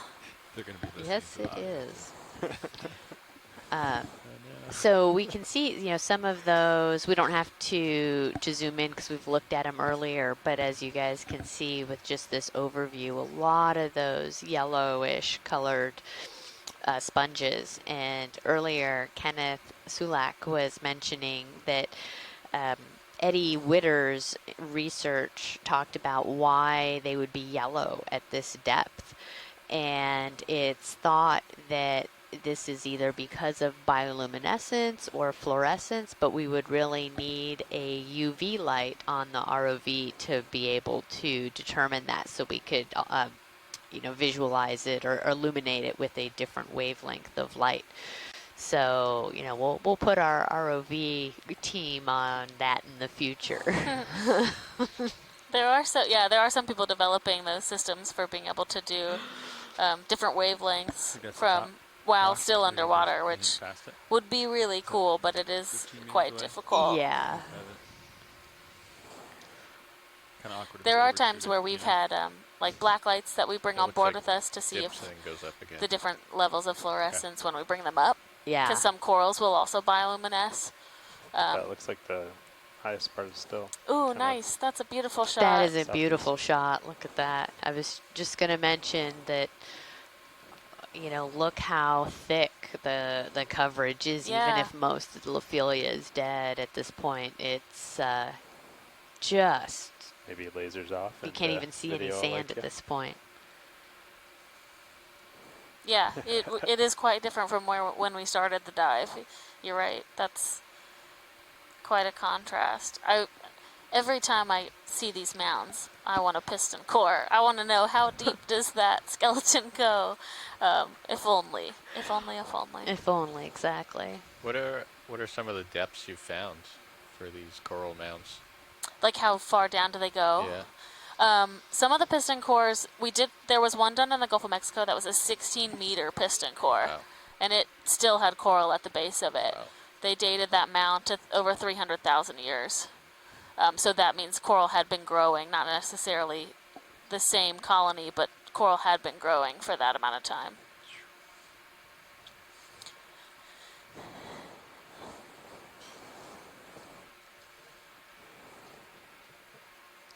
Yeah, you can kind of see how there's like another mound. Interesting. Yeah, so it looks like we're getting Check the sonar. to the top of our first mound, and across, if you look kind of in the distance, you see there's another mound just on the other side. Trying to get a move towards that way? Yeah. Start, because we're not going to be able to do much in the middle. Right. So she would start moving the ship over there. Could we just take a zoom? There's a coral in the bottom left area that's kind of pinkish. Absolutely. Thank you. Try to get the move going. Yeah, Same we can as dial in that move. Okay, same as last 165. And distance 50. Start with 30. 30. Okay, come on in, video.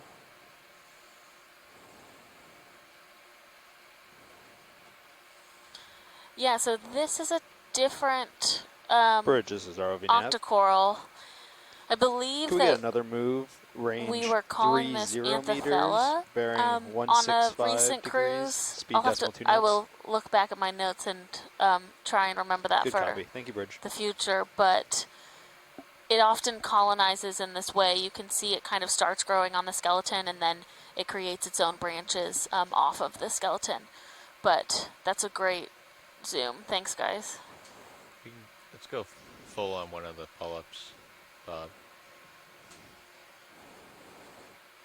Oh, and I just lost it. All right.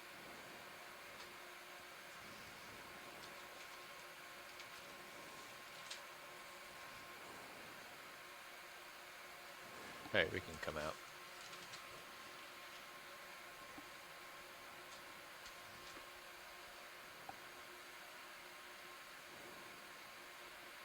I feel like just when I have the current dialed in, like changes. Little curveball. Alexis, I saw that little bit of purple in the background. Everyone, this is Shannon, by the way. I'm just subbing in for Amy for a quick bit. Is the purple Barragorgia? That's the only purple coral I might know, but... No, so in this area, we think that it is a stolonifera called Clavularia. So it grows on old skeleton. It doesn't make its own skeleton. But, yeah, Clavularia. Oh, we have a little squat lobster. I believe this is oh man, here we go. Eumnida. That's what I'm going to say. Please correct me if I'm wrong. But we often see these amongst these coral thickets. Sometimes in more live areas, they seem to like to protect the coral from the ROV, so that's always kind of fun. They think that their claws are as big as our arms, which is entertaining to watch.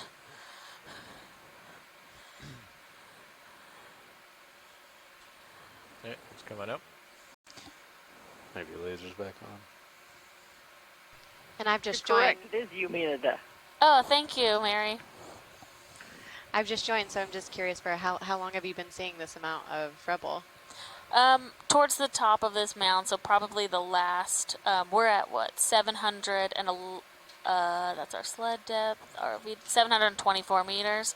And I think since around 740 is probably where we started getting more dense. But this real kind of crown on top is only a couple meters high. But Kenneth Sulek had made a really good point earlier in the chat, saying that these largely dead Lophilia thickets do seem to be more ideal for substrate for a higher diversity of epibionts, so organisms that are living amongst the coral, contrast to when we have large areas of live hard coral. There's mostly just the coral itself and a couple other associates, and he's saying that it's could partially be to the fact that if you have a bunch of open mouths or live coral, all of those smaller organisms, as they're starting to settle in planktonic state, would actually get eaten. So they're not actually able to grow into what they are when you have this dead matrix that's left behind and not so many mouths to feed. And that's a great point, and that's very true. We've seen that in a number of community level studies where you actually have higher diversity of organisms in these dead matrix versus the live coral coverage. This is a great shot.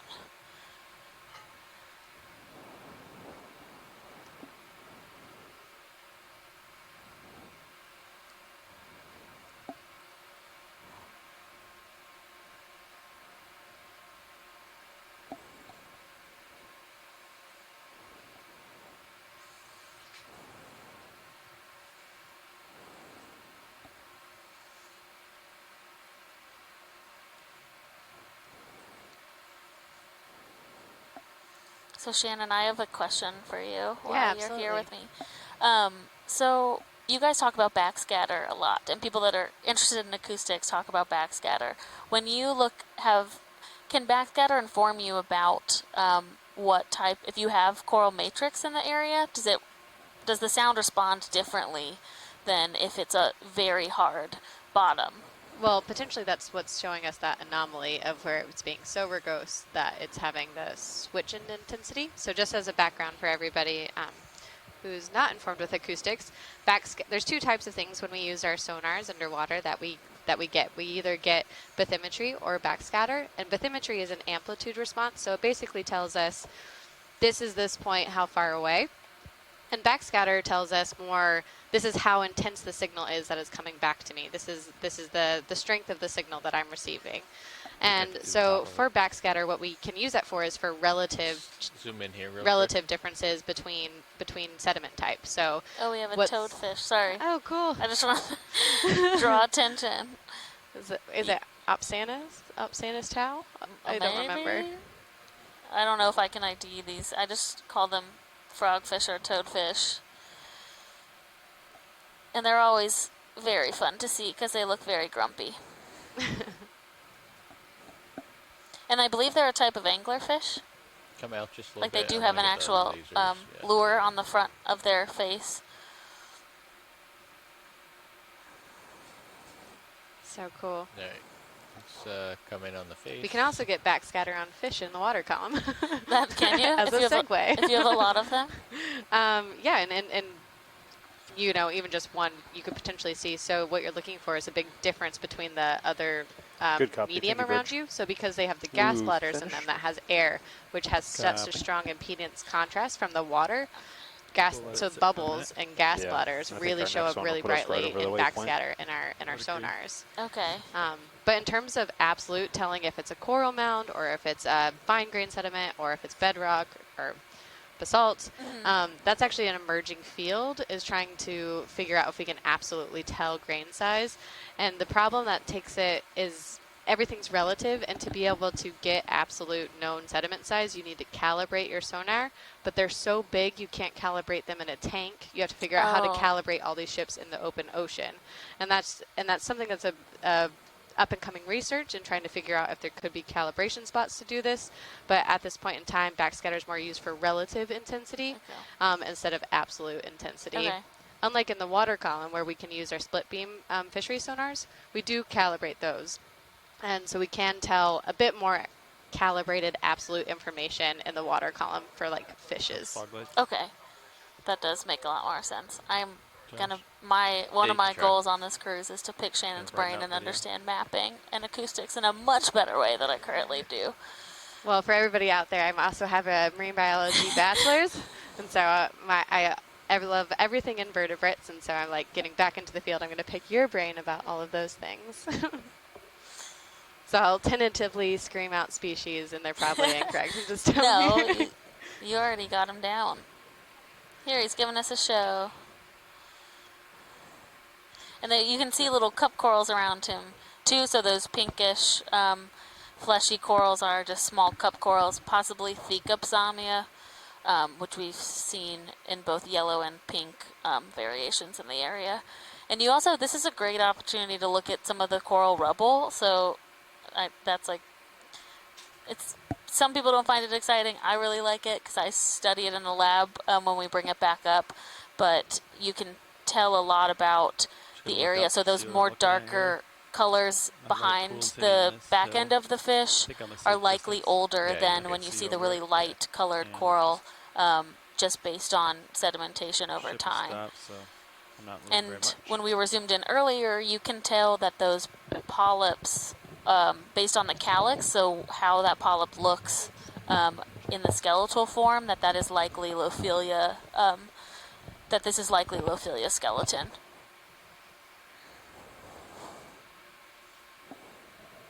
Going back to these solitary cup corals, Alexis, I guess up that ridge they look kind of like Caryophilia to me that I had seen in other Atlantic areas, but they were more mid-Atlantic.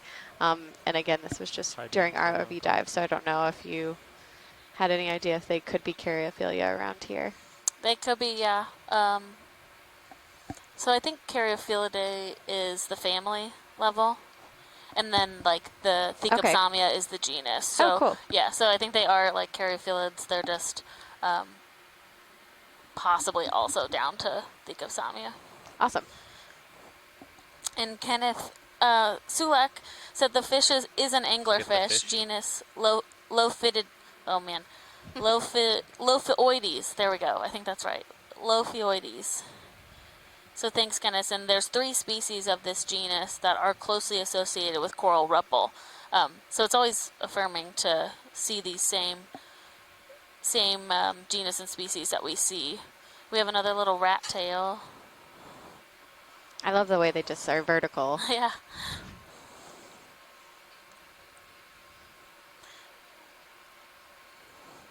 I think it's Nizumia. I believe that's a Nizumia. Okay, that's coming up.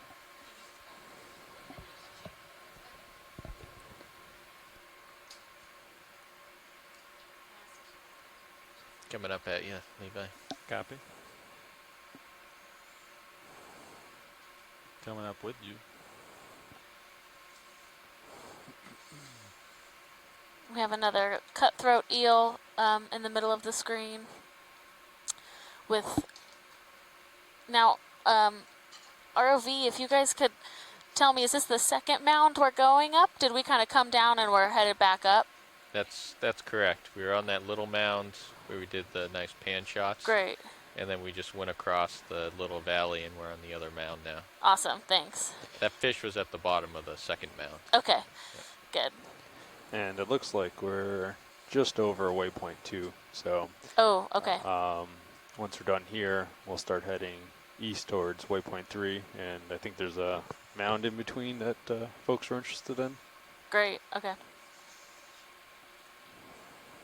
Thanks. Sure. ROV. And that's been about 60 meters from the last move. So from here, we'll start heading east.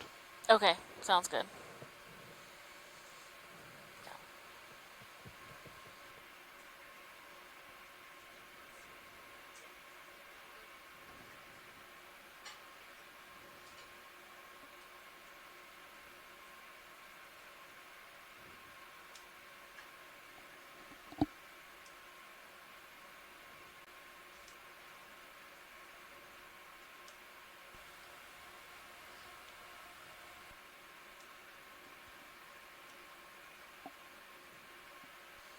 Hi everyone. So we're doing a bit of musical chairs right now. I've just swapped up with Alexis now. We've got Amy back with us, and this is Shannon. So we'll try to narrate the biology as best we can in her stead.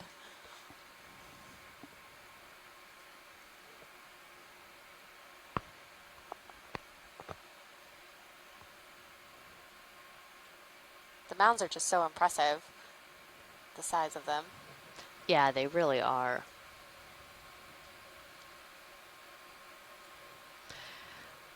Yeah, ROV, can we turn to the right a little bit and take a look at that soft coral there? That's kind of right in the middle of the screen. Yep, right in the center. Come on in video. Thank you. All right. So that's beautiful one. Somebody earlier had mentioned what this might be. Would you agree, Nav? Duva, is that Elizabeth Fraser had mentioned that it might be a duva. You know? Looks like the laybacks drop back down. Okay. Say for the last, but it's like, a really beautiful I checked like maybe 30 minutes ago or specimen, so. and you can It see back up that to 180, you know they don't have so create that meters hard was basically what skeleton moved you like forward. the scleractinian corals. Which I guess, yeah, Maybe be careful since we're some right next to anemones that. towards the bottom of Yeah, it. 'cause I Can't exactly tell. notice you're a little Oh closer. yeah, looks like you're right. Yeah. Or moving over D2. Yeah, exactly. Yeah. There are some hanging down there at the base of it. It's a really good shot Definitely with does look like the old polyps on that last little part the of your coral track that it's here growing is on top of. basically just been us sitting here, so. Yeah, and you can see with how much the polyps are actually moving, just how much current is down there. Turn to the east. Am I also going to turn So, to the east? Change my hydrodynamics? Pilots? Yes. So we've had a request to maybe pick up a branch with that soft coral on it. Is this going to be too much of a current to try to do that? Let me see if I can get set up here. Okay, thank you. Yes, that was Enrique Salgado.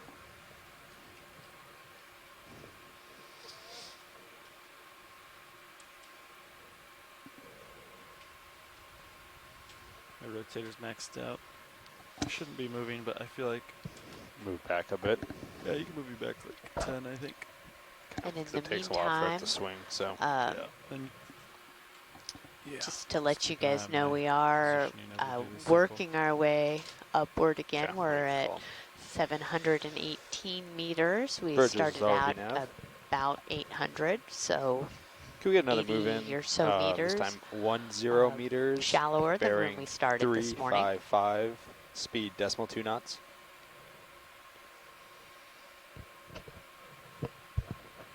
Good copy. Thank you, Birch.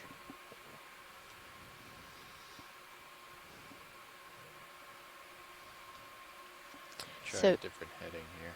So Shannon, you as our mapping lead on this cruise, can you tell us a little bit about how you wound up here? Yeah, absolutely. So I started off as a marine biology major at College of Charleston, South Carolina, and then as an undergraduate, one of my professors, my marine geology professor, Leslie Sauter, she took me out to sea on the Ron Brown and taught me how to map. And as part of the BEAMS program, as it is now, it's actually quite a lot of us come out of College of Charleston now with some mapping experience. And I found out that it was a great way to go to sea, and I really liked the technical aspect of it and the way that it supported oceanographic science. I really like providing spatial context for biology and geology, and I find that a really important part of completing the whole package. So from there, I worked at USGS doing helping Jason Chater and Uri Tinbrake doing submarine geohazards, mainly processing foraminiferous and things like that, but my love was always mapping. So through those years, I went on about 10 or so oceanographic going expeditions, mainly for the University of Bristol, doing paleoceanographic coral work with ROVs and AUVs and habitat mapping and a lot of multidisciplinary work, and those were always my favorite. But yeah, I've been able to see the world and go to, I think, all the oceans but the Indian. That's my last one to get. And but really interestingly, in 2010, I was an explorer in training on the Okeanos Explorer, and for two expeditions, and absolutely loved it. I'm so happy to be back here after completing a stint at University of New Hampshire for a master's in ocean mapping. So I think that covered all the bases. Are you drifting over me? No, that's great. Yeah, and as a lot of people will see, all of us generally have Surprised how much you moved. very wide, complex Thanks. road to where Surprised how we much you end moved up. when we were And just sitting you there. know, you never know where the you're current is going to be fluctuating. able to, Must be. you know, where you're It's quite going a to swing end up. in the layback. When I was an undergraduate, if somebody had told me that I would have been to Antarctica and been So I just able held it to in a little do bit, so things like this, I would have not because we believed them. There's another back, it shortened our jellyfish that hypotenuse a just little bit. floated off screen there. Yeah, right now the Saw one of those earlier, the Atolla 157 species, from you. potentially, of a coronate jellyfish. Yeah, I don't think I can get this watch lead. I can't hold autos. I keep losing the DVL. And I didn't want to sit down and crush these coral if I could avoid it. Yeah. If we see another one. All right, unfortunately, we're not going to be able to try to sample this coral, this soft coral. It's just, oh, there's another fish there. I guess, is that another, what those, that's beyond my ID expertise. We saw one of these earlier. All of these fish and species names are all mixing together already. But yeah, unfortunately, we are not going to be able to sample that particular soft coral. We'll keep an eye out for another, but the currents and trying to get the heading without actually setting the ROV down on top of this gorgeous coral field is not going to be possible at this point.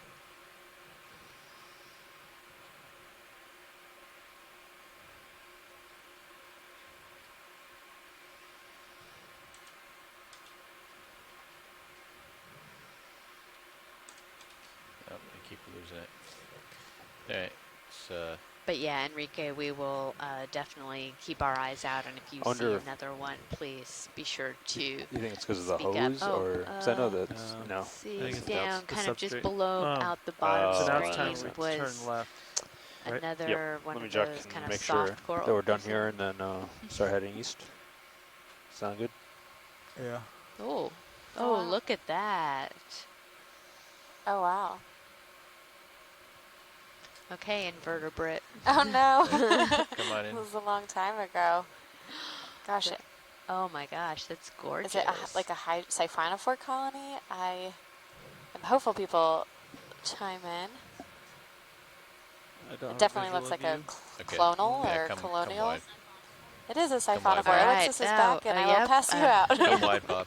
Yeah, Tara just said siphonophore, and Alexis came back in, and Nolan says the curtain of death, which is a little ominous sounding. Watch lead. This is ROV nav. Yeah. Go ahead, Nav. So we are over waypoint 2, and if you're happy with everything here, we'll start heading east towards waypoint 3. Sounds great. Thank you. Sure thing.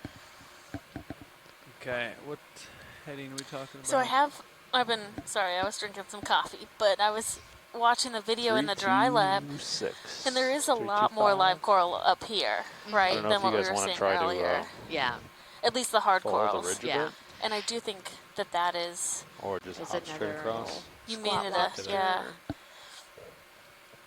crab. I can't tell from this. You can do either, though? Doesn't matter for Yeah. going down? Okay. And then just another reason why we definitely don't want to risk. Sorry, what heading did you suggest? Putting the from here to vehicle waypoint down 3. on it. Yeah. Oh, and we thought about sampling? 322 now. Okay. Meters. Oh, sorry. 90. Copy. Try that again. Watch lead. This is ROV nav. Go ahead now. So we have the option of either heading straight towards waypoint 3, which should put us crossing with the other kind of ridge of, or little mound of interest, or we can kind of follow the higher Josh, points I turned kind of so I down might towards it. So blow a maybe little more. not quite east, but just kind of slightly northeast, and then cutting back down. Copy. I'm probably gonna like towards saddle the other across mounds. like Yeah, this. so I figured. It's kind of whatever is I have a big delta. most I'm gonna come interesting to you down. folks. Yeah, Copy. I like that idea. I Okay. like kind of let's stay with the peaks Okay. and just track that along as we go. Sounds good. Thank you. Thank you. Okay, yeah, so we'll follow the high points. So let's set another point. So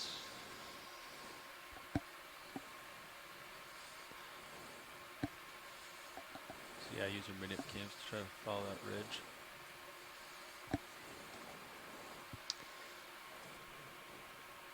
Okay, so let's say about 78 for your heading. Go ahead.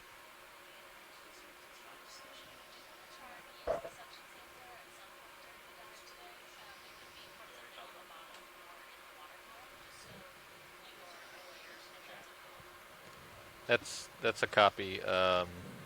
Water column stuff is going to be very difficult with this current because it's going to be here and gone. We can definitely take a shot at it, but we would need to decide very quickly if that's something we want to do.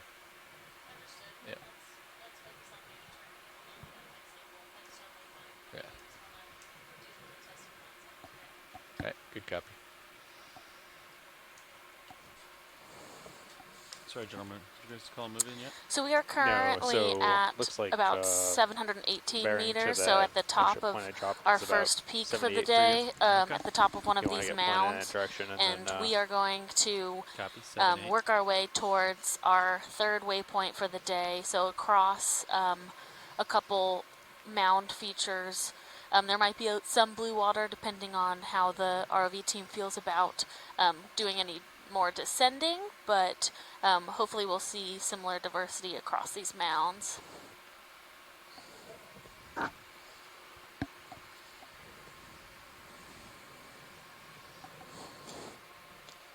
Good? Yeah, I think make a 10-meter move or 20-meter move and see how it looks. 20 meters? Then we'll just, trim it. Trim the angle from there. Okay, 20 meters at I believe 80. that's a coral hake in the fish that's in view Bridge, right now. this is ROV nav. Could get another move in, range 20 meters, bearing 80 degrees, speed decimal 2 knots. And you can see in the kind of bottom right corner of the screen right now, we don't have to zoom on it, but there's what looks like a dead Good sponge. copy, thank you, Bridge. So it's also interesting, we don't only have coral skeletons, but we have So are you sponge basing skeletons, that but sponges angle will on break up much more quickly map, than or the are you coral basing will, it on what we're seeing? since it's a salacious, the or it's map. made out That's of a high point, silica, that's a high point. Doesn't which make is why color, they're that called goes glass down and back sponges, up. So we versus could that just calcium carbonate, which is go do a straight shot to a the bit more of coral, a but substantial They wanted to follow the highest skeleton points. for the hard corals. Okay, I think where you selected as a low point, right? I guess maybe that's the highest. Yeah. That's good. All right. Descending's always a little awkward. I'll just try to keep an eye on my altitude. I don't have a sonar, so.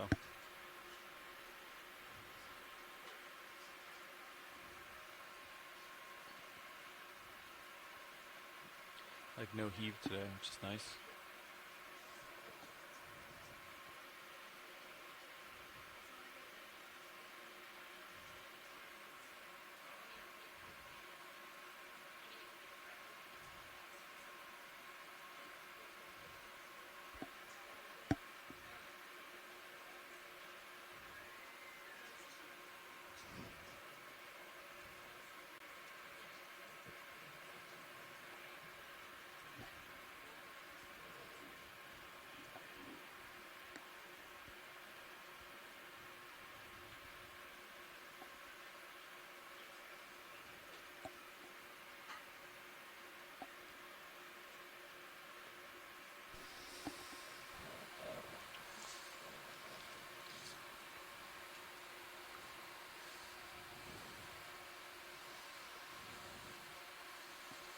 So we have a question in our science chat that's how long do people think that this coral mound has been growing here? And I actually don't know. I would be more than happy to hear from some of our shore-based scientists if they have an idea of how old they think these mounds in this area are. Actually, I think, who was earlier? Enrique was asking about that pink fleshy coral. It looks like there's another one there, just in the middle of the screen.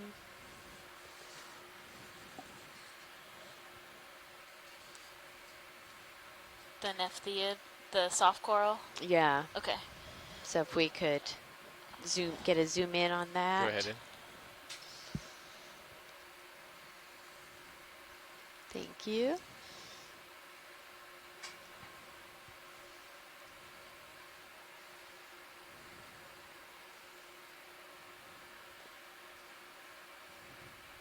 All right, is that going to give Enrique a chance to chime in if that was the one that he was looking at and was asking for a sample?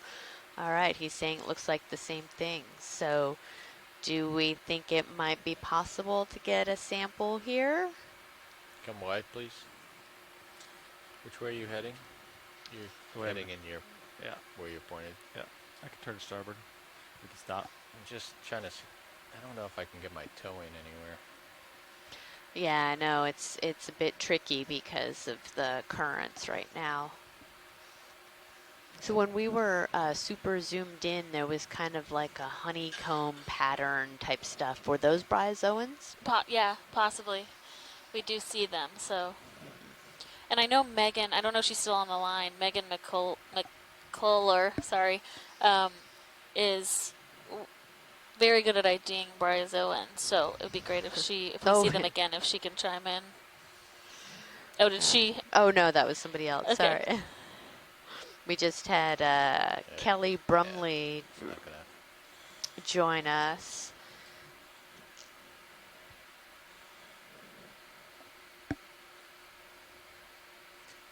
I'm not going to be able to get that watch lead. Okay.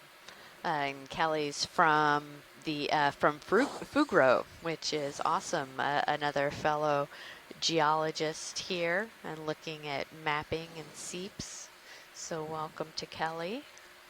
And yeah, unfortunately, Enrique, we're not going to be able to get that sample here either. Sorry about that. It's just a really difficult good copy. Thank you, Rich. Yeah. You guys want to follow Yeah, that, for Rich? being able to land.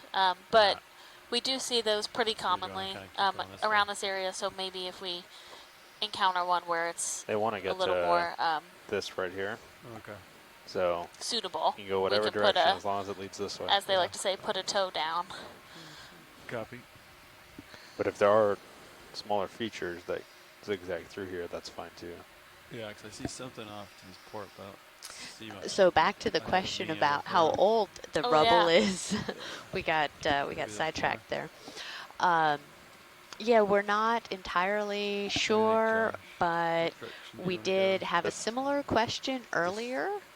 Oh, look at all that. This is back. Are you looking back the way? I'm turning to. Oh, I see. Yeah, so look at those great sand ripples down there. That is gorgeous. But yeah, we're not sure. We did have somebody mention earlier that some of these have been dated off the coast of Florida to be around 40,000 years old. And that makes a lot of sense in terms of ocean and climate conditions in this region. So that would probably be a fair guess, but we would really have to take some of these and do some radiocarbon dating, which could definitely be done. That 40,000 year Bridge, is RV nav. Within our kind Could of I get another radiocarbon move, same as last, range 20 meters, bearing 080 degrees, speed decimal 2 knots. Maximum of about 50,000 years using radiocarbon, and the coral being the scleractinian. You have the carbonate skeleton, and those are really great for doing some of that. That's some of the work that I did in my PhD was looking at radiocarbon in the ocean and using it to date samples, but but also to kind of track some ocean conditions and circulation within the Gulf of Mexico. So I have a question for you then, because I am really interested in how can we date if we don't know what's currently still alive. So like, does it have to be live to date it, or do you just date any of the dead skeleton? Oh yeah, I mean, because if you date it live, it's important for establishing kind of the, oh, there's another one that Nav is focusing in on, or the pilot is. Yeah, so this looks like what?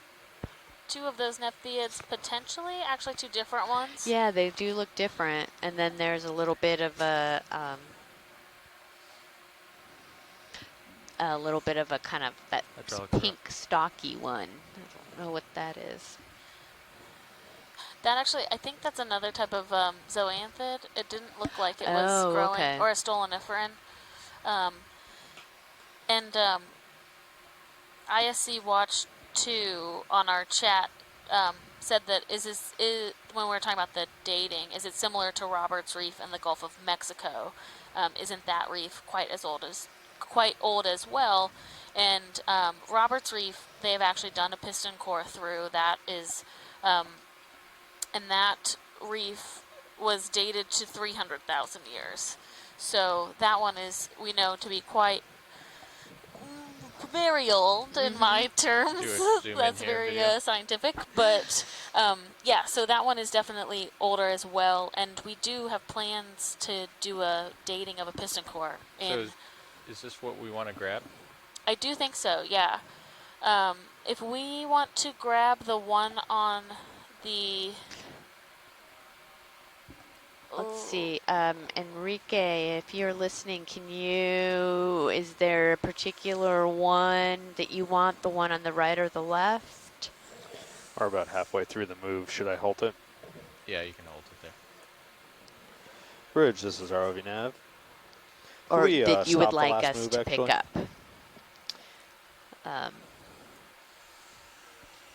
Yes, please. So we're just going to hang here for a second. So, is there a way, pilots, for us to snap off to have both of those corals? It's hard to tell if it's on the same piece.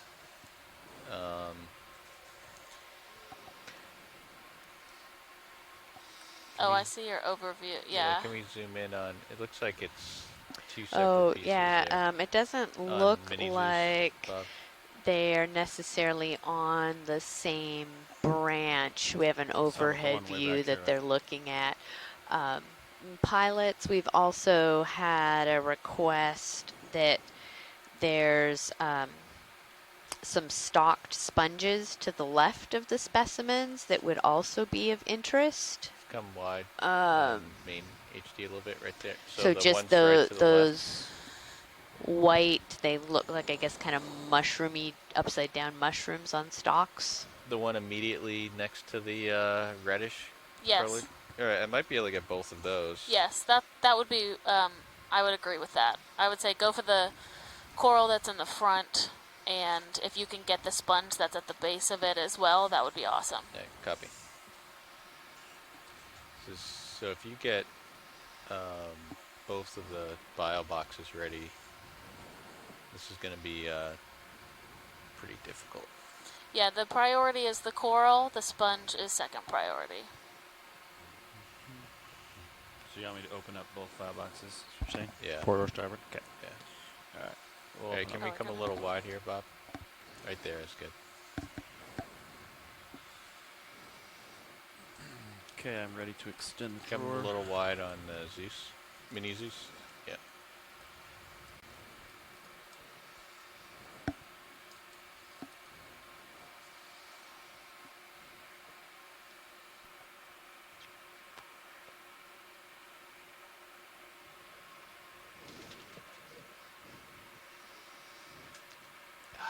No.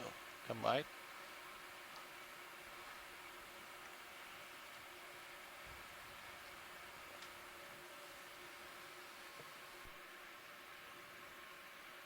Can you tilt my Zeus a little bit down?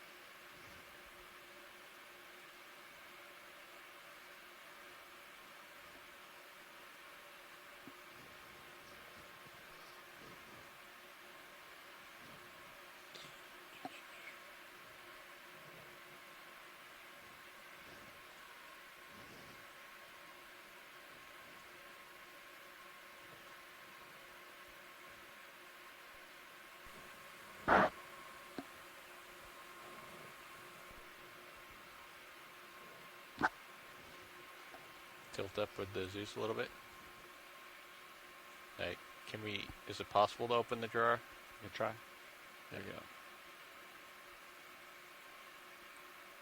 Pushing some dead colonies.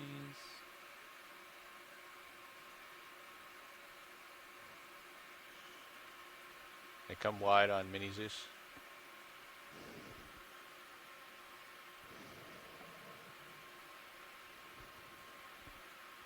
Okay, that's fine on the drawer. Okay.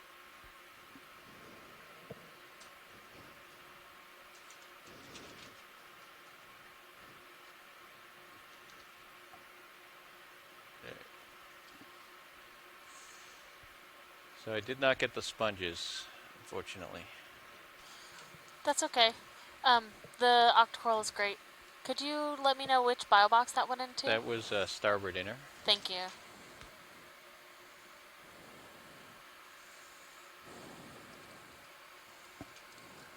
Rotator back to you. Okay, hit the waypoint. Already did. That. Okay. Did you want to get those other sponges as another sample, or?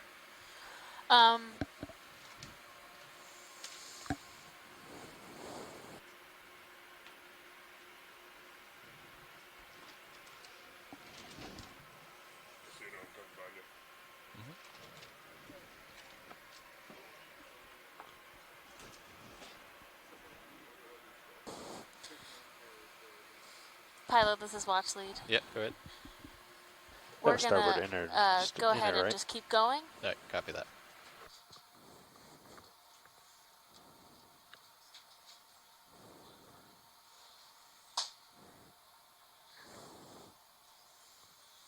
So we were able to collect the Nephtheid octocoral that had been requested, but the sponges didn't make it into that bio box. We'll keep an eye out for and prioritize sponges farther on in the dive, but we need to keep with pace to make it to the end of our track.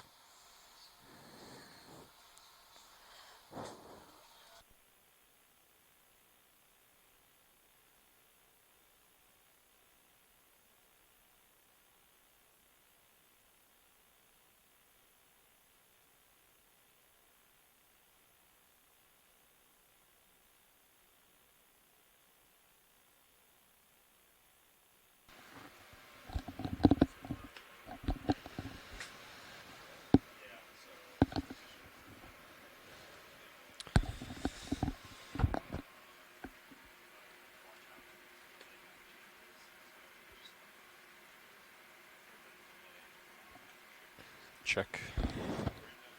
Check.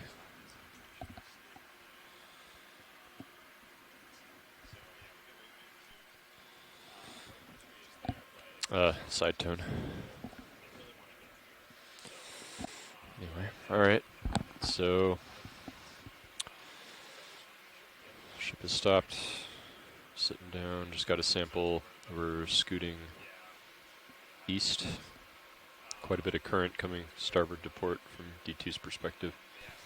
Okay, so we are just kind of, nav is, and the pilots are getting us set up to continue towards our next waypoint, just kind of getting our bearings and everything.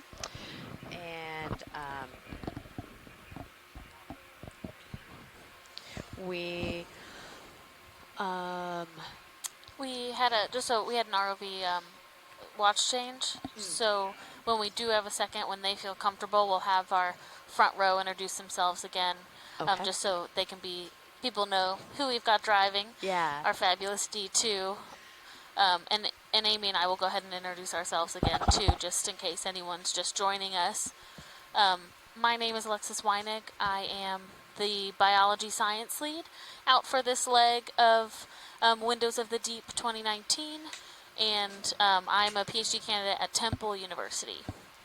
And I am Amy Wagner. I'm the geology science lead for this leg, and I'm an assistant professor at Cal State University in Sacramento.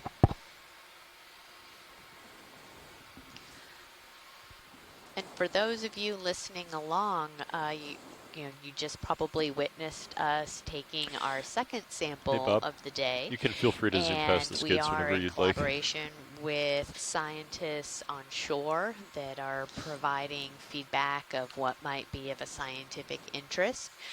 But since this is an exploration, not a research cruise, we want to make sure that people are aware that all of these biologic samples are going to be going to the Smithsonian, and if there are scientists who want to have access to these to do any types of studies, those are available for request. So these do not go, as opposed to other types of research expeditions, these do not go to any particular scientist, which is one of the really great things about this program. It is for full access for scientists across the nation. Yeah, that's a great point. And we haven't collected any geologic samples yet, but that is couple minutes. I'll just describe what we're looking to do for the rest of the dive. Pilot, as far as samples are concerned, there's been 2 taken. That you is have one in your starboard inner and one in your port priority inner. for our team as well, samples. And any geologic samples go to Oregon State, where they have a repository, which can also be requested for anyone However, that's interested that is a in soft working target. with them. From and what the last navigator told me, this red a area ways here of to the east is slightly more of interest. So the we idea can take is samples what we'll do is we'll start heading robotic towards arms, this other or we can suction samples. kind of so we have intermediate a point device to which follow will up act the essentially like an high underwater rise, and then we vacuum. can cut back to waypoint So if 3. we need to get something that is a bit The difficult to ship is grab currently with a stationary, robotic so arm, when you feel we comfortable can for a hopefully move, let me suction know, that and I into will a move us chamber. And that can work for both 080. associated animals, so animals that are Slightly living north on of top of corals or other Snap. surfaces, as well as when we do some midwater work in the later on. Actually, tomorrow I think is our first midwater it dive. sure is, yeah. And then later on in the cruise, where we will be able to hopefully suction some animals from the water column. And this is an amazing array of live coral in front of us. So this is definitely the most we have seen so far today of live Lophelia. Yep, there's another crab or squat lobster over there to the right. That kind of white poofy thing, is that a soft coral? Is it? I believe that's a sponge. Oh, okay. With those zoanthids growing on top of it. Oh, right. Yep. But you can see these long, the long extensions of those Lophelia fragments. It's interesting. You get different growth forms, and this one seems to be pretty common in this southeast U.S. region, where they're relatively long and finger-like, whereas sometimes you get them to be a bit more bushy and intertwined with each other. And I don't know why they must be current or some other environmental condition that is really shaping the way that they grow. But this is just beautiful. It could be just hypothesizing, throwing something out there, that because the current in this region is usually so strong, there's a lot of food available, and so the polyps don't have to kind of all smush together into one spot to try to be in the current to getting food. Yeah, that's definitely true. Seems like some the of the gain is coral set up that we pretty high. collected in Antarctica, it was really cool to see some of the stellasterids that we collected, they had all the polyps were bunched on one side of the coral, and the whole backside of it was just smooth because it was, you know, sitting there facing into the current. Yeah, and there are certain corals that have that morphology inherently. So, like, there are certain types of Anelopsomia, not the one we saw earlier, but another one where the characteristic is that all the polyps are on one side, and we found those in the Pacific on seamounts quite often because you do have the current like coming around in one direction. Watch lead, this is pilot. We've got a couple. It looks like Eumyunida picta squat lobsters. Like I said earlier, they sometimes like to perch on the top like that one up there and kind of guard their terrain. Watch lead, this is pilot. These are commonly associated with Lophilia as well as other scleractinian cold water corals. Watch lead, this is pilot. Go ahead, pilot. Yeah, I know we're just getting a broad overview of this area. Is there anything specific that you'd like to take a look at, or should we just continue on our dive track? I think we should continue on our dive track. Okay. All right, Nav, so we're going at 080, right at the Sirius. Yes, that was the last move. The last move And was if anybody at 20 that's meters at listening is 080. wondering, you know, why we have taken samples, Yeah, so it's according really to HIPAC, it important. looks like A lot maybe a of little dip and then a these second coral mount a little further species, to our as east. you can tell, Okay, they look very how far is that similar, second and mount? even for the trained eye, it's really hard to tell the around difference between them and 114 within the meters, soft give or take. corals. And so we So can the take dip the itself, samples. the low point of the It's dip, essential is to about take 30 meters samples to across. be able to do So we'll DNA come work down, to determine exactly what species down and around look at the 40 meters, distribution go of across these different 30, species, and then at back least up. of my understanding. I don't Okay. know if there's a little Peak more to peak, to it's it. about 115. No, that's definitely All right, true. It's well, let's see also what we can do. Why don't really we go ahead and helpful for not only put in a DNA 30 but meter the move, and morphology. So I'll try to look kind into of the current, coral look somewhat into taxonomy the slope if I can, requires and both. see what we can do. You can sequence something, that. but if you don't 30 have any other meters at sequences that are 080, similar speed enough decimal to 2. really know what it is, Co-pilot, you're you all do set for still that? rely heavily Yeah, on the I'm lined up 0, morphology. 0. Copy So that. that's Call also it. why sometimes we'll take Bridge is RV nav. samples that at a particular Select a call on part a of ship the move, please, coral if you're so ready. that we get the branching pattern. It will be And we have 30 enough meters to work at for both the genetics 080 and the morphology. degrees. Hey, video, could you Speed brighten decimal up 2, Mini please. Zeus a little bit? Yeah, so it is very essential Speed to is still be decimal 2 taking knots. samples to fully characterize Thanks, the Bob. region. Yeah, Yeah. definitely. And similar is with correct. Thank you know, you. rocks, when we eventually find them, we will want to go ahead and sample rocks as well to fully understand an area.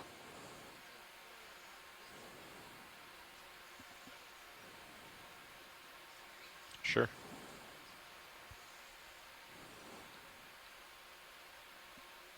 That's my tail in. Jeff, does it look okay? Yeah, you got room.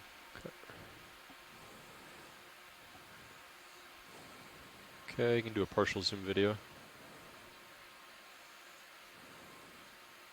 And hold that, please. Okay, so do we know what this is? Are these more of those, what did you call them, the no, Zoanthids. zoanthids? And yeah, I think they are. So this is a type of coral that will colonize other corals' skeleton, either when they're either Go in a dying little or tighter. dead, Got it. and just Yep, hold that. take over that colony. So they generally have this very bright yellow color, and they have larger polyps than if you're looking at a different type of octocoral. So yeah, that's likely zoanthids. Good with lasers. All right, With the great. Thank you. Nice little We can plumerella come on out. the right. We'll leave them on. I think we're moving on. Oh, you've got something cool in the water swimming up Oh, there. yeah? Yeah. Is it a chimera? Might be. Looks like he's pretty... So we have been look at asked that. There it is. by Kelly Brumley if we ever sample You the do a sediment. partial zoom video? And D2 is not equipped with sediment Spot cores check. at the moment, which is generally... Oh, there's a lovely chimera. I think Got this it is on my number got it with 3 lasers for on my the day. Okay, So go ahead. count. Your shots. But so we don't generally take sediment cores because we're not equipped to, but there is, if we do have sediment that comes up with a different collection, whether it was through the suction sampler or sediment that was attached to a rock or a piece of biology that was brought up. That's all I got. We do preserve that sediment as well, All right, we'll let and him that go. goes to Oregon State. They're just not the standard push cores that some people are more used to working with. Yeah. Lasers Yeah, and Kelly, if we, I was actually just going to start replying to you, Bob. but I think it's great that we actually do it over the air. No, it's great. It's good. So if we do see something that, or if we want a particular sediment sample to do any of the characterization, we can try to use that slurp sampler that we have, our suction sampler that we have on board. It'd be a good try. We have different filter sizes in the canister, and so we can just try to get a little slurp of all of it and see what we have. Yeah, this is an interesting view as we come around the side of one of these mounds. You see all the live coral on one side, and then you look at that side that's just to the left, and it's almost all dead coral. It's just how quickly these habitats can change. Yeah, and Elizabeth Fraser has mentioned that those yellow zoanthids that we were just looking at said that, it looked like they were growing on a bunch of the skeletons of those corals that we saw, the Anthothella. That's like the So pink, ship's gone. the light pink coral we saw. Oh, right, 20 okay. meters maybe, but we're still haven't moved much. Haven't really moved. Yeah, how do you feel about the And yes, angle Kelly, of I the think block it would be off the pretty back? cool to compare the different grain Seems pretty sizes and steep. lithologies. It's okay. I can and see the two I'm cheek sure plates we and the would wire see a coming big out near the difference middle, so around the the whole different block is sides turned, of but the the wire isn't mounds, rubbing. and Copy. even But maybe be able to bunch of other correlate look later as where well. we have high coral coverage and what Hi, Eddie. size sediment versus the lower Um, coral. Just so you know, anytime that you see the skids in view, you can go ahead and zoom past them if Cool. you'd like. Yeah, that would Yeah, be we have great. a more Thank intricate you. glass sponge on the left, where it has those kind of segments coming off. I'm gonna I don't come know what they're down just a called. bit, Jeff. Okay. Yeah, I'm trying to leave you lots of room so you can go down. Great, thanks.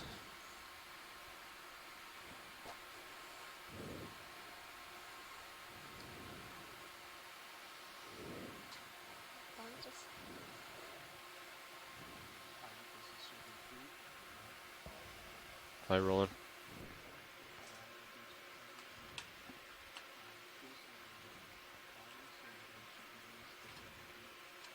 Copy.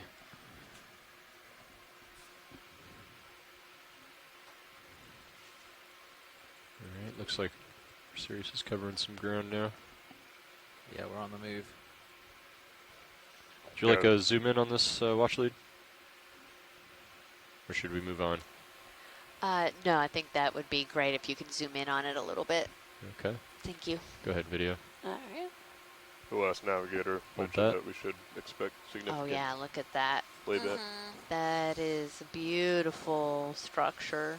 Oh, and actually, if we can, when we finish with, it looks like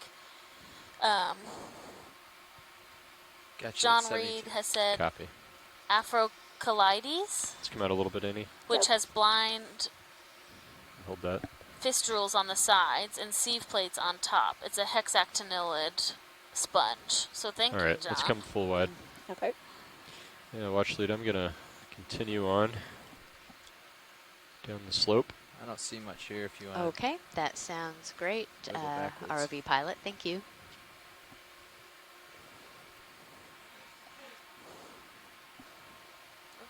Just turn around and take a look here. ROV nav, this is watch lead. Go ahead, Wadley. Do you guys have an estimated off-bottom time for today? Yes, UTC 2007. Great, thank you. No problem. And do you think we're on track to make it to waypoint 3 by then?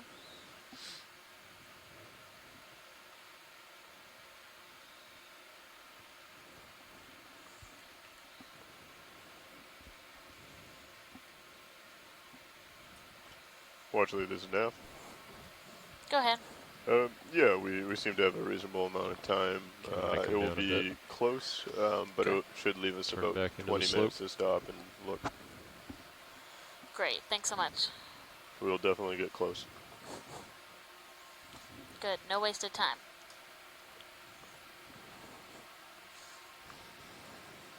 All right, we had another question coming in about collecting coral from the top of the mound, and then the live stuff at the top and the dead stuff at the bottom mound to get ages and try to understand how old these are.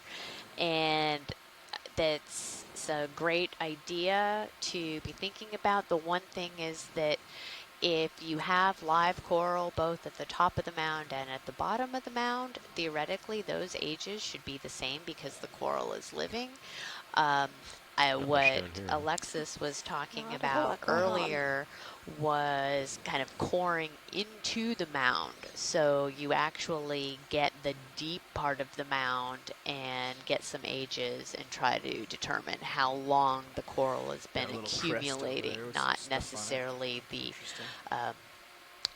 kind of continuous growth of one particular coral sample. Maybe. But yeah, it's as John Reed had just put A few living things over there. Yeah. contributed that they did this on a mound off of Norway, and probably again coring into the rubble mound, and the rock base was about 1 million years old, which is just phenomenal. Yeah, it really is. What is that? I believe Round. that's a sponge. Oh. Getting something 20 meters. But yeah, like Amy said, we can look at the sponge, and I'll just continue on a little bit with the age dating. You want to get a partial zoom, Annie? Yep. Yeah, that would be great. Thank you. We use what's called a piston core. So it's a large, heavy core that you deploy off of the side of a ship, and it can take a core all the way down through that mound and even get through that hard substrate so that you can then know how old the coral is, hopefully at the bottom of the mound, or as deep as your core could get. Zoom out. Yeah, so Cheryl says that this is a Geoidea sponge, which we can definitely see why it's called that. When you break them open, it is like almost there's like like the layer on the outside protects what's on the inside, so it is kind of like a geode. Right of the lasers. I don't know if we've seen it before. Got you at 85. Copy. Any interest in this purple creature off to the right of the lasers? Watch lead. Yeah, be good to Just a see quick what it is. A quick snap Do zoom, a yeah. Partial zoom. Yeah, snap zoom. Oh, just another one of those. Yeah, it looks like clavularia. Now what's again. that? Those are anemones on a bamboo coral to the left of it. That's great. Thanks, guys. Okay, can zoom out. Yep.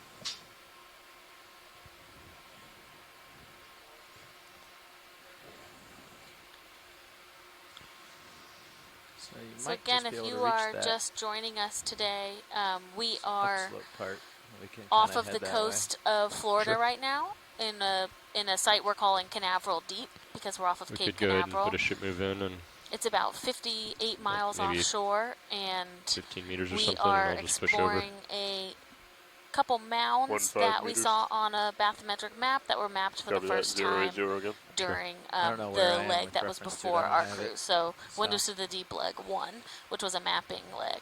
And what we've found is pretty high diversity when it comes to both coral Bridge rubble is as already well over here. as pretty intense coral growth We at want the to call top a of the ship move mound. if you're ready. Yeah, it's been We are looking for a quite range amazing of to be able to see 15 this. meters, bearing 080. And right now, as Speed we're going 0 across decimal the kind of the 2 knots, top of please. this ridge, there's some kind of bumps that are up and down, and so now we're going over one of these valleys almost. Good copy, thank you. And you can see that it's very sandy. There's not as much of the coral, and so that probably indicates it's a little Decent less amount of of a altitude, huh? current. I'm gonna come down a little bit. And allowing the sand to build up. So again, there's no hard Sorry to keep track substrate of for that. the coral to attach to and grow on. Sonar reading. Yeah, that was a really interesting transition. Yeah, I played with the sonar for a little bit. Wasn't and quite it didn't really expecting seem to be get able much to better. see that, Play with the resolutions and which was all that. really cool. Yeah, I was bringing up the gain a little more. So we have a Facebook question in from Anelli Bird and asking about recording equipment and if we ever, if we have any on board the ROV, if there's ever a plan to use any recording equipment, and that it would be really interesting to hear what is actually going on down there. And this is probably going to have to be a question for our ROV guys. As far as I know, we don't have any sound recording equipment. Now, if there are plans to ever put some on board, I don't know the answer to that. Do we have any thoughts, ROV guys? Do you want to speak to that, Jeff? Sorry, I was playing with the sonar. We have a Facebook question about whether there's any audio recording devices on the ROV, or if there's plans to eventually install one for science purposes.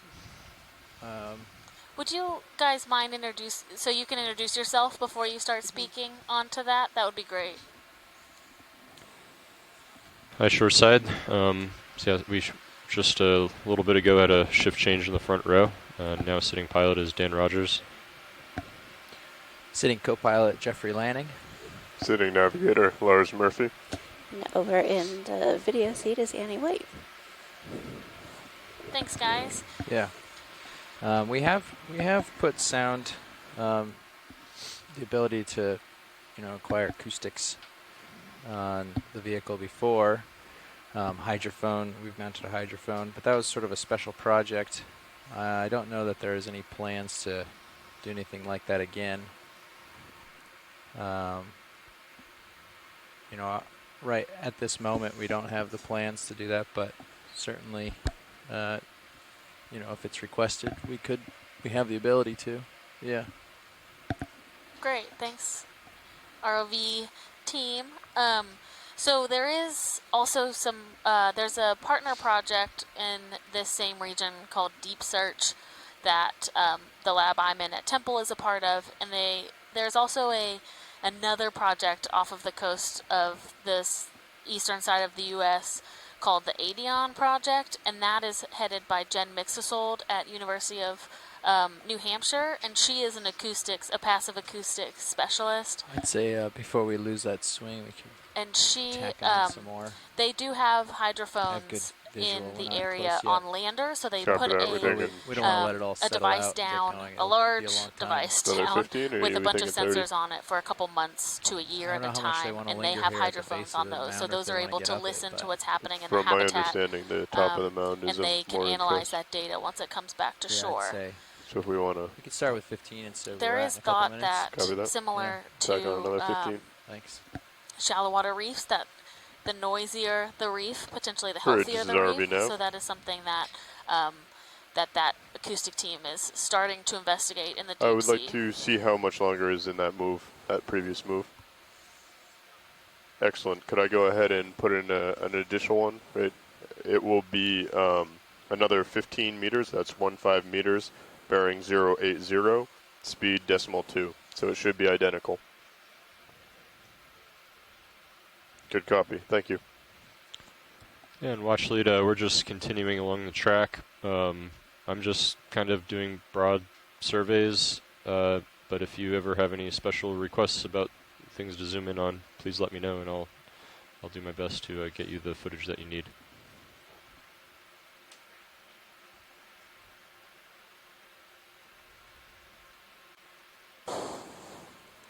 Thanks, pilot.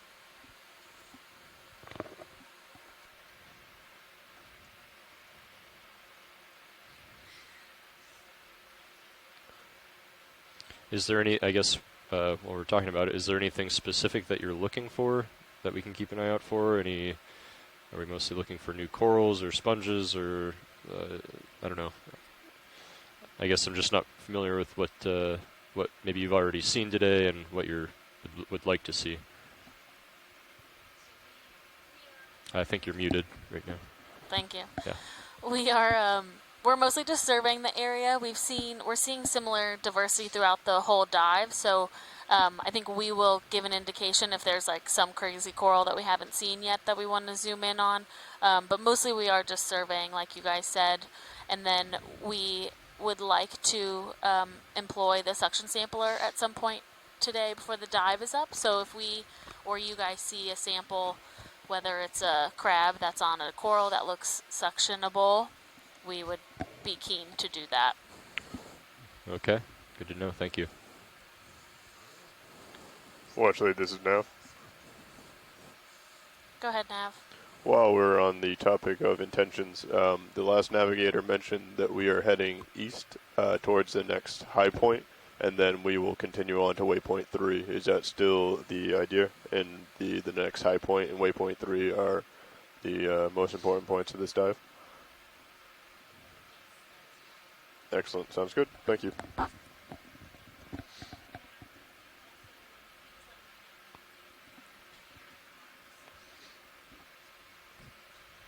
Yes, I can definitely do that.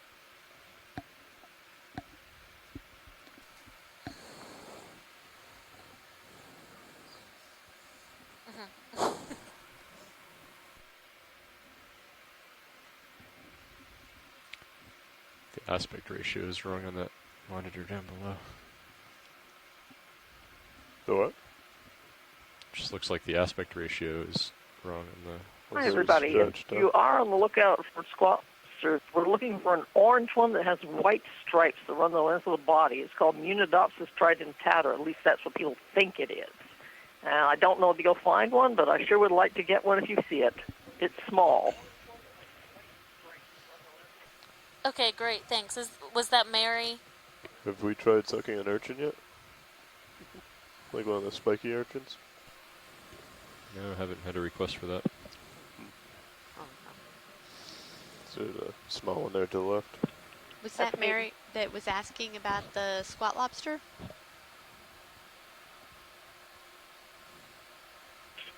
Is that one right there on that sponge? Yep, that's me. Yeah. Okay, great. Thanks. It is We a squat will lobster. I don't know try if it's the kind she wanted.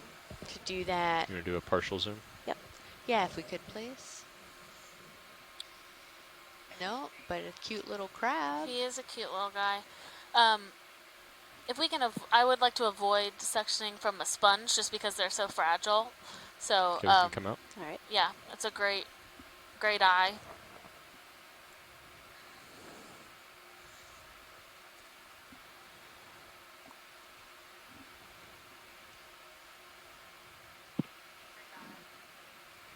It's cute, but it's not the one with the stripes. Yes, you are. We'll keep an eye out for that one. Alright, pilots, it looks like that second move is just about complete. Yeah, let's put another one in. Yeah. Do we want to do another 15 or bump it up to 30? We have. Kind of looks flat out ahead, doesn't it? Yeah. Let me take a peek over. Might do 30. But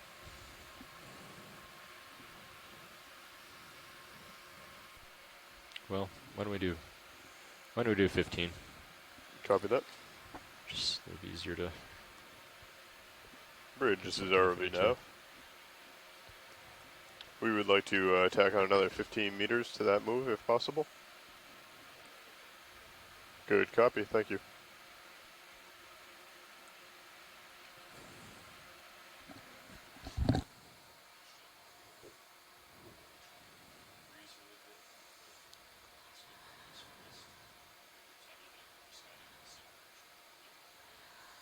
Looks like another Canaveral eel.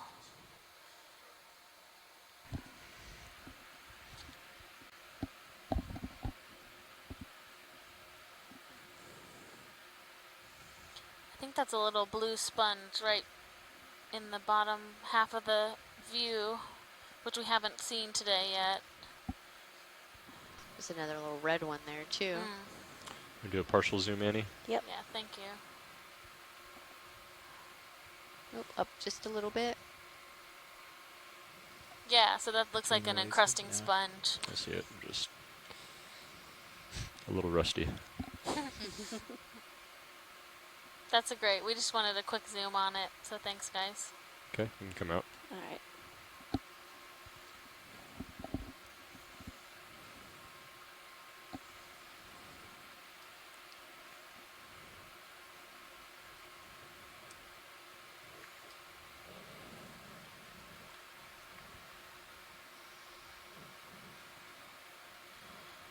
It does seem like we see more of these which I think is pretty normal to see these pancake urchins on the rubble, and then we see those other ones when the name will come to me. And then we have a bunch of the pencil ones Yeah. here, one of the big pencil ones.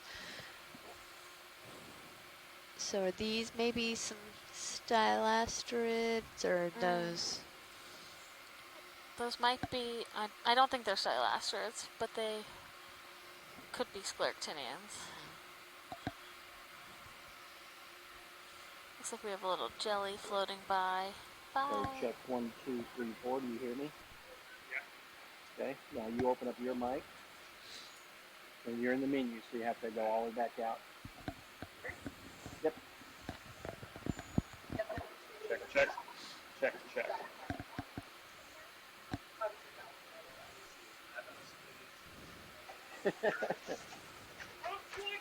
So we have another one of these kind of like valleys. So you have these, we call these mounds, and sometimes they could be really large to where we don't even make it to the top or the bottom of one of them, but we have the opportunity with this dive to kind of make our way across the top of a couple. So we're seeing both the highs and the lows of these mounds, which is really informative for people on shore that are working on the habitat types of this across these areas. Woof, if sorry. you carry around those earplugs, just take and plug your ear for the moment. You'll hear that my voice is much louder. Yeah, and we definitely, it seems like we see a lot more, you know, of the healthy live growing coral at the top of the mounds. Yeah. And then as you get down into the kind of valley, we see a lot of the rubble, but it's mostly dead, which, you know, again, makes a lot of sense. Just about done. Anything about keeping it rolling? Yeah. Another 15? Sure. Copy. Bridge is RV now. Go ahead, watch lead. Can we take a snap or a zoom on the coral that's right in the bottom? We'd just like to ask if we could put in another move, please. Coral on the bottom of the frame. Which monitoring color is it? Left. It's kind of an orangish. There's two of them, or there's two corals right next to each other. Perfect. It will be in the same direction, and it will be 15 meters, bearing 80. Try lad, go ahead. 080, speed decimal 2. So it should be identical to the last one. You copy, Roland? Okay, you can go partial, Annie. Good copy, thank you. Okay, so this is a different Try lad, go ahead. than we've seen today. The pinkish one is Madrepora, which is a hard coral, and then to the left is that Anelopsamia profunda that we saw earlier in the dive when we were at a bit of a deeper depth. So these are great observations, especially because we thought that profunda might stop, that Anelopsamia profunda, the white coral, might have a threshold at a deeper depth. So those are great. Okay, you can come out, Annie. And it looks like we have a couple colonies. So right below the ROV is another one of those lighter pink ones. We don't need to zoom on them, just to take note that there's a couple of them in this area.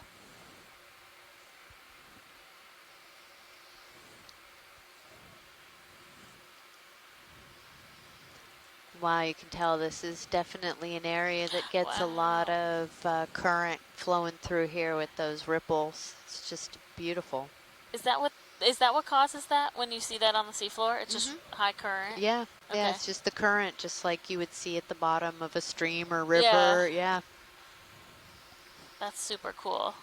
It's high enough to, you know, make those ripple waves, but not high enough to actually carry the sediment away. Right, okay. Copy. And these are, I can't get a good view, but it looks like they may even be like it's almost the current is kind of moving far are in we and from the out, top of that so you're mound? getting the 50 sort of meters or something. smoothing of it. It's not just one way, Yeah, but around I can't 6.5 tell for meters. sure. Sirius is around 6.5 meters Do you think away. that could be caused DT by, is because we slightly do see closer. eddies sometimes coming off the Gulf Stream? Oh yeah, maybe. I don't know. 56. It could be. According to HIPAC. Yeah, do you want to chase the bath or do you want to chase the high on the sonars? I would suggest chasing the sonar. And we can, once we get this next move in, I figured we'd change the direction. Looks like it'd be more of a eastward. He's about right. Right. He's coming Yeah, around and to that, zero I mean, at that zero really and almost does lined up with the high. probably form those distinct mounds we're seeing, right? So that current is just lined up ripping 0 at through 0 that now. area. Perfect. Pretty much dead And ahead, on either so side, That'll work well then. we have Alright. the We'll keep it that for a bit. coral dead skeleton leading up to the live skeleton. Yep. Yeah, exactly. And that mound, once you start to get the accumulation of the dead skeletal material, that traps the sand and allows the mound to just keep growing and growing. And so that's why you have, like, okay, that's scoured in between and nothing has been able to establish. And you just get those ups and downs. Pretty fantastic. Oh yeah, and Kelly also reminded me that not only is it the velocity of the current, but it's also the grain size, or how big the individual little sand particles are, whether, you know, and what they're composed of, the size of them. So of course, the larger things, you need more current to actually move, whereas the smaller size sediments kind of float back and forth, and they are transported more easily. Okay, that makes sense. Could we take a zoom on this yellow coral that's coming into view? Sure. Thank you.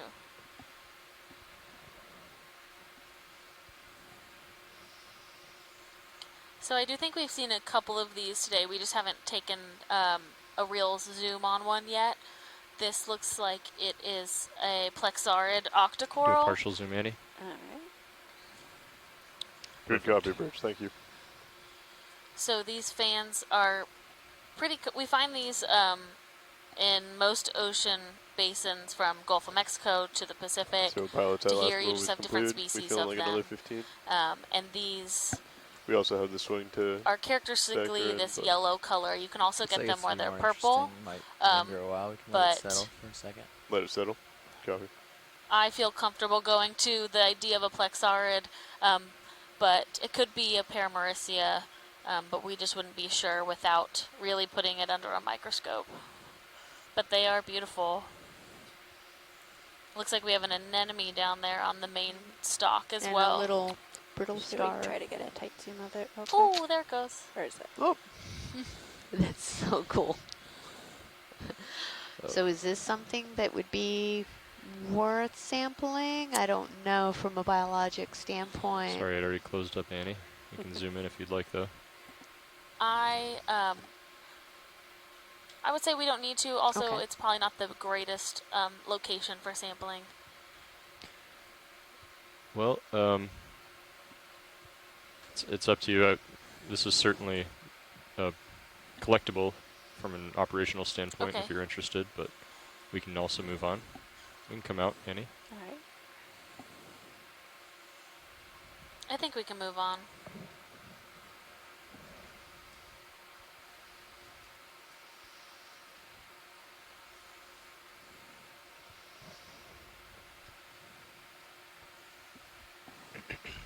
Another snaphobranchid.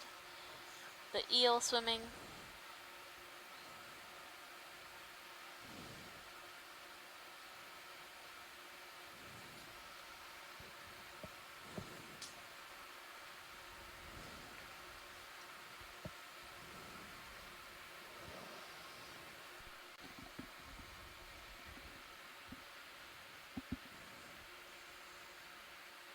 Looks like we might have a different plexaurid.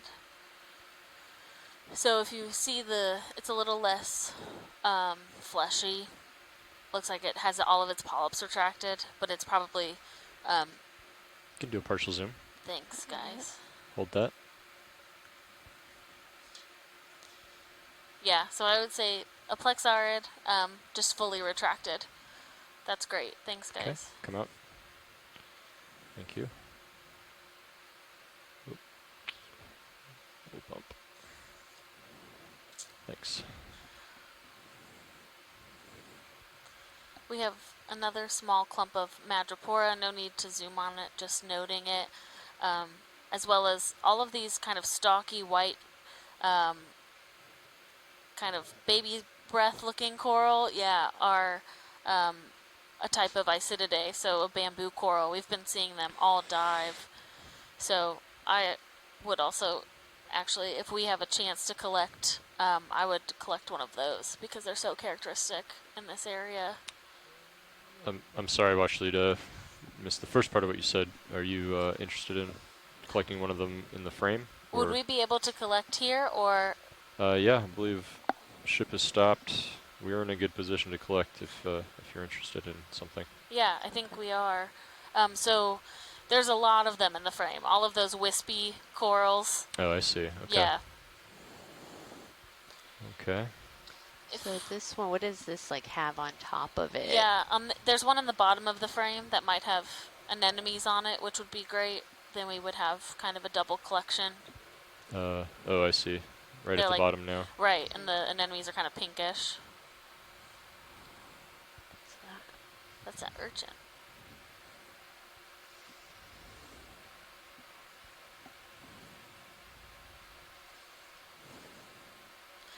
Oh.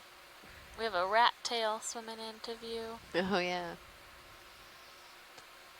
Wondering what we're up to. Can we zoom in a little bit, Annie? Yeah. That's perfect right there. Thank you. So is that some kind of like encrusting sponge that's on it? No, there are a bunch of anemones. Those they are are? just, yeah, the pink ones are just anemones that are Oh, closed. they okay. Sorry, are you looking? Keeps turning itself Yeah, no, I Okay. see it now. Really? Some of them are open. So we're getting super close to it. Yeah. I'm trying to settle in here.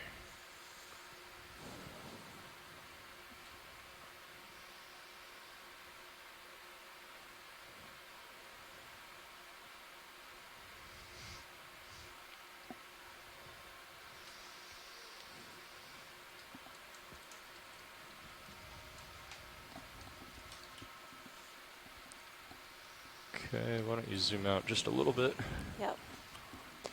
Before we actually take the sample, I'm guessing they want a really tight zoom. Yeah, let me see how this settles out, and then we can come back in. Stirring up some dust.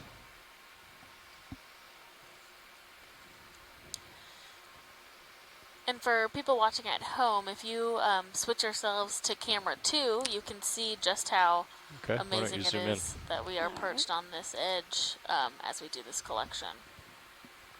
And I'm going to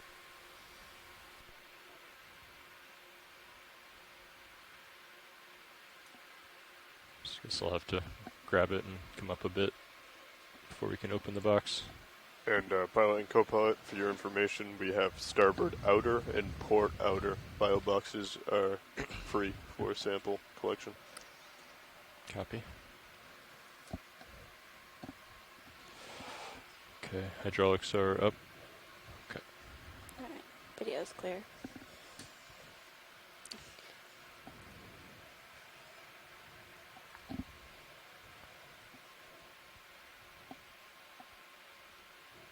Okay.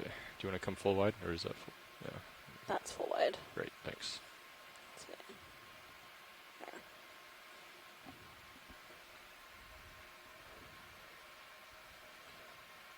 Do you want another view up here? Yeah, why don't you put mini Zeus up? Do you want to zoom in again, Annie? I'm just trying to... Yep. Co-pilot, I have for a Zeus in specific front of me, or Sirius in front of me, so I'll watch it. I got it too. Gotcha. Yeah. Thanks, Okay, though. I think yeah, that... definitely keep an eye. I think that stock on the right has a couple branches with the anemones on it, so... Looks like it. Go for that. Yeah, okay, we can that come looks out. good. Okay. So that's full wide.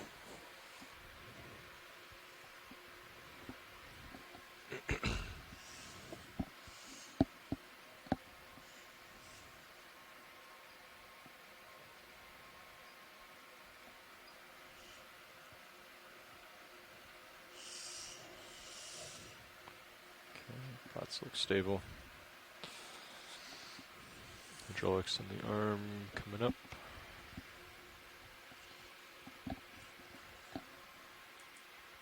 The twitch. Grip force 5, force feedback 3.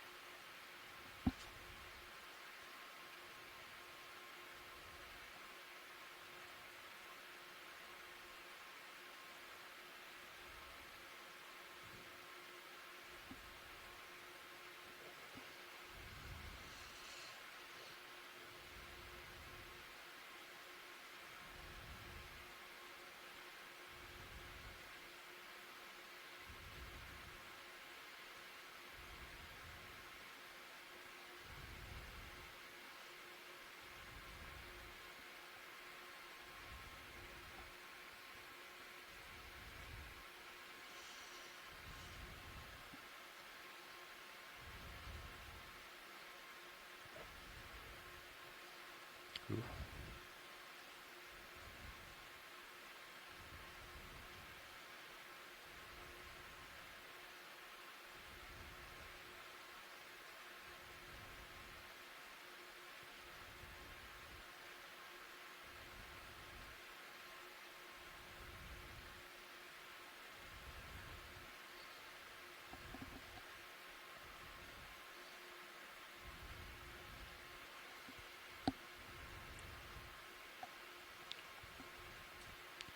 I'll put it right out in front.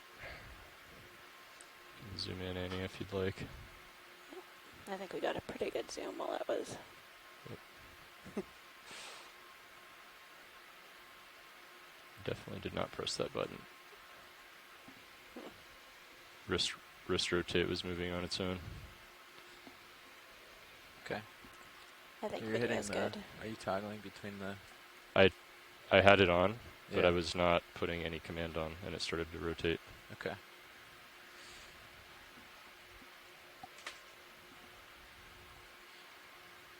You going port or starboard at this part? No, Port we'll go to outer, port. maybe? Yeah.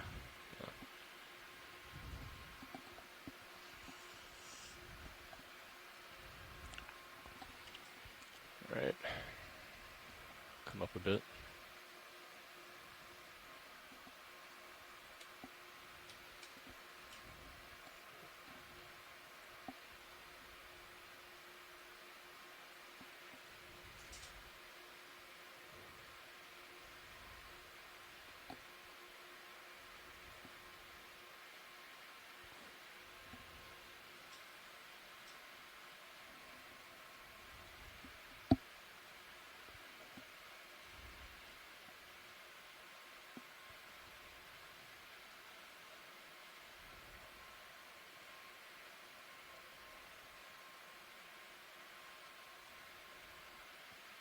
Gonna face into the current a bit, and then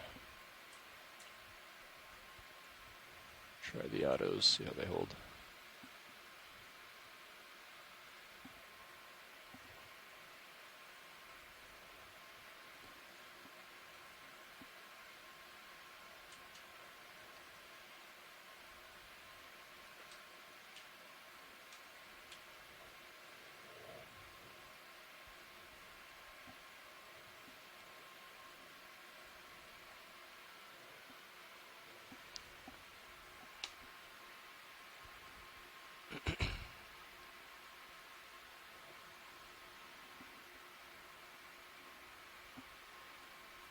Seem to be stable enough. You can help me keep an eye on my position, make sure we don't run off anywhere, Nav. I got it.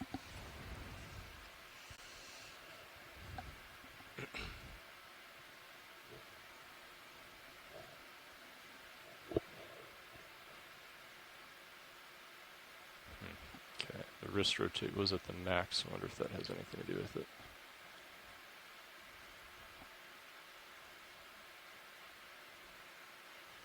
Okay, I think we do need to flip those jaws, actually. Alright, co-pilot. If you're comfortable, we can go ahead and Extending? extend the drawer.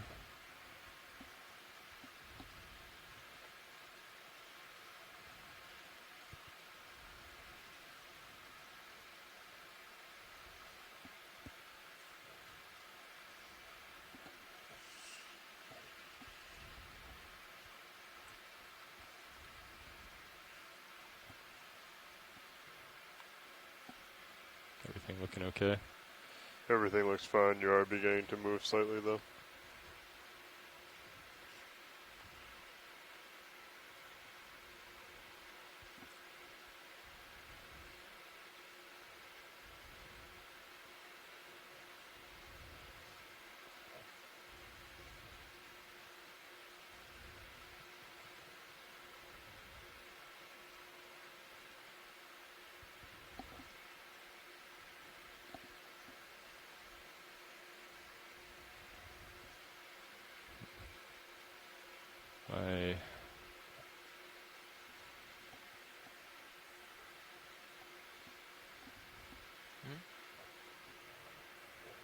My elbow force feedback is hitting a stop. Is that the max elbow? Yeah. Okay. Looks max up on the elbow.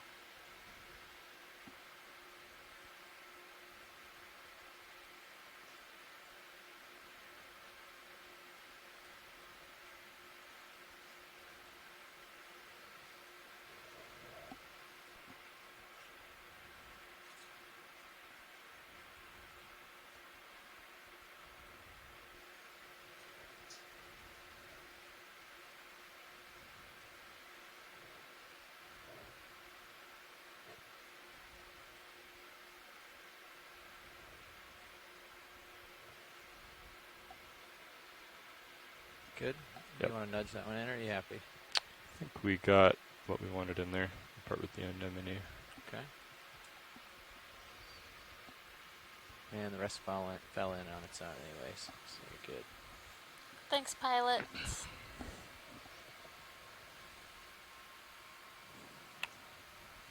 Sure, retracted. Sure. So can you tilt the Mini Zeus up real quick? I'm just going to do a quick test here. The wrist rotate. Oh, the Mini Zeus or the Mini Zeus? Sorry, the Mini Zeus. Yeah. Yeah, that's fine.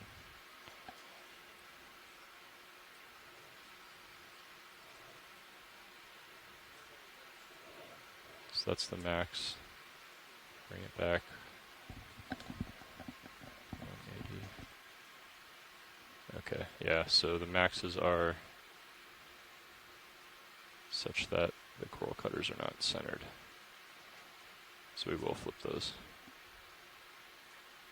Because right now, in that position, you want the coral cutters towards you. You're right. You want them on the bottom. Right.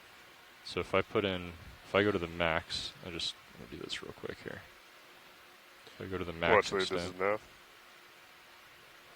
and then put in wrist rotate. Just want to let you know that we have moved 100 meters since the last point. And also to let you know that we have around 35 minutes left in this dive today. No problem. I do not believe we will make it to waypoint 3, but my understanding is that we will start climbing this hill. Try hitting the rotate see if we can get to the top. Now hold the toggle while you, hold the toggle in one direction while you push the button and then let go. Anything happen? No. It's odd. I'll write it down that it was happening. Yeah. You are starting to wander off. Yeah, you're starting to move, pilot. Part of my Sure. screen. I'll get this stowed. So we just took the time to make another collection. We collected a bamboo coral with some anemones that were growing on it. We have about 35 minutes left in our dive today, and so we're going to start headed towards our last waypoint, which is up the hill, up the mound, and try and make it to the top of that mound. We'll get as far as we can go, and I'm sure it'll be great for the rest of the time. We're going to shoot to do a suction sample today. If we don't get it today, we'll definitely try out that sampler tomorrow. Okay, move back over. I have yours. So one of the things that we could potentially think about trying the suction sampler on is if we may not go back over one of those kind of sandy areas, but if we wanted to try to understand a little bit more about the sediment characterization, try to suck up some of that. Yeah, if we happen to come upon some, I think that's a great Alright. idea.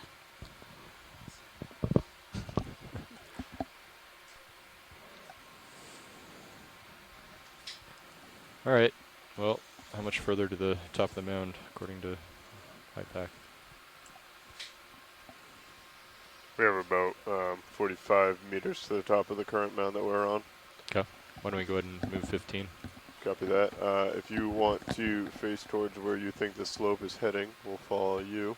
I think it's still, fine tune it, but I think it's still generally same. Can make this go a little quicker for you, so let's get that better. We are starting to see more 090 maybe? more live 090? coral than at the base. Yeah, Yeah. I'll do another, what, 15 meters? So there was 15. a squat Before lobster. we shut, could we take a look Oh, at that let's squat hold off lobster? on that. Yeah, go ahead, watch lead. Which one? To the right of the screen. The right of the screen. Okay. Is he sitting in He's that in the coral there, Yeah. yep. Okay. Stand by, Annie. Yep. Okay. You want to do a partial zoom? Yeah. Let's hold that. It definitely has white stripes. It does. Mary, if you're still on the line, if this is the one you were looking for, just let us know. We'll wait a couple seconds before we move on. I don't see her listed on Seems to be of Oh, she's on the This phone. is The one I was looking for, but it would be nice to get it. It's probably a genus called Gastrotychus, and it could be one that's not described. Okay, it does look like a Gastrotychus, I agree. Is this something we could attempt to suction, pilots? I think so. We'll talk about it up front and get set up and let you know, but I think this should be doable. Great, thank you. Thank you. All right, let's come out, Annie. Thank you. Yep, we're full wide. Extend the drawer. Oh, hold on. Remember that these guys escape by swimming backward. Yeah, that's a good note. Thanks, Mary.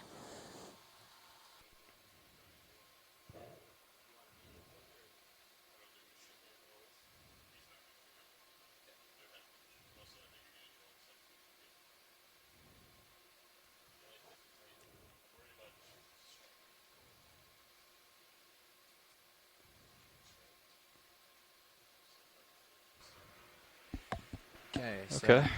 Let's go ahead and get set up. So I think, why don't I back off a bit and line up, and then if you get the pump going on low, and then I guess as we approach, increase RPMs. Yeah. Okay. I'm gonna get the. Is that up here? Sure. Maybe, or do you want the mini Zeus down? What do you want up there? Yeah, I think mini Zeus is be the most helpful. Extend the drawer. There is a note about doing a collection with the suction sampler for these guys that you do want to be, if possible, behind, like get somewhat behind them, otherwise their arms will not go into the suction sampler. So there are a couple of them in the frame if you guys want to take a look and decide which one might be best to set up for. That guy's facing away. Easier. Oh yeah, down to the lower right. Yeah, and there's also one that is just now out of the frame in the upper left or upper right. I think we'd end up. I mean, just.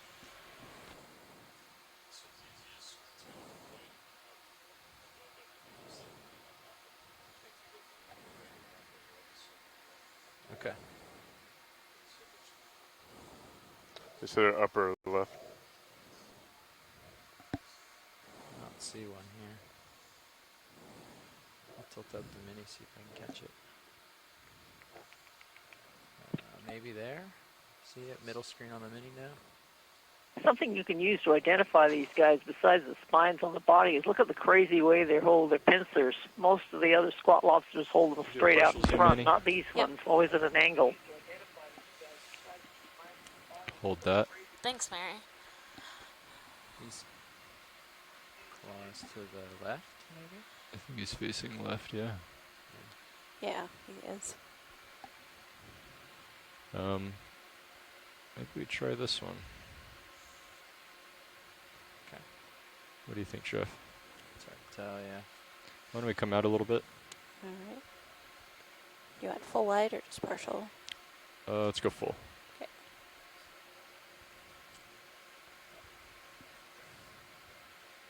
Extends pretty far out, right? Yeah. Yeah. I think my money's still on this one here. I agree. Because we kind of have the best view of it. And it's the farthest out. The only issue is the claws are going to be into the sampler, which they're saying it might end up being able to. Well, might end up then being just hot. keep the pump running hard. Yeah, what if you came from like up, down, and his legs may flip up first? I mean, I think let's just go for this and okay. See what happens. Let me just make sure that pins are both retracted.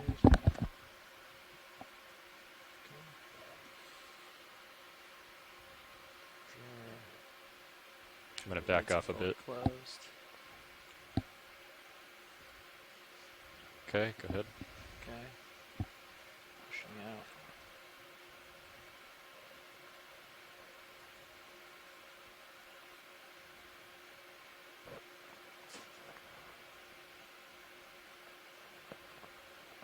You want to do a partial zoom, Annie?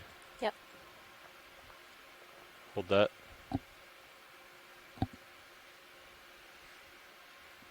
Okay, you got the pump running? Pump's going. Okay. Still pretty far away here. We don't have the rosette cam up. I'll pull it up. Yeah, place that one over there.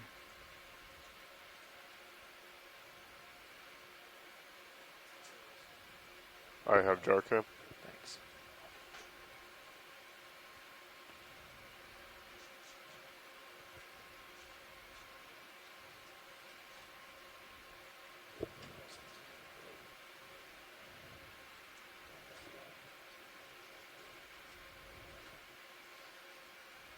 Okay, ready, Jeff? Yep. Okay, go.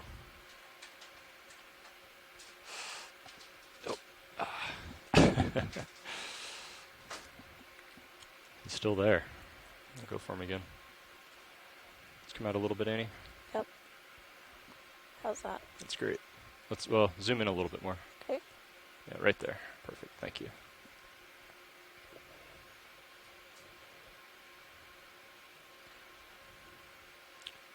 All right, maybe go full on the suction. Go. Okay.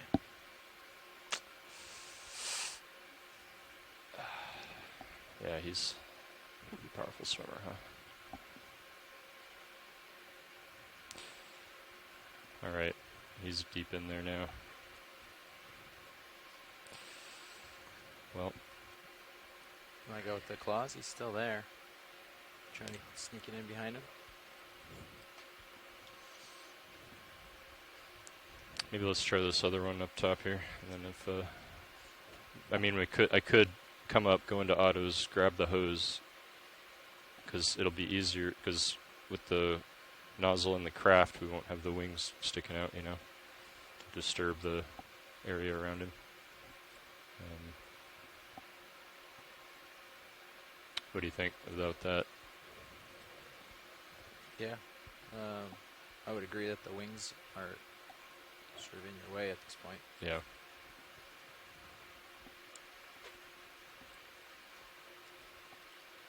Yeah. Let's go ahead and draw in and zoom out. Draw in like halfway.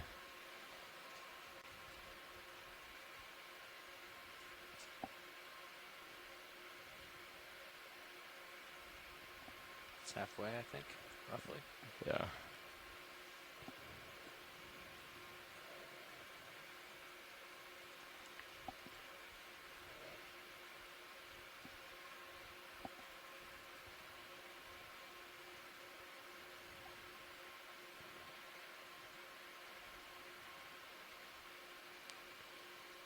Okay.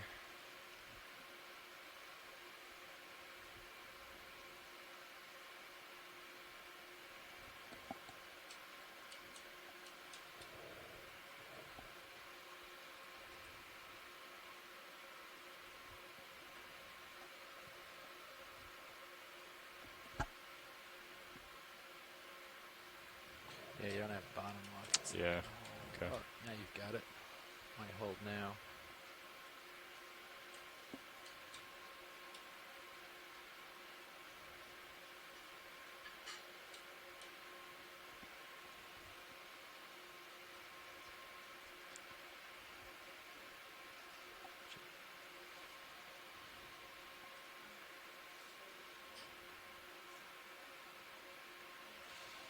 Top left on this screen. I think you've. Is he lost down this way? Okay. So he's down. He's down that. Down on the right. Yeah. Right there.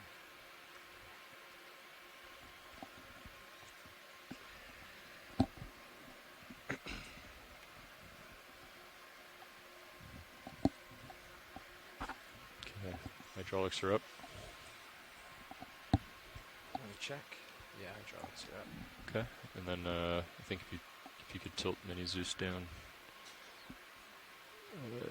to the nozzle. Yep.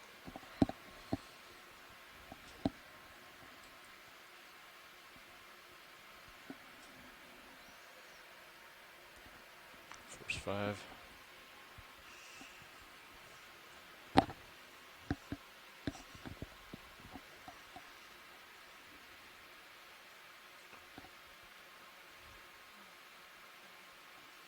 Oh yeah, do you want the port upper swung down? Sure.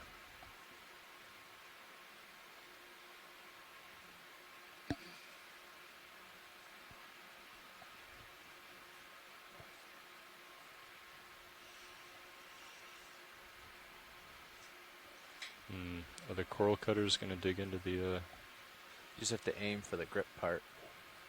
Yeah. Don't get it too tight in the, don't get it in the middle of the hand. Just don't go too low.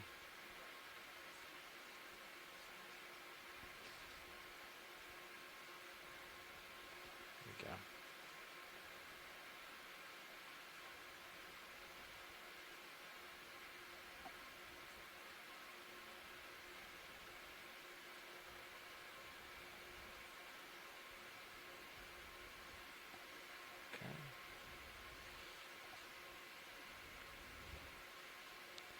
I think I'll get it out and turn the nozzle head a little bit, just so we can see the tip.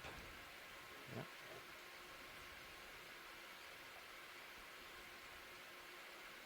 Something like that. Looks good. Well, out front, I can close these and it'll get everything out of your way if you want that. Close, the wings? Yeah, sure. Retract the drawer Yeah. here. Get it out even further. Perfect. Cool. Let's try it. So he's off kind of bottom right, correct? I believe so. So I'm on suction pump, not hydraulics. Because if I hit the hydraulics button, you're going to drop the nozzle. So I have to be careful. Yeah. Okay. Currently I have suction pump selected. Okay. Can you keep an eye on the Sirius camera, please? Yeah, I have Sirius camera. Okay.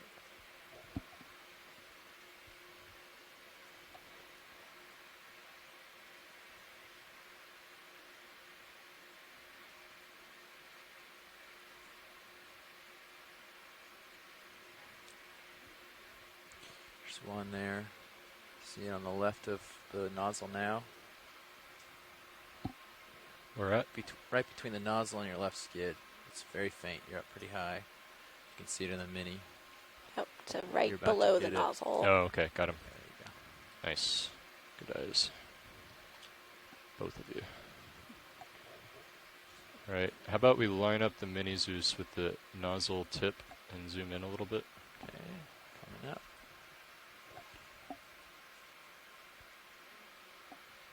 Oh, so he's up top on the Mini Zeus now. You see there's one there and then there's one there. So you have options. So you can pick which one you're going for. I think we'll go for this one up top. Cool. This is a really deceiving image. Yeah. Do you want to zoom in on the Zeus Plus, please? Yep. Okay. Hold that. Okay, you're about a foot away still. Okay. We got suction going. Not yet. Okay. When you're ready. Yeah. Maybe we'll have it going slowly, and then we'll ramp up as I get close. Okay. Slow.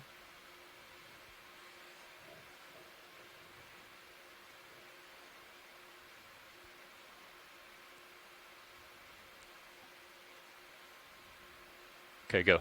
Go, go, go, go. Full RPM.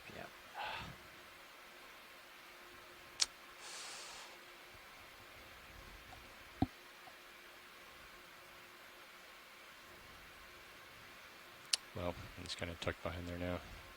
Can you sneak it in there? Can you, yeah, try tilting Mini Zeus down a little bit. Then Mini Zeus down a little, yeah.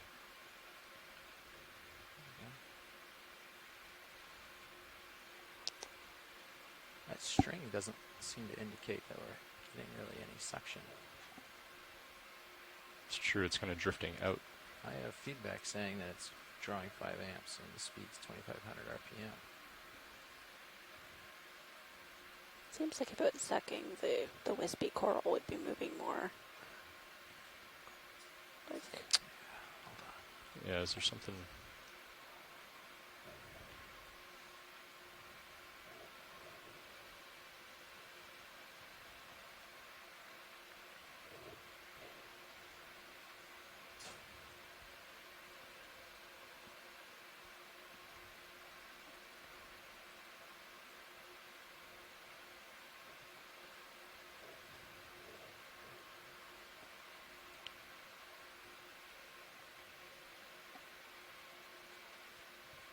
Is that blowing or sucking? There.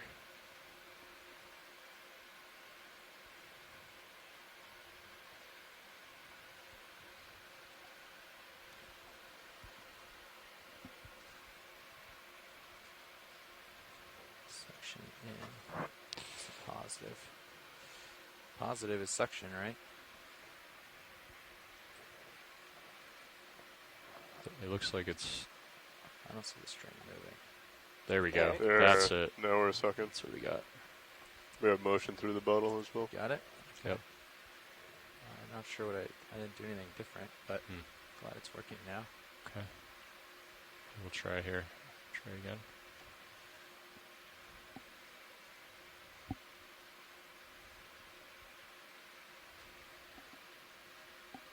If you could help me watch my toes, Lars.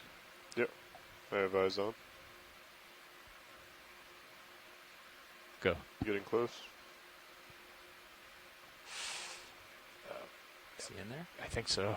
So easing off. These, yeah, I would keep that pump ramped up. Okay. They dig their legs into the side of the hose, and I think you got him. I do Looks not like see it. very much water moving through the bucket. Okay.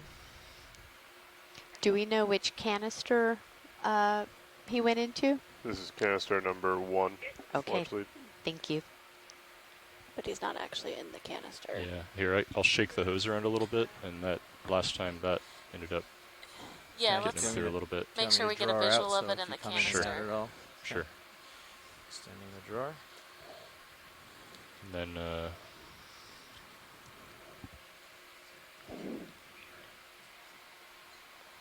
let's hold that. And then I think if we could put Sirius camera back on the right monitor, just as I come into autos. Yeah. Let's see if I have bottom lock here. Yeah, you've got it.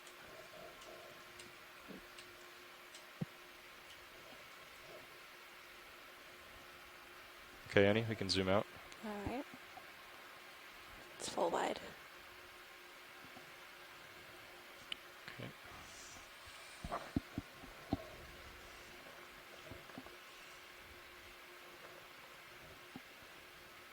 Actually, maybe go ahead and draw in, and then I'll really shake the tube around.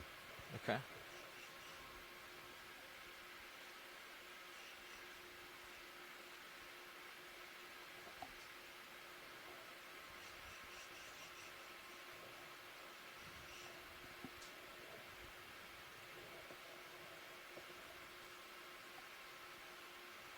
And the pump's going full.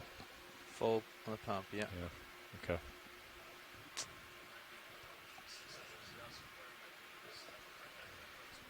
So you should retract a little. It says try to give the hose back some. Okay. I'm going to extend a little as you do that. Okay. Give it a shake and bring it in as you do, I guess.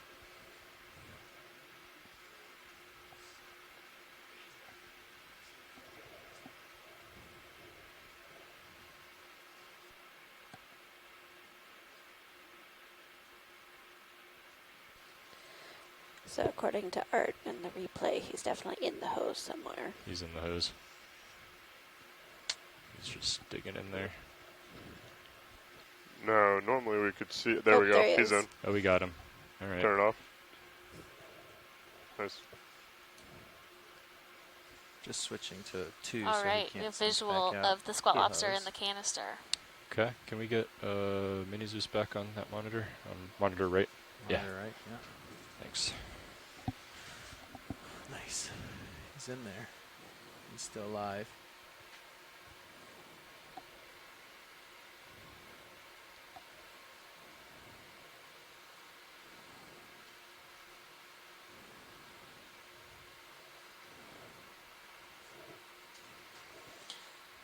Yeah, so Cheryl pointed out this is likely a gastroptychus, and Mary was really looking for immunodopsis, but we also wanted to test out our suction sampler, and the guys did a great job Ready to retract? setting up Sure. and continuing to be persistent. And that squat lobster is going to come to the surface with us. That's right. And yeah, great job to the pilots, Cheryl and Tara and all the people online are congratulating you guys because yeah, they are tough to get. Nice job. So we have about 10 minutes left in this dive, so we're just going to continue Bring down up this mound until we need to come off bottom. So we have completed our collections for the day, All right. Well, and thanks, we guys. will just All right, continue. pilots, we have about 10 minutes left. We're looking to do that 090 move. 15 minutes. Sure. Is that good with you, Jeff? Yeah, 090. Copy that. Calling right now. Bridge is our VNAV. We'd like to make another Even though move that if you're isn't the ready. immunodopsis I was looking It for, will that range of 15 gastroptychus meters, provides us with a bearing lot of 090 information because there's 0, almost speed nothing decimal about 2, these things please. in life, color pattern, where they live, depth, what they do to react to predators, nothing.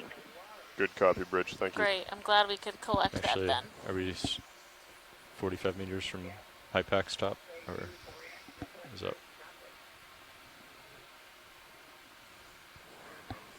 We're about 40 meters away. Okay. How much? We only have 10 minutes left, though. Okay.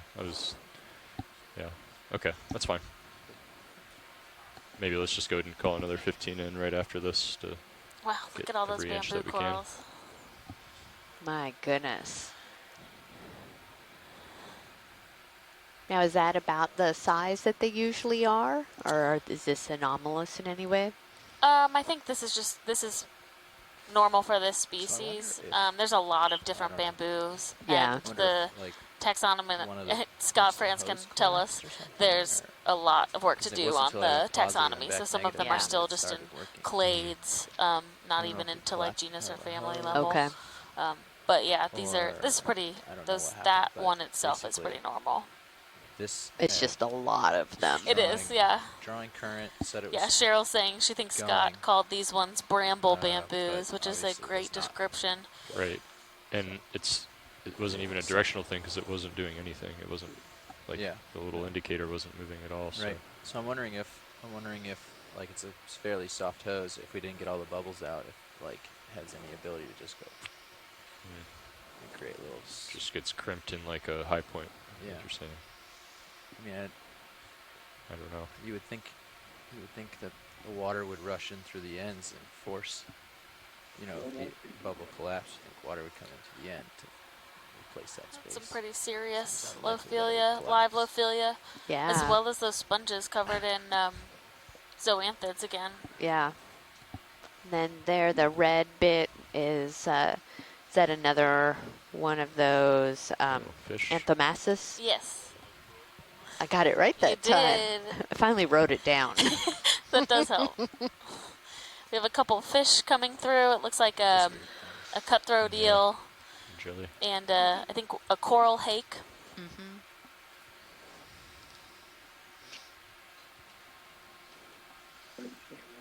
Some more squat lobsters on that So I think Lophelia. I maybe mean, this is a the phenomenal amount of hook in there diversity. would have been more successful if we had suction. It really 'Cause you is. got And it that, on yeah, there that and it just Lophelia head is Yeah. just fantastic.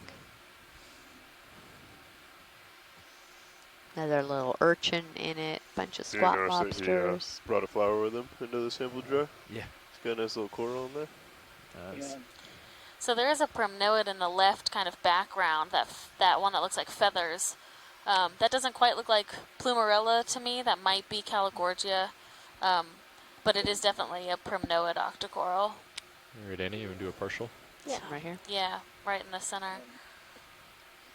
Yeah, so you can see it's lost some of its branches, but that's could definitely be due to the high current in the area. They have quite brittle skeletons, so if it was being swept, doesn't mean it's a bad thing. It just might not have settled in its optimum location.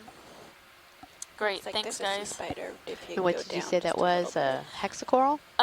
It's an octocoral. Octocoral, it Yeah. is one. It's just Pycnogonid. tiny, tiny polyps, so you Yes. can't really see the Yellow coral. Right. Oh, yeah. If we were tentacles. to zoom Our video Oh, shader yeah. over there noticed a sea spider on that coral. Oh, yeah. Good zoom in, Annie. And that, I believe, is a hydroid that it's on, which is a cnidarian but not a coral. And then this is a sea spider, a pycnogonid. Sorry, Annie. A lot of current Sorry. coming perpendicular. Yeah. There's a bunch of This one amphipods may be on there. carrying eggs. Sure. Oh, you think it might be carrying eggs, Mary? Okay, because it's so the body of it is so It's coming up large. partial. All right.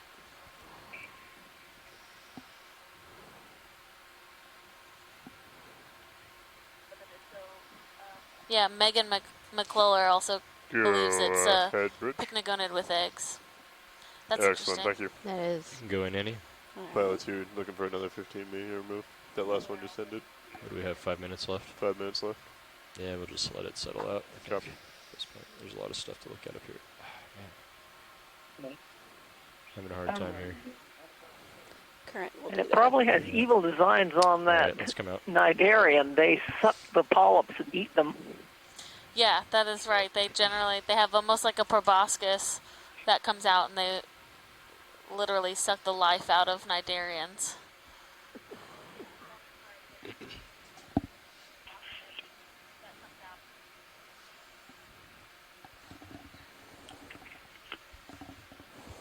So watch lead. This is pilot. It looks like we're on a local high here. Sometimes there can be a little bit of offset from our bathymetry map, you know, with all the depth readings averaged, but it looks like we've reached a peak here. I don't know if Okay. it's the same peak that we were looking at in high pack, but it's definitely a local high. Yeah. I mean, it's great. We have, what do we have, 5 minutes left? We Yeah. can just stay around this area. There's plenty to see. If we want to zoom on that pink This is the coral, high nav. You can right to the left of mark center, this top. that would be great. Sure.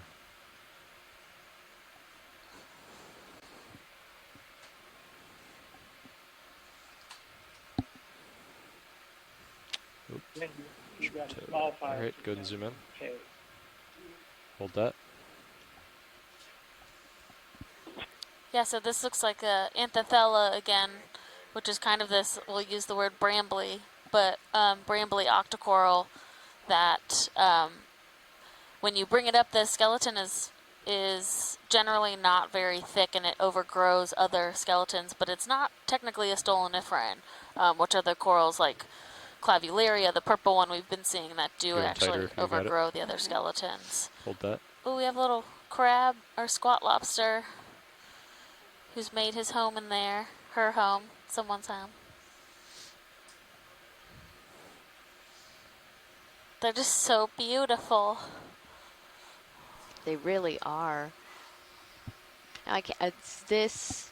What Yeah. is this kind of growing out? The little feather, is that more of those Hydroids. the hydroids? Yeah. So those are, again, they tend to colonize the dead skeletons. I think off to the right was a bottom fish. Okay. And we see many different sponges all in one frame. Zoom past the skid if you like. Some That another- madrepora in the bottom right. Yeah. We have the sponges with the yellow zoanthids again, it looks like. Yeah. I know it may not be terribly happy for the sponges, but those are really beautiful. Yeah.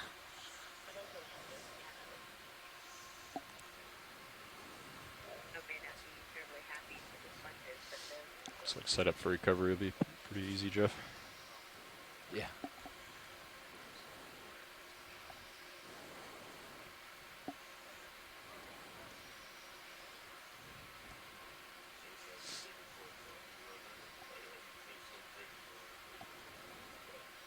Sorry, Annie. Do you use? It might still be further over. Okay. I kind of lost track of him. Okay. And he swims also. Yeah. Yeah, I think he was on this mound that's coming in. So that's your rear corner. Copy. There he is. Oh, yeah. Ooh. Nice. Good eye. Thanks. Another frogfish. Pilots, you have Yeah, we'll have to. minute 30. I'll have to go back later today Do you have time to look at and this as well? write down some of these IDs so I can Hold that. remember them. But I think we saw one other of these on this dive. Yeah. I think it was right after lunch. Because I came back and you guys were looking at it. Okay.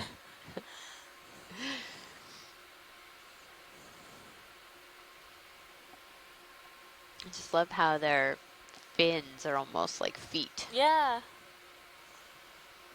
Oh, and is there a kind of just off, there's another bryozoan or something like that? Maybe that's just a sponge. Yeah, I'm not sure.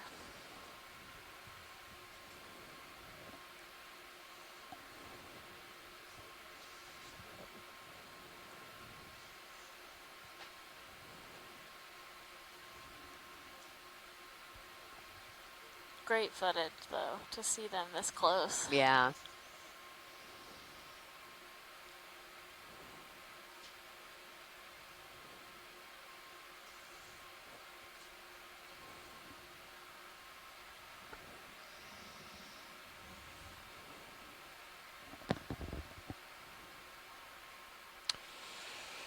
Okay, we'll get him for a few more seconds, then we'll zoom out and set up for recovery.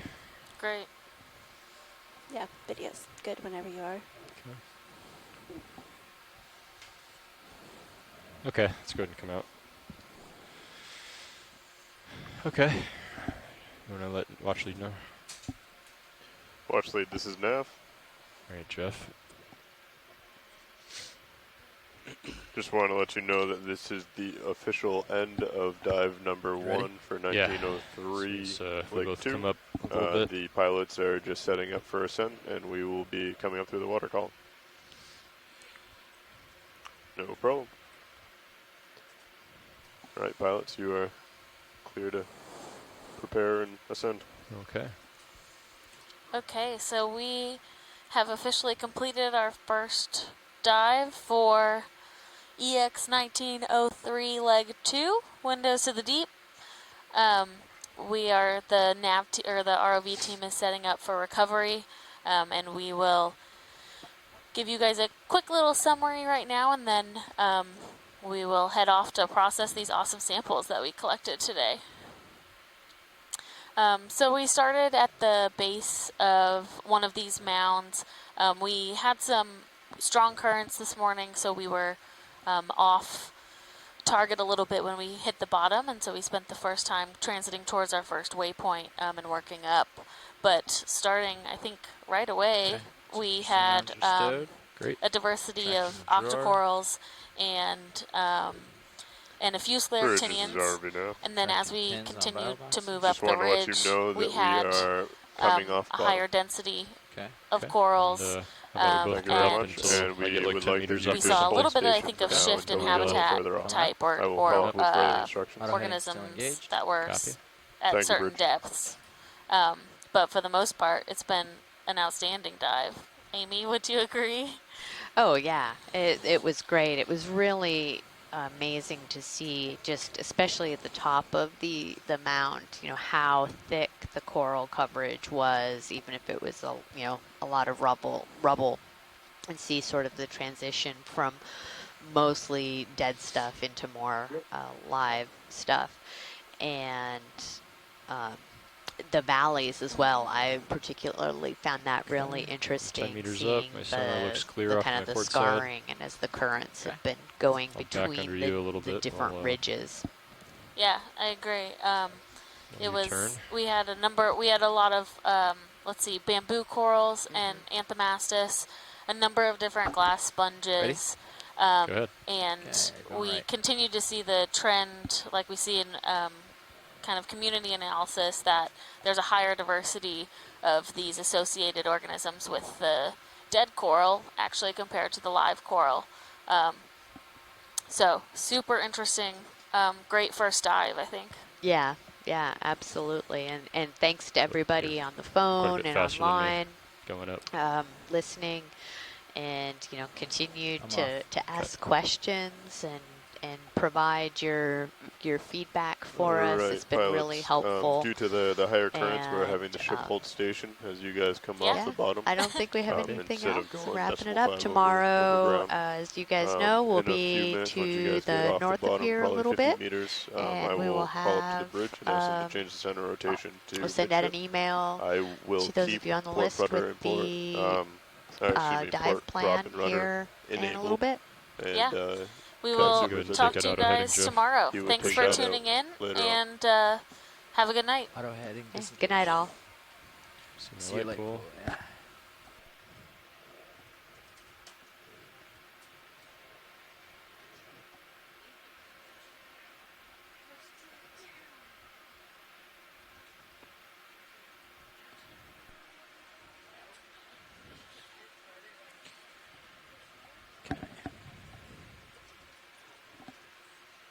Ready for me to join you? Yeah, I'm gonna reset this here.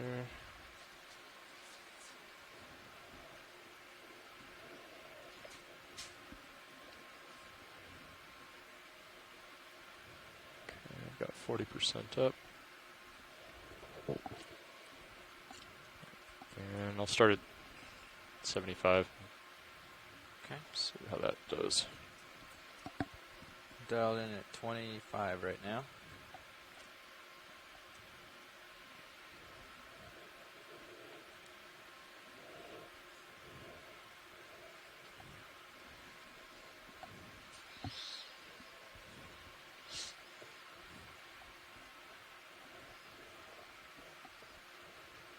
Ready to come up to 30? Go ahead. Coming up to 30. I'm gonna bump up my thrust to 80%. See how that does.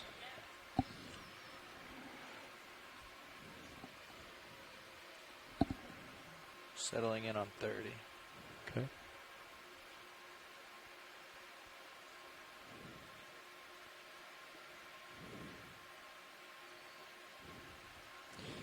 And is Dive Super going to want to recover on this heading? Yeah. Okay. Yes.